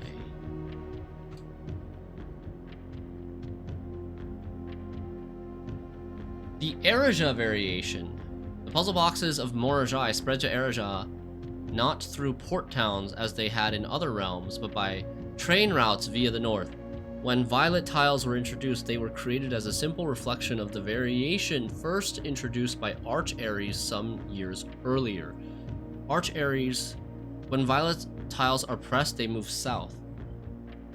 Arch Ares are probably the ones that move north, which is yellow. Yeah, Arch Ares move north.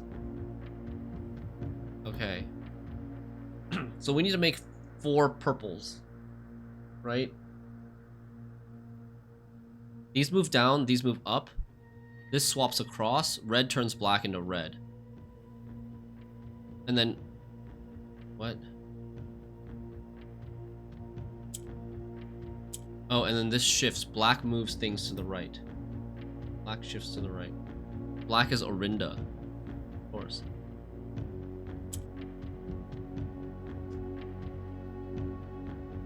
Ah. What? Okay, so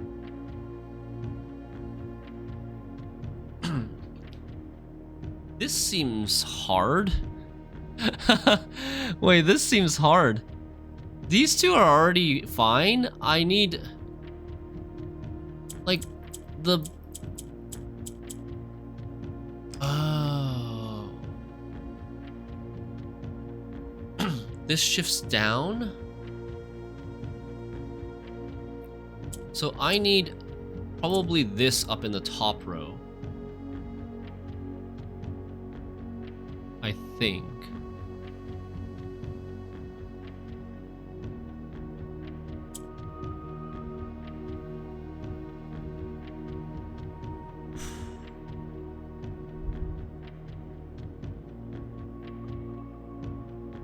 Ah.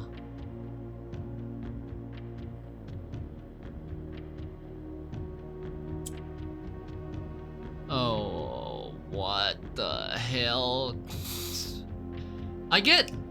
I get no benefit from changing black to red. Red is completely useless once there's no black on the board. So I never want to press red. Black is useful because it's the only thing that allows me to move horizontally. Black is super useful here. This purple is useful right now. It swaps with this below it. But we're gonna have to use this. We're gonna probably use the green to swap one of the pinks up. So to me, like, I think you have to do this, or you could do this. But doing this, then you can't swap the green up. So I think you gotta swap the green up. Then do that. Then do this again.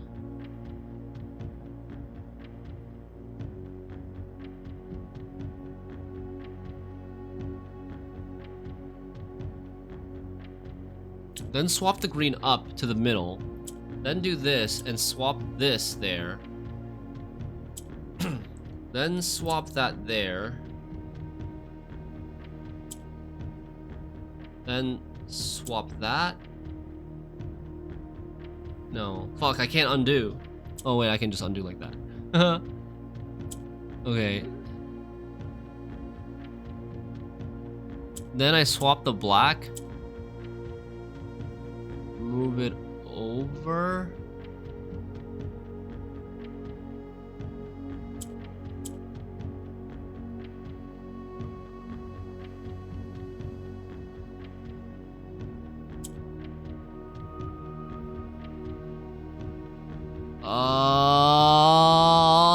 Wow, this is really hard. This is much harder than the other ones, I feel like.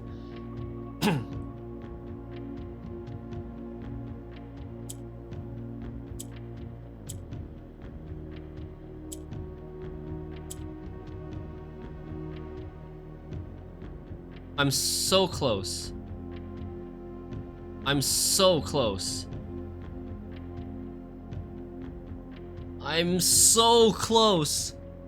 So I can... these two are in position. This one can move down on its own.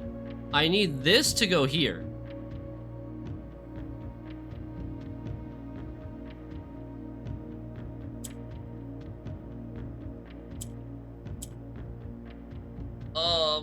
Man.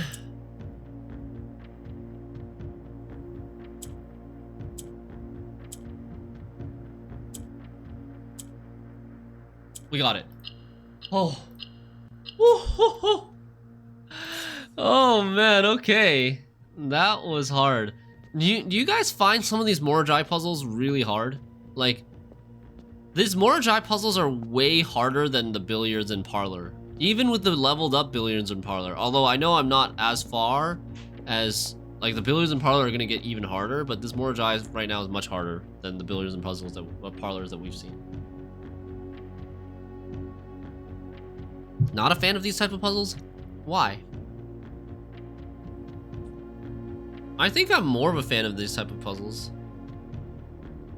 These are they're not really brute forceable. Like, It helps you much more to understand the rules of the game and think with a plan than to randomly click things in brute force, especially because a lot of the moves can't be undone. You're just not your thing, you like the parlor stuff more. Okay, fair enough. There's a hat. It's kind of like a scholar hat. Big bridge, train.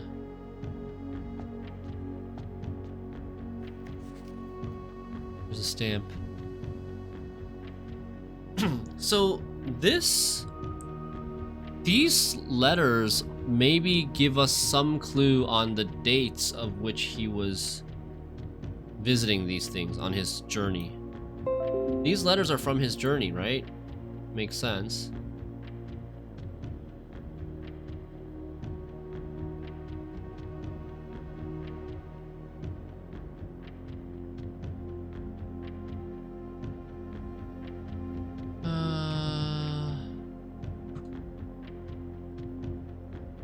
Erija. First Erija Hewemdado. This is another language. I was a little disappointed that there has not been a drop of rain during my time here, as every Erijan story I have ever heard has begun with rain. I suppose the anecdotes I make on this trip will have to do without that flavorful setting. However, even without the rain, the puddles and ponds that dot the countryside make this place feel different than home. Lorja Yenna. Ajlor Loon. Lore means something. What does lore mean? From A New Clue? Lore means word. Word something Yenna. Something word. Moon? Herbert. Mount Holly Estate in care of Anne Babbage. I need a new sheet of notes for just this foreign language. I think it's called Erijan. Erajan or something.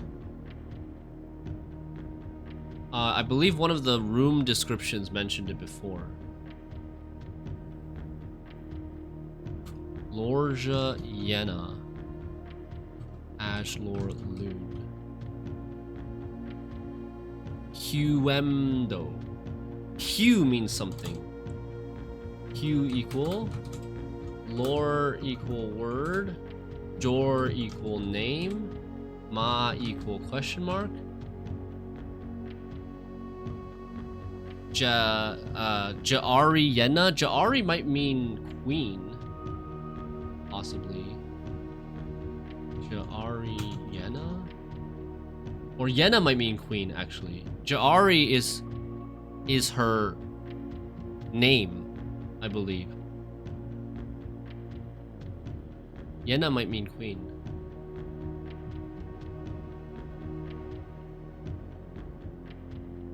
Okay. Let's go. 3 out of 8. We think we know Arch Ares, I believe.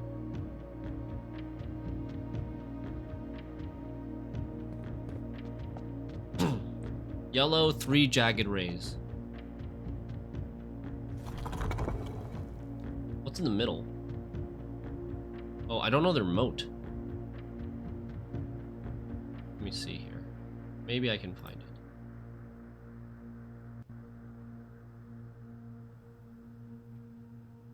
History of Arindia. Arch Ares bigger. To the youngest he bestowed upon him the realm of Arch Ares, a wild and untamed expanse, which at the time was not as developed, but a good deal more vast than the eldest brother's lot. Stamps. Arch Ares. Industry. Together we weather. Big industry.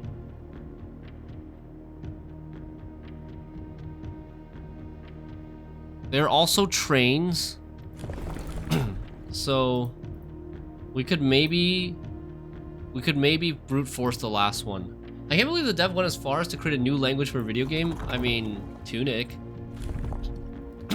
How about Tunic?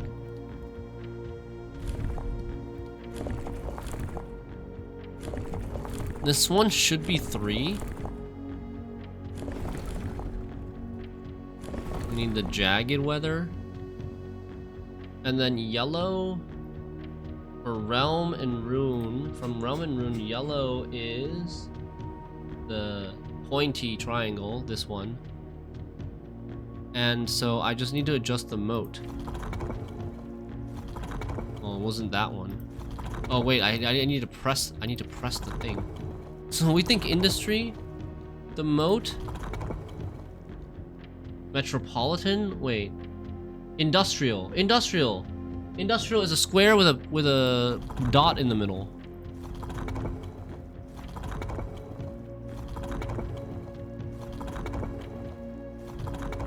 This one. Yes! Woo! This is one dev, not a team. Yeah, I think it is one dev. Morajai, Arch Ares variation. Arch Ares was the very first realm to introduce a new color to the traditional monochromatic tiles of the box. Given the number of ship routes and trade relationships between the two realms, this is not surprising. Morajai and Arch Ares. Fittingly, the variation itself was based on the brass compasses manufactured in Arch Ares that were often traded to sailors in exchange for the valued Morajai puzzle boxes. When yellow tiles are pressed, they move north.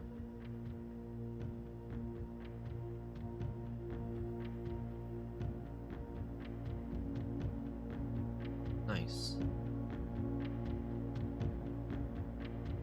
So these do nothing? Easy, Neuromancer.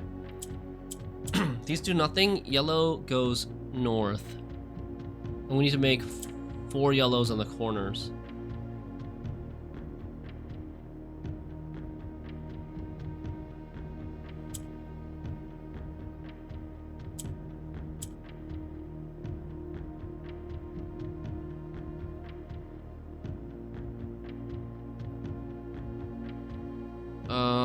Let me restart. Okay, so yellows can go north. So I need to basically, my goal is to get 2 yellows in the south. If I can get 2 yellows in the south, and 1 black in the north, we win. 2 yellows in the south, 1 black in the north, and then all the other yellows can move up to the top row, and then the black can shift it over. 2 yellows in the south, 1 black in the south, and then 1 black in the north. So the hardest thing is getting yellow to the south. We'll need green to get yellow to the south.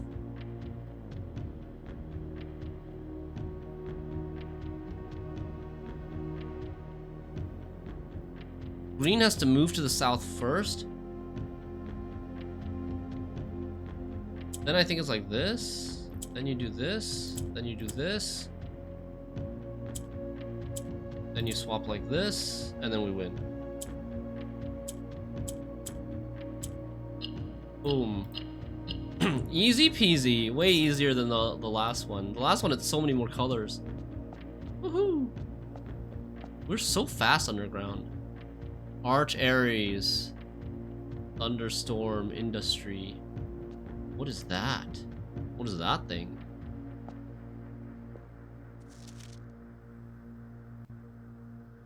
Renabom Arch Ares.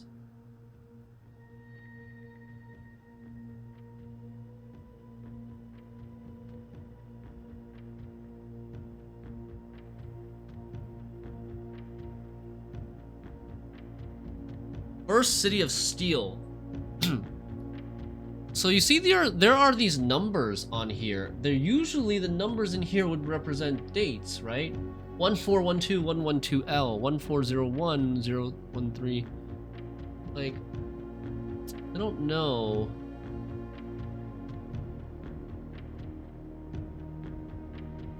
There should be clues on here, especially the stamp on which date he was in what realm.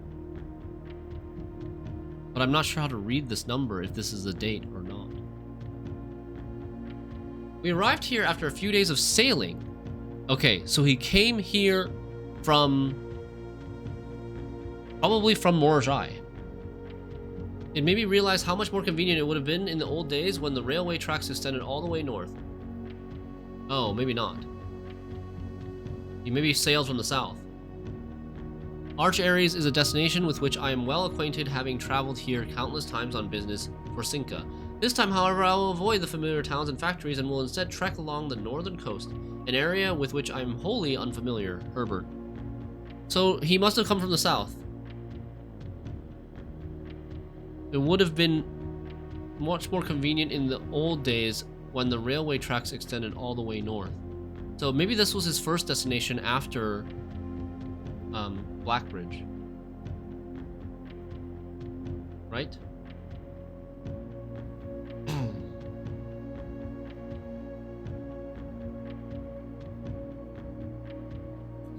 Okay, so I'm gonna take some notes. Theory based on postcards from Inner Sanctum.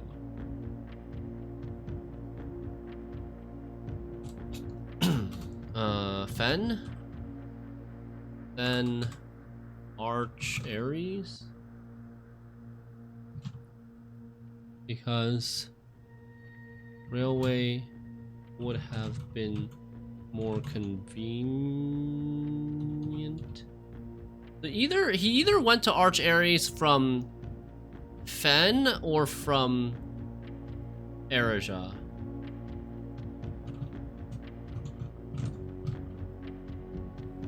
Because that's where the railway's connected to before.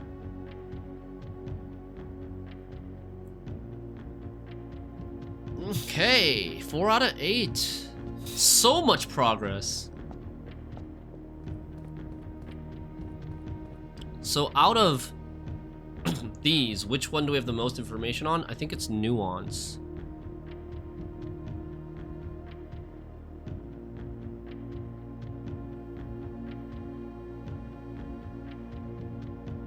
Nuance is green air, so it's 5 rays above the horizon. They're diamond shaped. But we don't know their weather. And what about the moat? Do we have information on their moat? Realm and rune.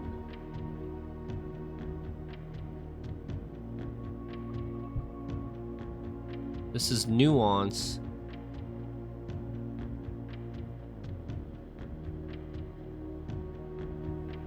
Were they academic?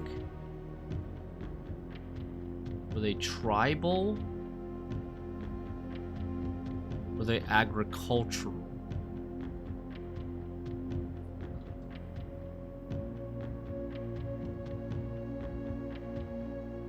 I don't know.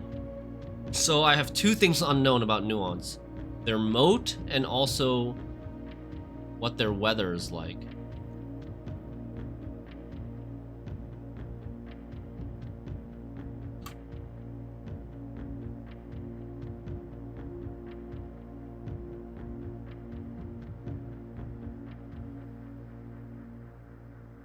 Let me see if their stamp gives me anything. Stamp doesn't have like anything notable for weather. They fly blimps. Maybe they're windy, but it would just be a guess. Okay. So let's say we still need weather and moat. And then Vera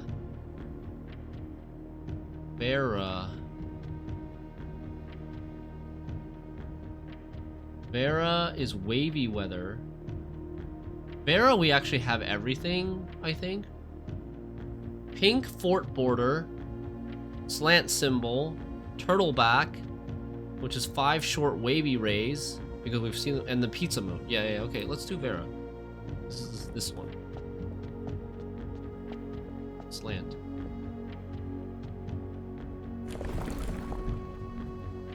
Wavy.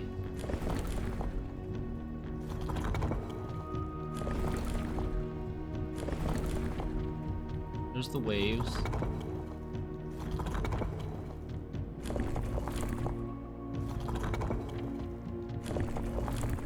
turtle one.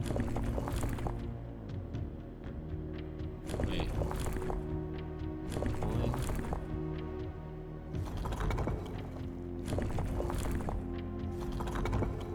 This is the turtle one. Oh no, I clicked the wrong thing. Shoot. Pizza mode is right. I need to get back to 5 wavy in turtle form. This one. Pizza mode, 5 waves. And then we adjust to pink fort border. Just like the up and down. This one. Oh, that's right. Ereja's done. Arch Ares is done. Fen Ares is done. Orinda Ares is done. We have Kororika, Morajai, and Nuance left.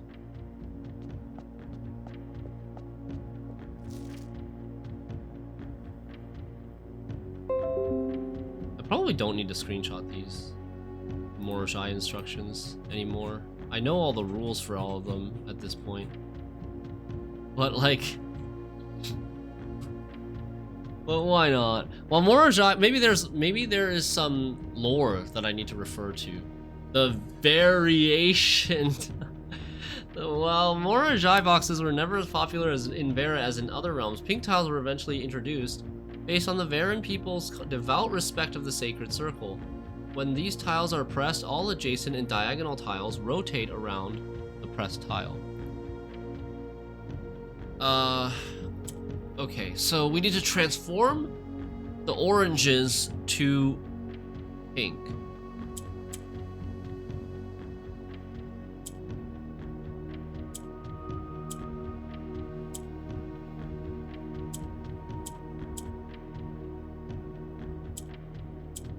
Wait, what? Okay, so...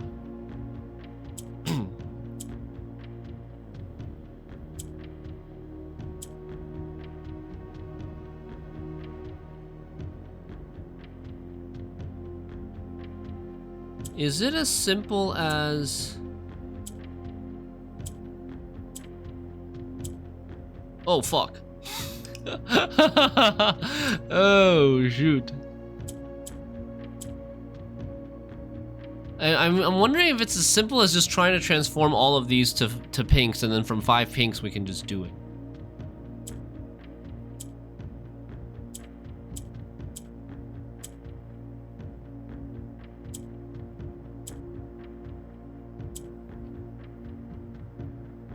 Maybe?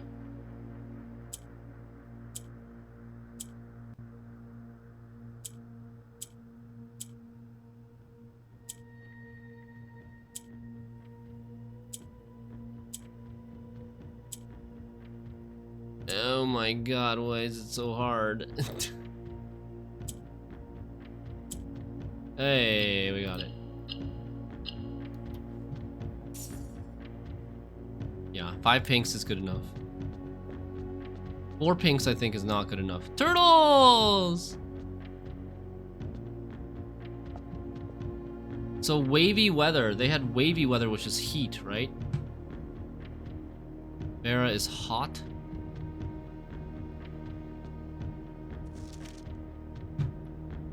This we definitely need a screenshot.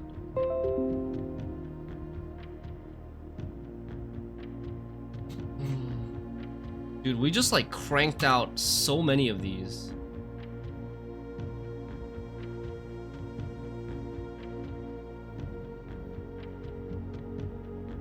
Despite my prejudice against Mother Nature, I own that I have deeply loved my time here at Vera.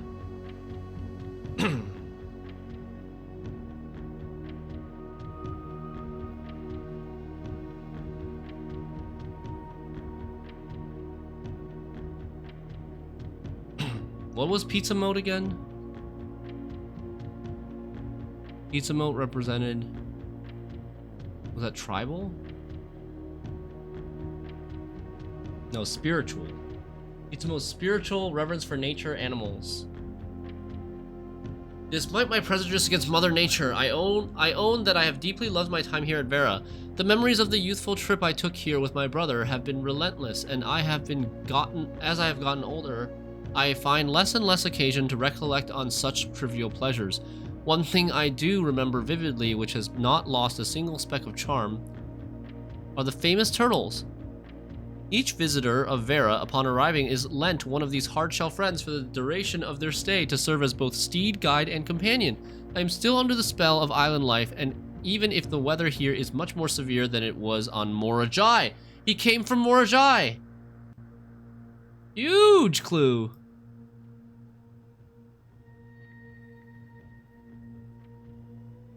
Right, would you guys interpret this as he went directly from Morajai to Vera? I would, right? It's not like foolproof logic, but I think it's pretty good. It's pretty likely that that's what it means.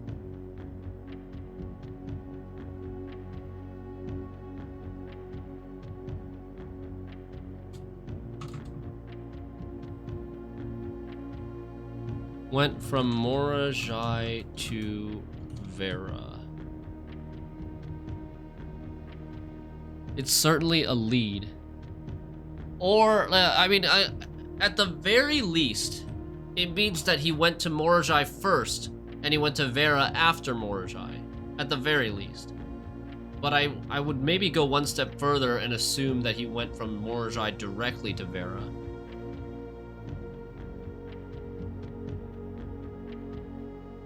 But maybe that assumption is wrong.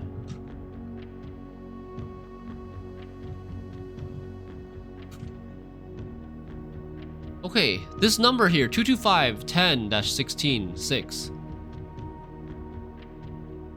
There's no year. I guess we don't really need to know the year, we just need to know the month. I mean, maybe not. If it all happened within the same year, then we would only need to know the month. It's 8 realms in 8 months.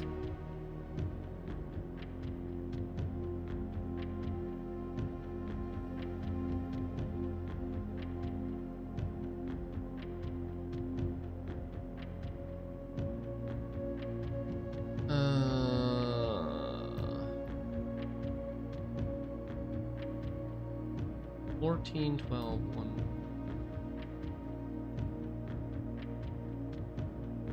Okay, so I'm looking at his first postcard from Fen. It says, I'm actually writing this last postcard sitting at my desk at home. So he finished in Fen. I suppose I should have put forth, and he started in Fen probably. I suppose I should have put forth the extra effort and drop it in the mail for consistency, but I'm tempted to save the postmaster a trip as it would wind up here once again to join the other 7, which I am pleased to report were all waiting for me on my desk safe as can be. Flipping through them has reminded me of the many friends I made and lessons learned along the way, and as I look back, one truth shines brighter than the others. Air travel is much better than sea travel. This doesn't really tell me.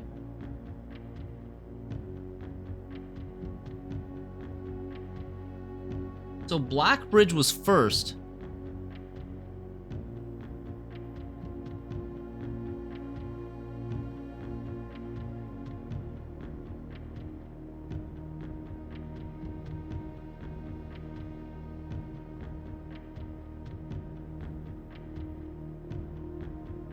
Blackbridge was first, and Fen was last, where they're both Fen. 8 realms in 8 months. The objective was simple enough, but in what order, what route, and where to start? Questions like these are the ones I tend to ignore, as planning has never been my strong suit. Well then, in the true spirit of adventure, I have departed, forsaking both map and plan, and as it happens, the road has taken me south. It seems fitting to begin the journey by visiting a fragment of the Old Kingdom, a landmark as black in realm as it is in name, and a story I feel closely connected to, the Curse of the Black Bridge. But this doesn't really tell us where he went second. So for sure,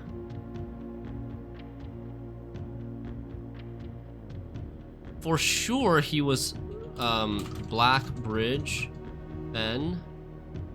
So there's 1, 2, 3. Well, it's not necessarily 3.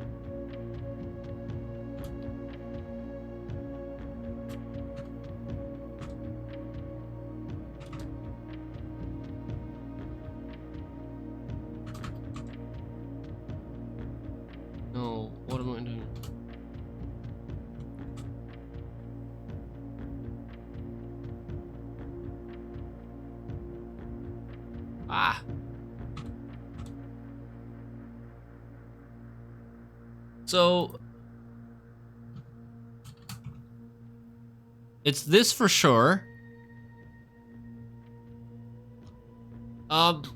I guess we will come back to this after we get more, after we solve more sanctums and get more info, and we have all the postcards. I think it might be too early to try to solve this without all the postcards, or at least like more of them. How many postcards do I have now? I have 1, 2, 3, 4, 5. 5 postcards now. Still 3 doors unsolved. That is Nuance, Morajai, Kororika. Do I have enough info to solve Nuance? Nuance, we already said no. But we can look in the logs to see if they said anything about the weather of Nuance. Kororika, I have almost nothing. They're orange and they're heart. Orange heart / V symbol. Orange means that their border is triangle border.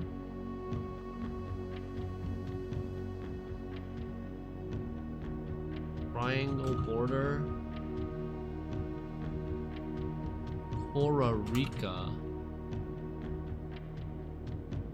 We need the stamp in the freezer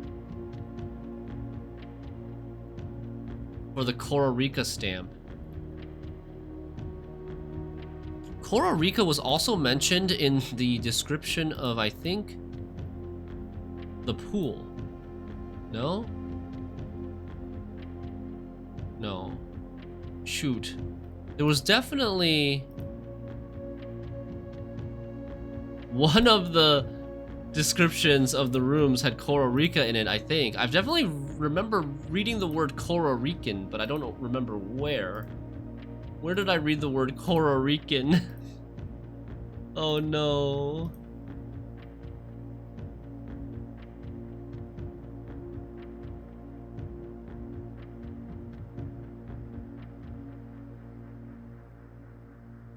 Ah.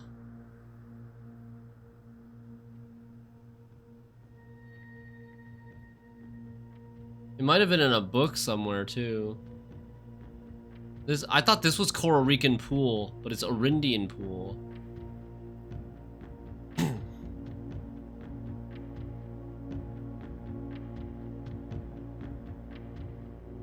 Ah, a traditional wood-lined Kororikan style sauna. Temperature controlled and exceptionally relaxing. The invigorating effects of this room will leave you waking up the next day feeling rejuvenated. Would sauna give us any leads on any of those sort of things?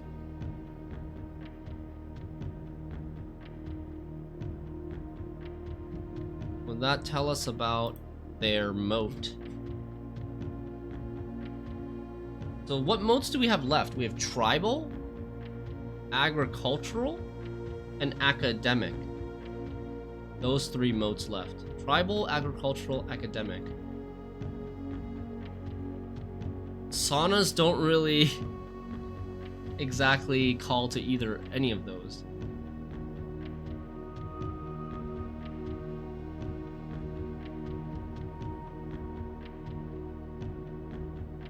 Okay.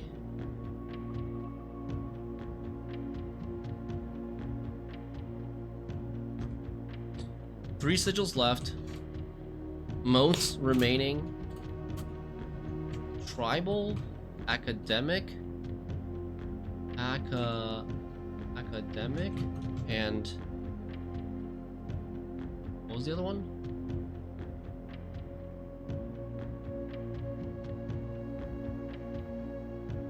Agricultural.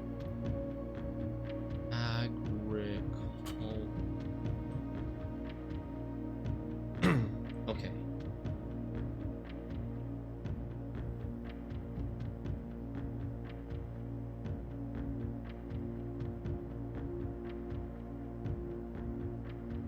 Almost as frigid as the snowy mountains of Kororika. Snowy.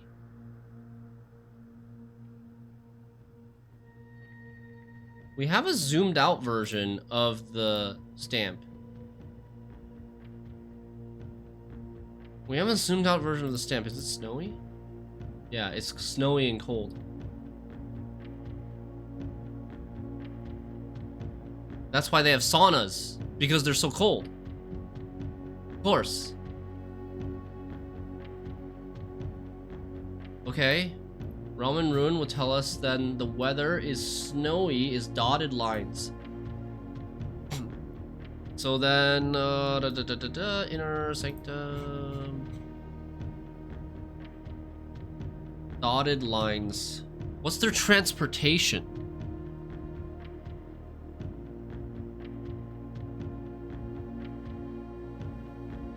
Dotted lines.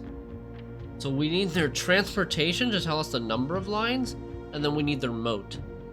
Whether they're agricultural, tribal, or academic. But we really only need one of them, because then we can just guess the last one. Still need moat and transportation.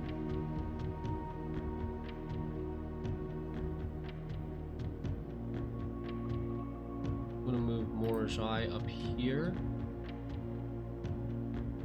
Or actually just move like Vera up here, because Vera's solved. 3 sigils left.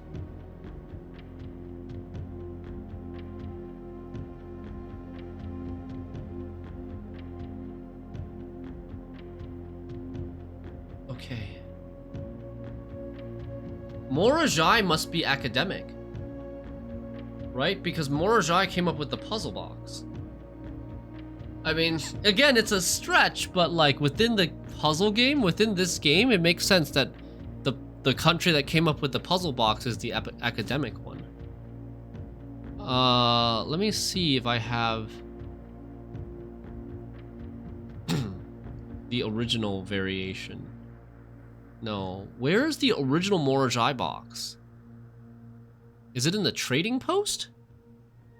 Or is it in the master bedroom? I remember there was one Morajai thing that I didn't screenshot, and that's the one that I actually need. But I think, yeah, it'll likely be academic.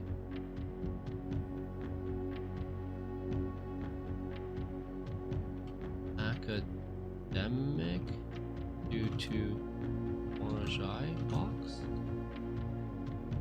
Okay. Still need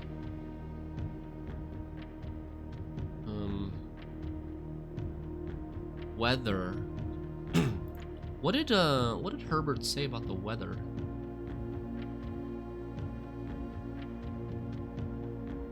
What did he say about the weather in Morajai?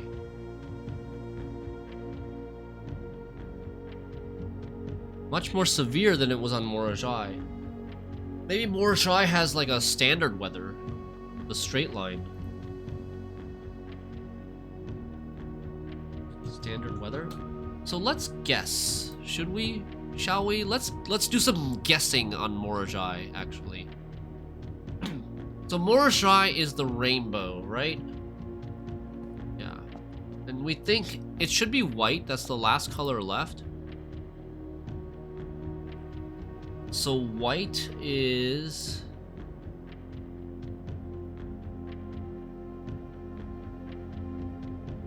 We'll do that last. So we think academic, which is the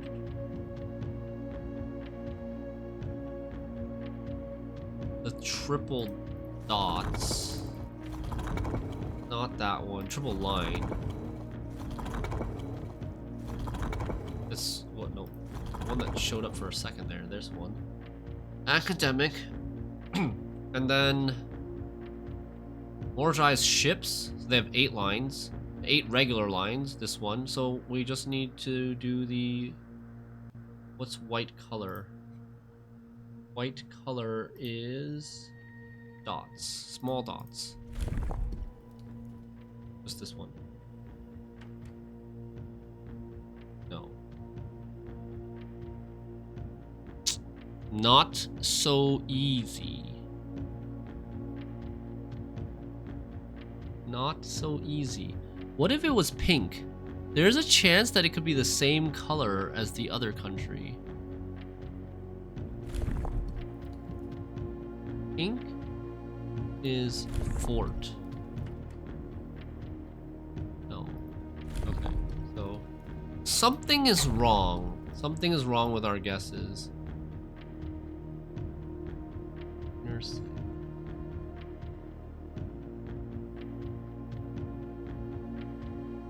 So it's either moat or weather is wrong. Ships, for sure they're ships. So 8 rays. We can guess on, we can brute force. I'm more confident about Morajai being academic than I am about them having standard weather. So what other weather could they have that's not too severe?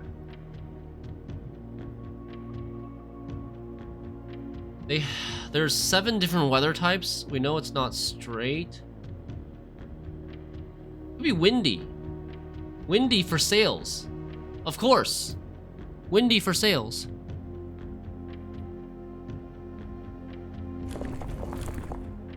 Ah, damn it. Clicked the wrong thing.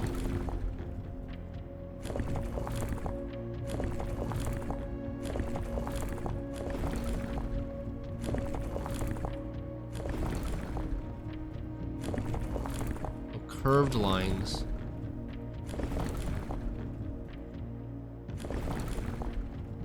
This one. And then the white circles. Not that one, but this one. No?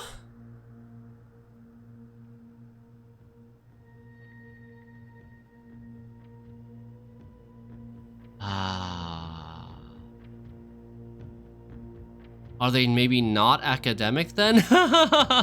Is this too much brute forcing? Did you ever read any of the letters dropped off in the mailroom? I did. Yes, I did. They have stamps on them. I got most of my stamps from that, but there's the Costa Rica one is missing. I don't have a Costa Rica one. And maybe I can do more experiments and get more letters too. Okay, I'm not gonna brute force anymore at this point. I think we're gonna stop here in terms of brute forcing. What else do I still have to do? Is there anything left for this run that I have to do? I didn't get burning glass. I didn't get magnifying glass.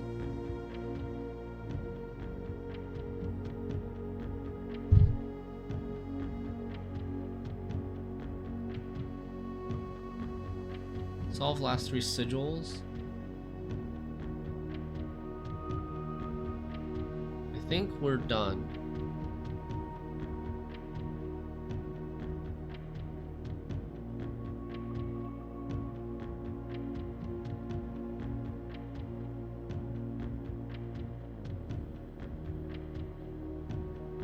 Yeah, I think we're done. Dude, how many runs have I done today? This is the second one? This is the second one, right? These runs go so long, man. Holy.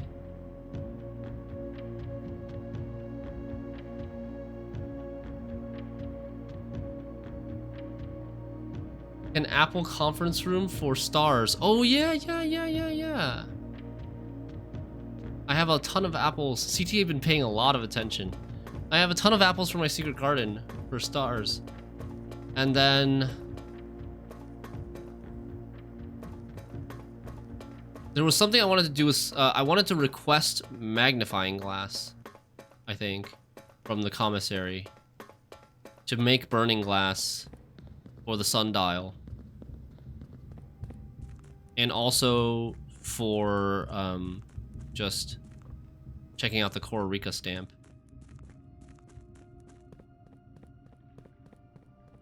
And checking out the library book. The stamp collection. I'm gonna go front entrance.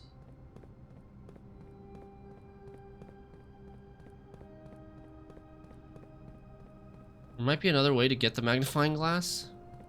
In today's? You're talking about today's run?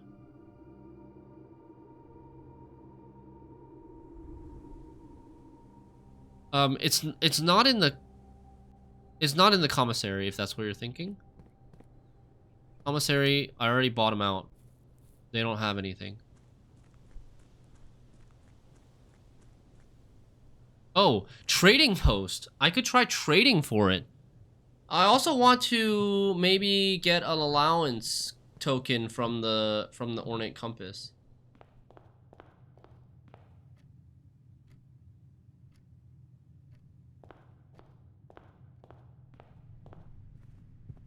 Yoink, yoink, yoink, yoink, yoink, yoink, yoink.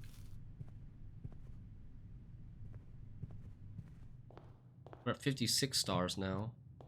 Nice.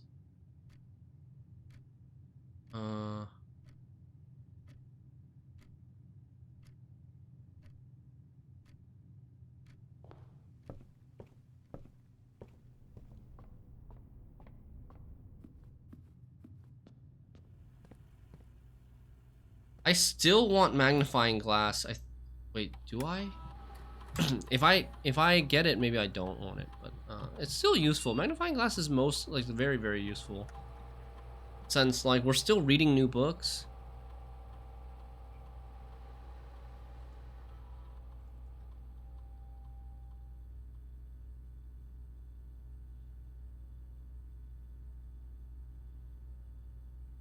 Is there anything that takes longer than 1 to 2 days to request?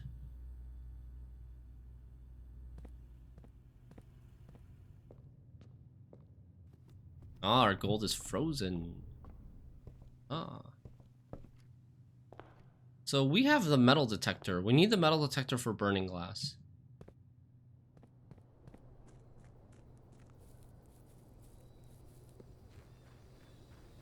Okay.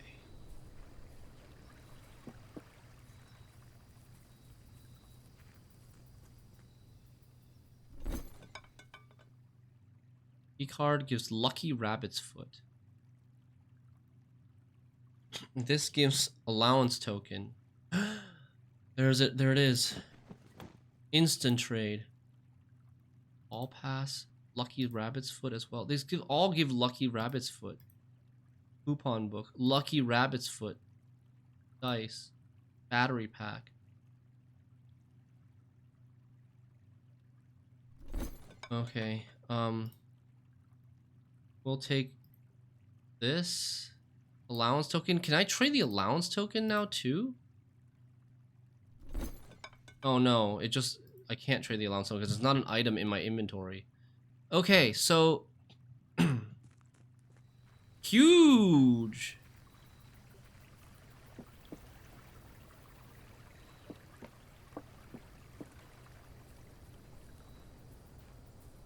Can I get multiple lucky rabbit's foot? Wait. So now, like, what if I want another magnifying glass, though? Like, I'm just wondering if it's possible to get another magnifying glass. Let's say magnifying glass gives me a key.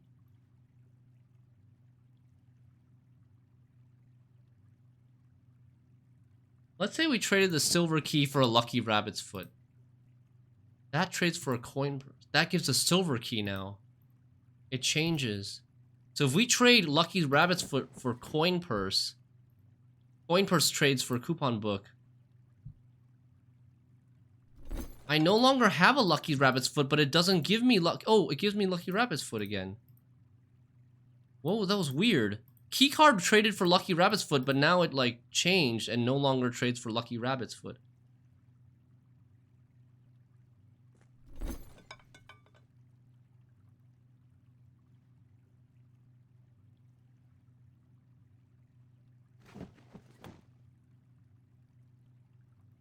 I'm just trying to figure out how the trading post works. Oh god, I gotta be careful not to trade my metal detector or my magnifying glass, because those give me the burning glass. Okay, let's go craft something first before, but like, the game doesn't allow you to have 2 copies of the same item. Even though sometimes you might want 2 copies of the same item. Do you know what I mean? Over here. Because I might need a magnifying glass to make a burning glass, but then I might also need a magnifying glass to use the magnifying glass function. The burning glass no longer provides the magnifying glass function, but it's still like the game doesn't allow you to get a magnifying glass afterwards.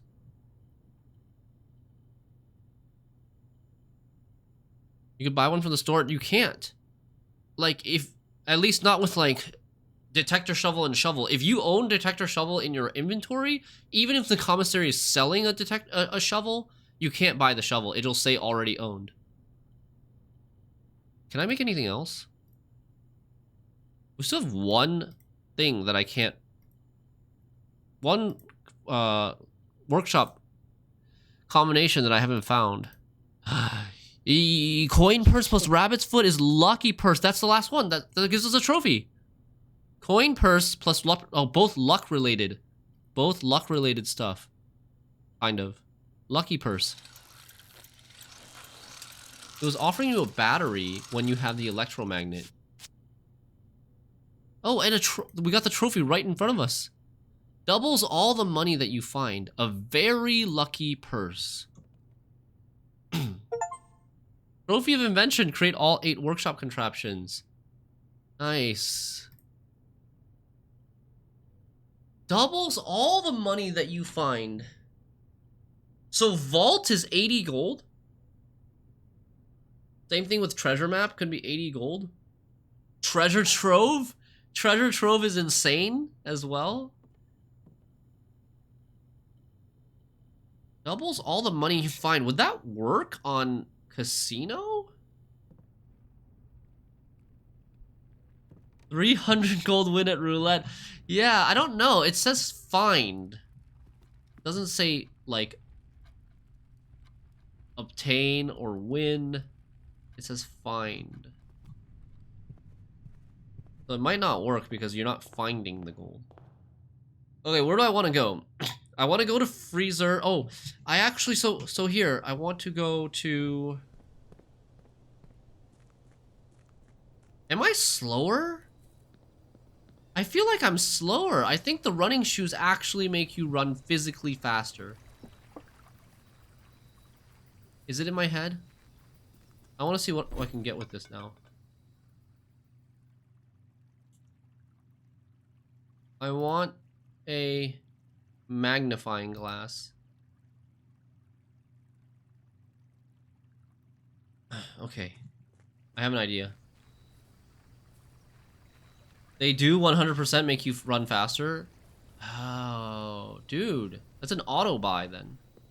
Running shoes are an auto buy. I feel so slow now. Okay, so we want to...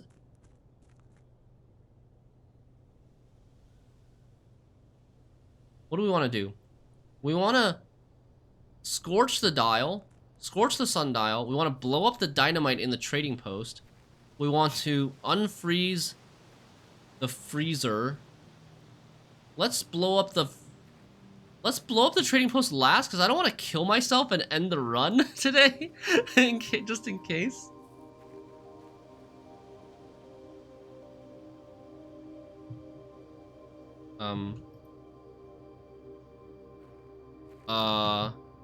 Oh, thank God. I was like, why is it not working? Oh no. Oh no, I don't have all the information.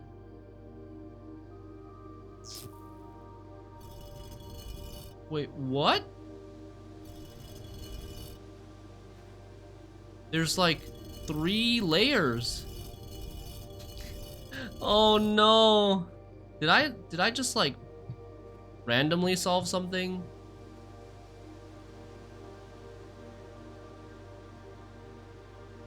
So the clue should say turn scorched sundial base. Turn scorched sundial base.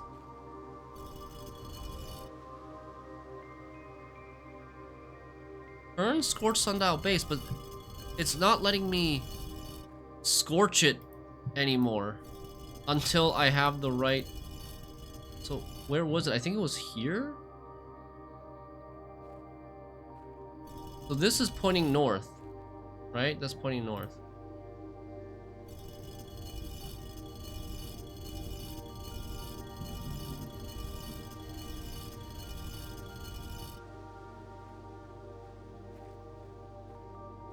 Oh man. Oh no. Oh no. I need more info. But I only have one left. Maybe I just line them up like this?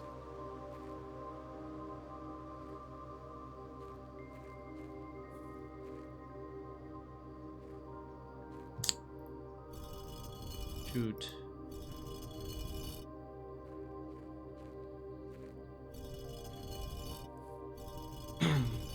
Turn scorched sundial base. And this is north.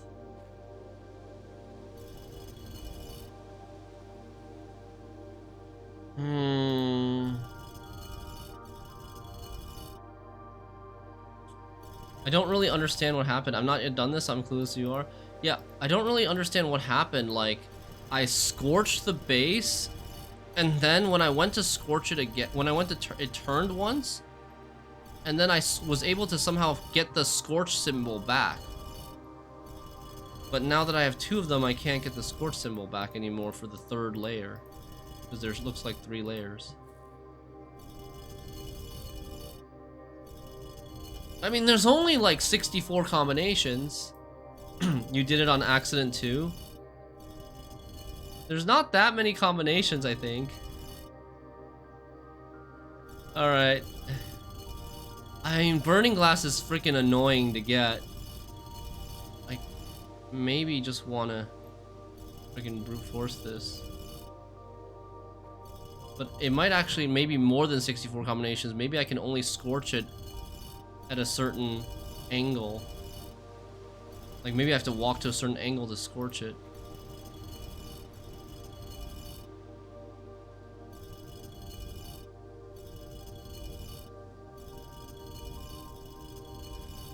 This is pretty fast. The animations are pretty fast. Ah! Oh, what the hell?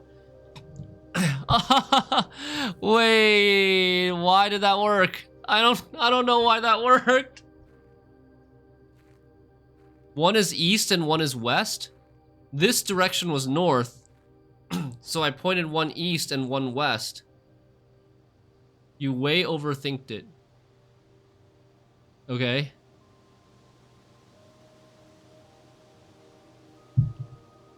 You just had to line up the lines. Oh. Right. This one had an extra line in the middle. I just need to line them up. The scorch unlocks the turning. Doesn't matter where you scorch. I see. So I got confused at that part of like why I was able to scorch first, but then not able to scorch second until I turned it. I thought that meant that I needed to turn it to a certain spot in order to scorch it. Okay, so the microchips need to go here. I don't need the microchips in the Grotto anymore, I think.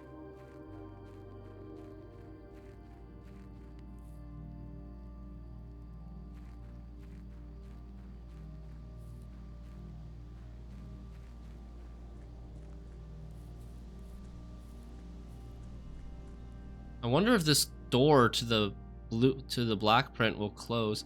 And what is this IIOO still? I still don't know what IIOO stands for. That I should maybe just write down somewhere.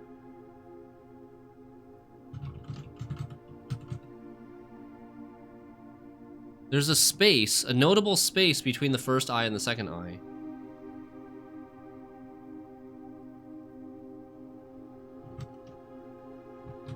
What does IIOO mean in Grotto?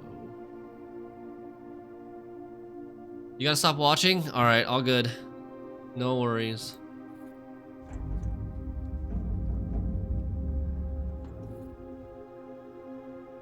A small data microchip.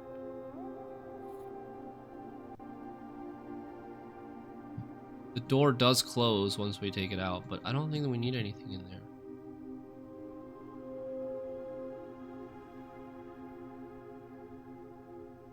Does it have to do with the flashing red lights? Is this like Morse code shit? Oh god.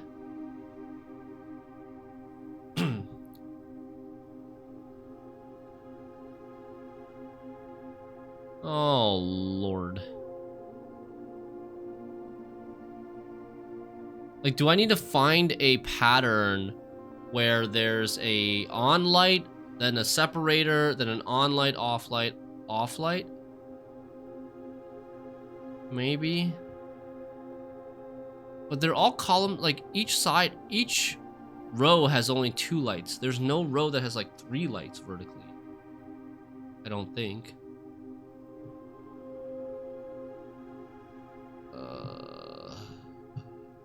Come back to this. I just wrote a note down to remind myself to think about what that note could mean. It should have to do with something in the grotto. Probably.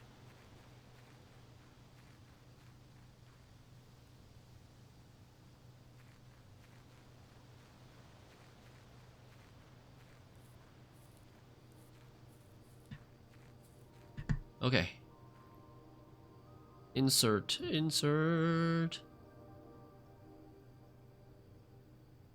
You need to use the lights as binary and then write a functional memory allocator in assembly. Oh, what the hell?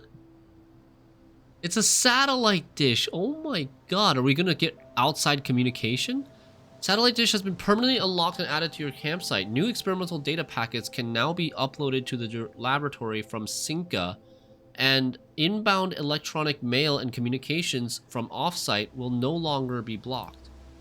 So maybe we can finally communicate with someone else. Wait. So can I take these again? Where's the satellite dish? It's over there now. So I don't need them to be here anymore. So I'm just gonna take these. Leave that up. I'm gonna take these and put them in the grotto again, in case there's any use for that throne room black print room, because they have no use in the sundial anymore. It seems you can take them out and nothing changes, but here if you take them out you lose something.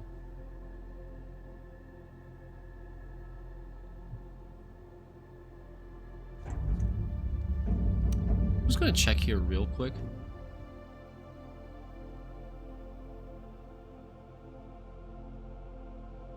I don't think there's really a reason to come back, but what is this place?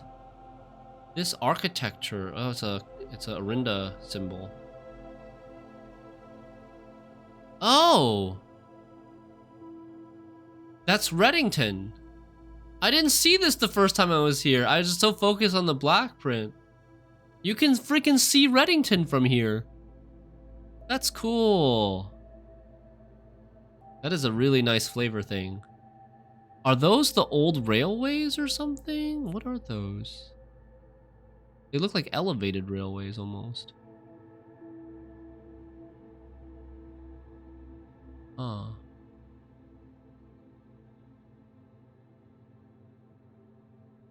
Okay, awesome.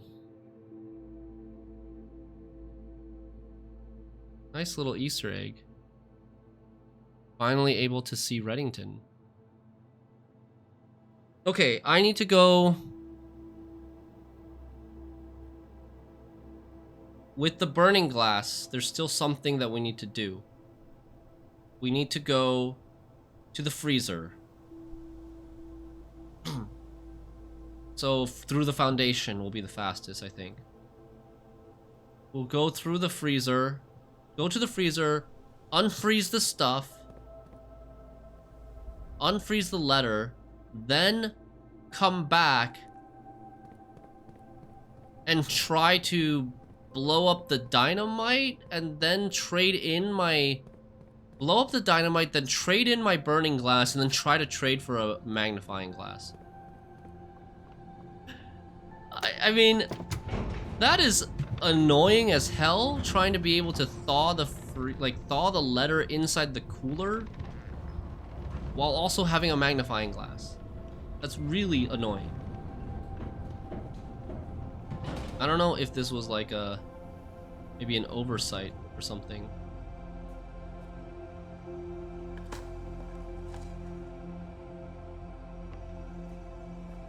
Oh.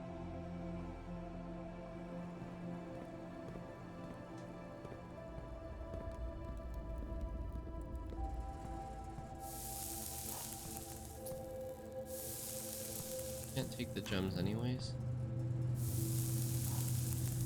This I might be able to trade down or something. The trading post. Now this is... Okay, we knew what that was. That was just the paintings puzzle. So now this is unfrozen. Now we don't need the burning glass anymore. Oh, except for the dynamite. Then we go do the dynamite.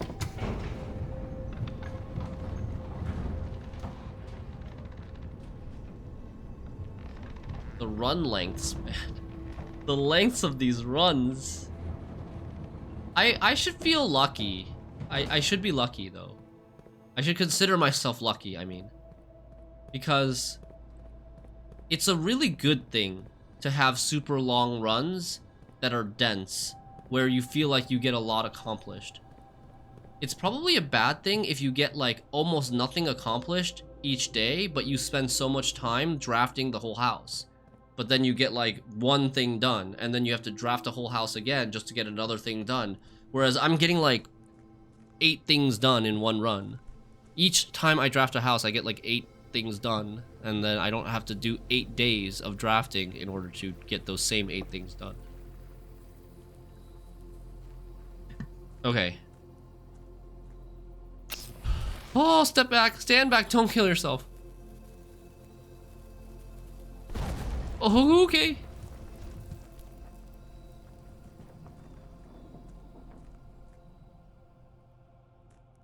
Oh, 2, 3, 4, 5, 6, 7, 8. There's like 40 gold in here. Upgrade disc. I got another one. Denny wrote a letter to the driver, Christoph, who was delivering him stuff.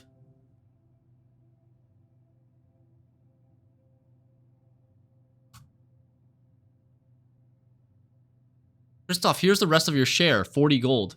From the moonshine shipment we made last week. It was moonshine.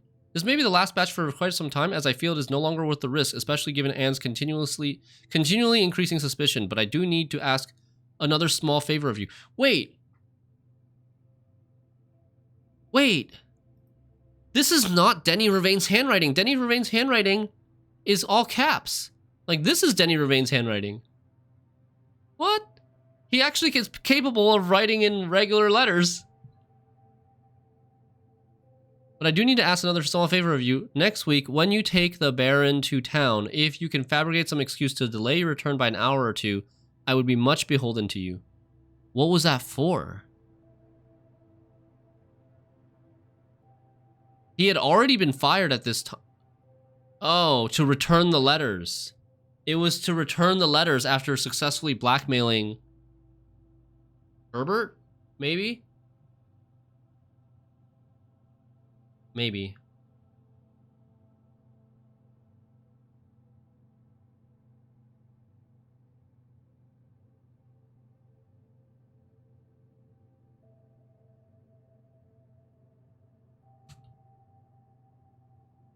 Any letter to Christoph. I can't take the gold because I'm frozen. Sadly. So that's what you get. So maybe it'll be open from now on, and maybe there'll always be 40 gold in here? That would be cool if drafting trading post always gave you 40 gold. That would be really cool. So I gotta get rid of burning glass. Silver key. Gross. What was it giving me before? It was giving me something more useful before. Maybe it was... Oh, it was giving me hall pass, I think. Oh, upgrade disc. I gotta use the upgrade disc. Hold on. How close is the upgrade disc? Security. It's pretty close. I have 54 steps. Still fine.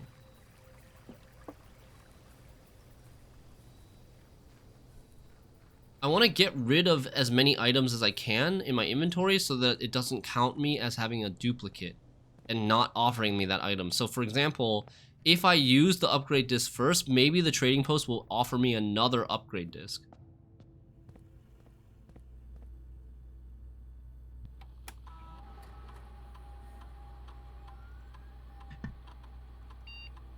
Billiard room. Okay. We upgraded parlor to funeral parlor. What does billiard room upgrade to? Speak easy. Basic edition. Boo. What a lame. What a lame upgrade. Break room. If you call it a day in break room, tomorrow you will begin the day with a staff key card.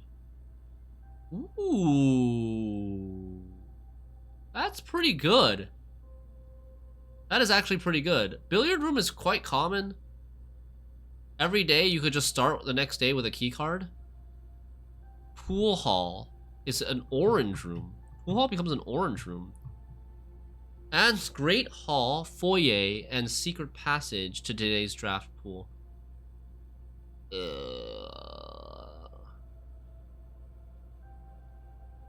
That seems very meh.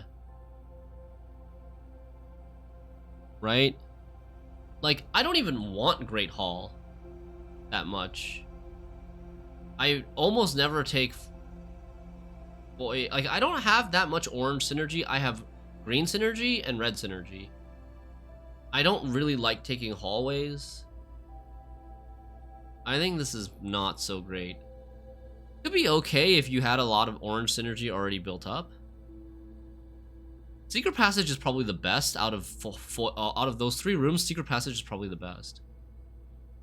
I think this seems pretty powerful. I don't like.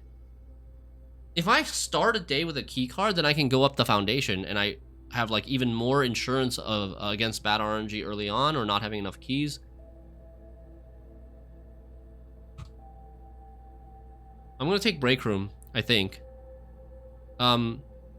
You guys have any strong opinions? But like, speakeasy is... The billiard room is not hard. The puzzles in billiard room are not hard. We already, like, very easy mental math. I do them in like 5 seconds each.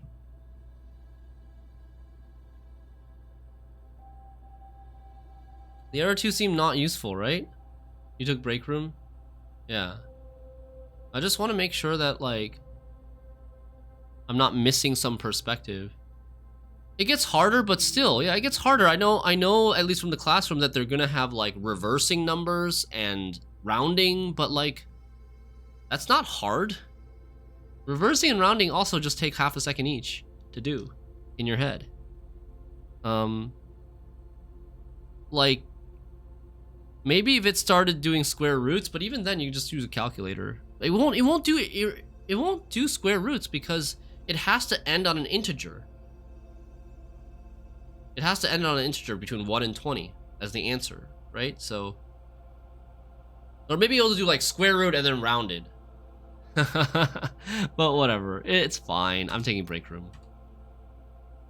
Yes. So if the bug with the cloister is anything to go by, if I end my day in billiard room, I'm probably going to start with a key card, even though this hasn't been upgraded yet. But it probably still will work that way. Okay, so I got rid of the upgrade disc. And then... let's go through to trading post now. And try to trade for a magnifying glass. If I get a magnifying glass, I can go... maybe even solve more Sanctum puzzles today. This run is never ending. Like, my runs... I don't know if you guys have this happen to you. But like, wait. Oh, there's my items. My runs, they don't end after I finish drafting the house. I feel like they still go on for another hour and a half after I finish drafting the house. Because there's so much stuff to do, so much running around. Anyways, I gotta take a quick bathroom break, get some more water. I will be right back though. And then I'm gonna try to trade for a magnifying glass again.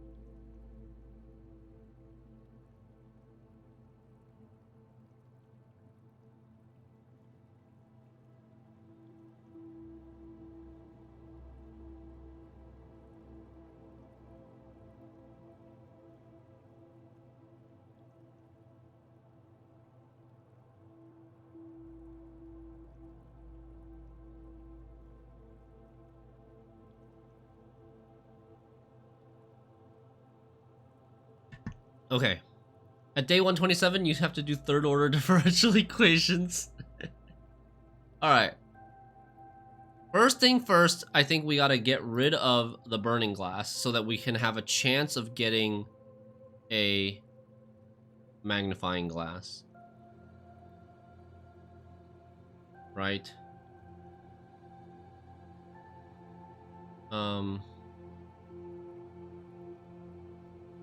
So, hold on. I'm just double checking my notes to make sure I don't need burning glass for anything else now. Burning glass. That's done.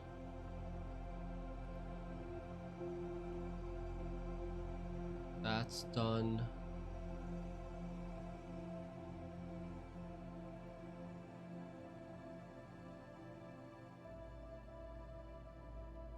Do I have any other candles that need to be lit up by burning glass? Oh, I don't know.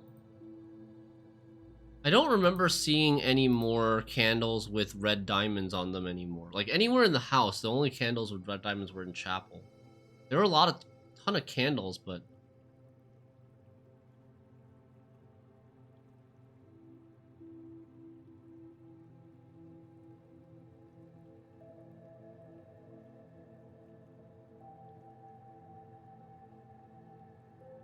yeah. Okay.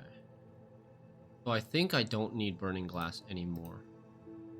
At least, not that I know of so far.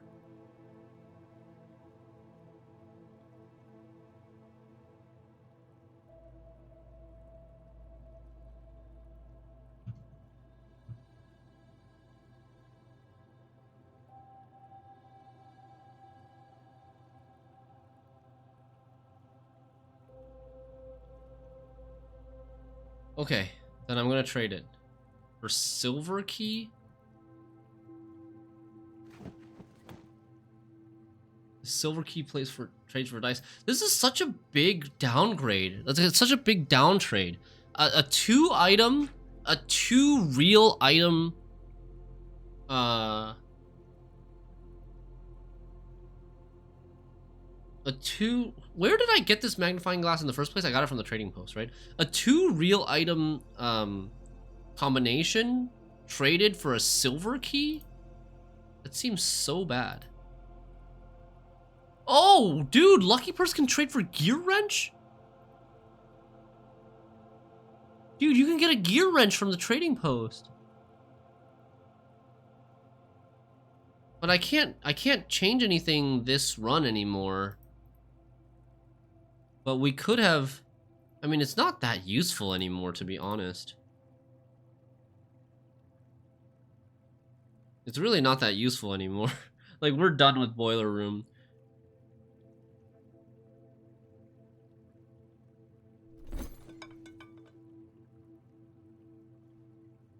This gives running shoes? What did running shoes trade for me?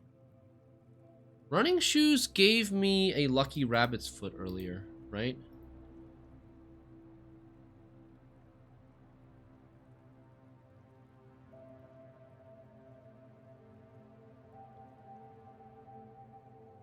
Let's trade the electromagnet for a hall pass. Hall pass gives me running shoes. This gives me running shoes. These both give me gear wrenches now. Let's trade this for a gear wrench, which also gives me fucking running shoes. This gives me prism key. And the prism key gives me freaking running shoes. Oh my god.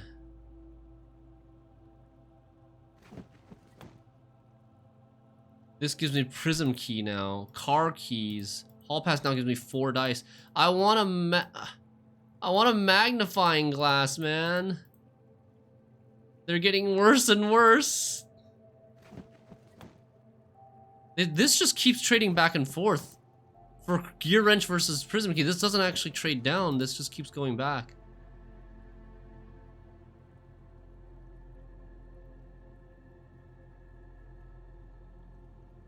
Shovel trades for coupon book. Battery pack.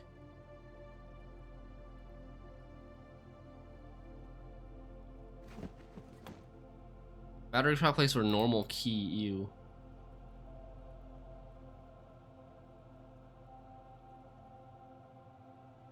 Sledgehammer. This changed to sledgehammer. I need a magnifying glass, damn it.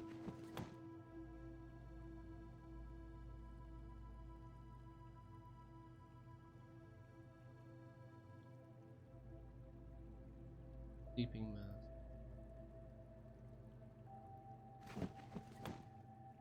This is getting worse. No, I don't have a magnifying glass now. This prism key and gear wrench keep trading back and forth to each other. Wait, so now I have a battery pack and a sledgehammer. Can I get a broken lever? Can this trade for a broken lever? I need something to trade for a broken lever.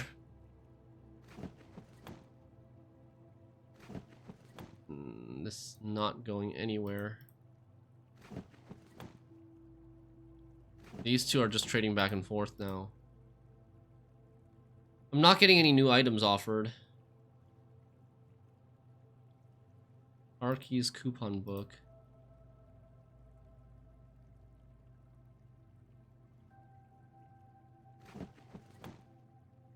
Yeah. It's over. That's so sad.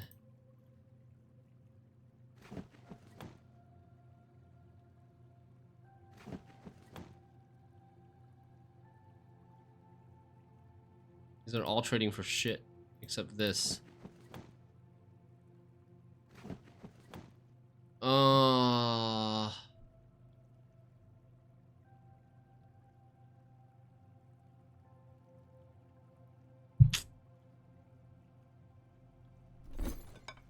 I wanted to see that stamp, right? Yeah. Basically, I wanted to see that stamp. It was inside the freezer.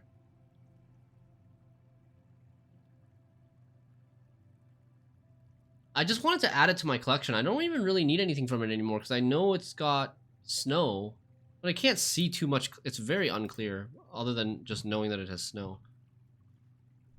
All right. Anything left to do here? No. We end the day in the hall pass, or in the billiard room. We end the day in the billiard room.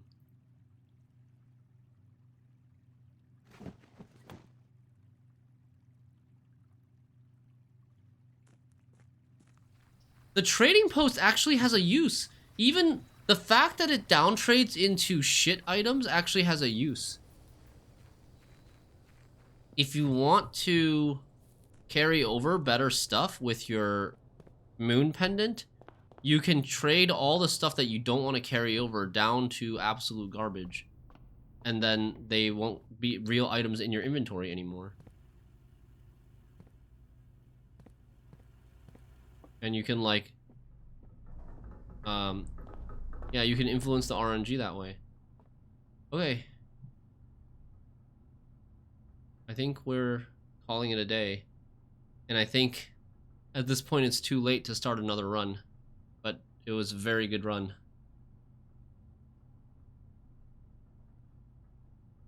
Wait. Wait. Oh, I don't have a shovel. I traded my shovel. I was gonna say, what if I shovel for a magnifying glass now?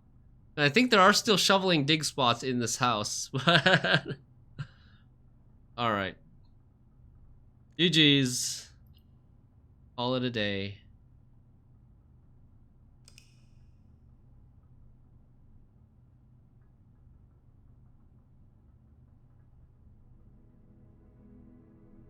Why did you want a magnifying glass? Because I wanted to be able to read the stamp of the letter that I unfroze from the freezer. I wanted to zoom in on that stamp. That's a Kororika stamp. And I don't know, I haven't seen a Kororika stamp anywhere else in the house. It's the last stamp that I'm missing from my collection, my stamp collection in the library book. In one of the books on the second floor of the library. 166 steps taken with still lots to go. Garden Castle, 8 green rooms, throne room. Oh man. Dude, I just want to go again. I just want to go again, but there's only an hour left. Can we do an hour run? Is it possible to do an hour run? I should just play Gwent. I should just stream some Gwent. I've been so neglecting Gwent this past week and a half. All right, we're gonna stream some Gwent. I'm gonna play some Shoop Ale, I think. Shoop Ale NG. Just chilling for an hour before Leo comes home.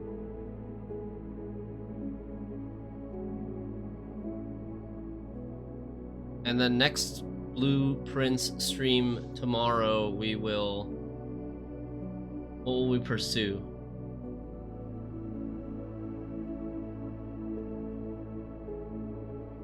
We'll pursue more sigils. I think the things that are closest in grasp are getting one more trophy so that we can unlock blue tents in the gift shop, solving the last 3 sigils, and then after solving the last 3 sigils, we should have more information about Herbert's trip, too.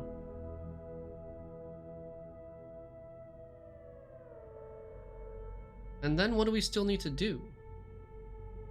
We're starting and draft classrooms. We need to draft more classrooms. If I can draft all the classrooms and get final exam, I could get the final exam trophy, and that would unlock blue tents as well. So those are the main things. We also need magnifying glass for the classrooms.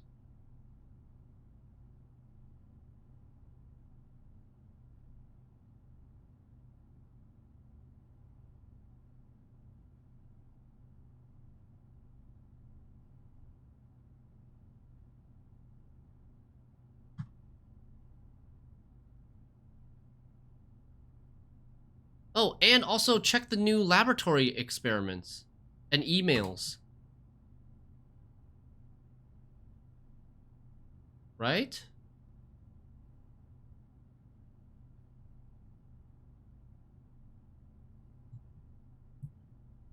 We unlocked some new laboratory experiments with the microchips. Check new lab experiments and see if we can receive emails from outside. Maybe I should have gone and checked Blackbridge. Check Blackbridge as well. For nuance info. Okay, I could have done the Blackbridge thing today, but okay. Cool, we got it. We got a plan of attack for tomorrow. The satellite dish stuff, classrooms, look out for a scepter for the throne room,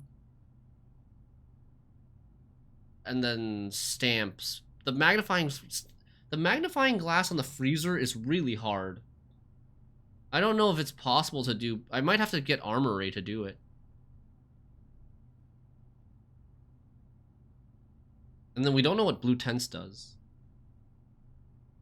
But it seems like it would set up blue tents in my campsite, which is probably another permanent upgrade. Damn, this game is massive.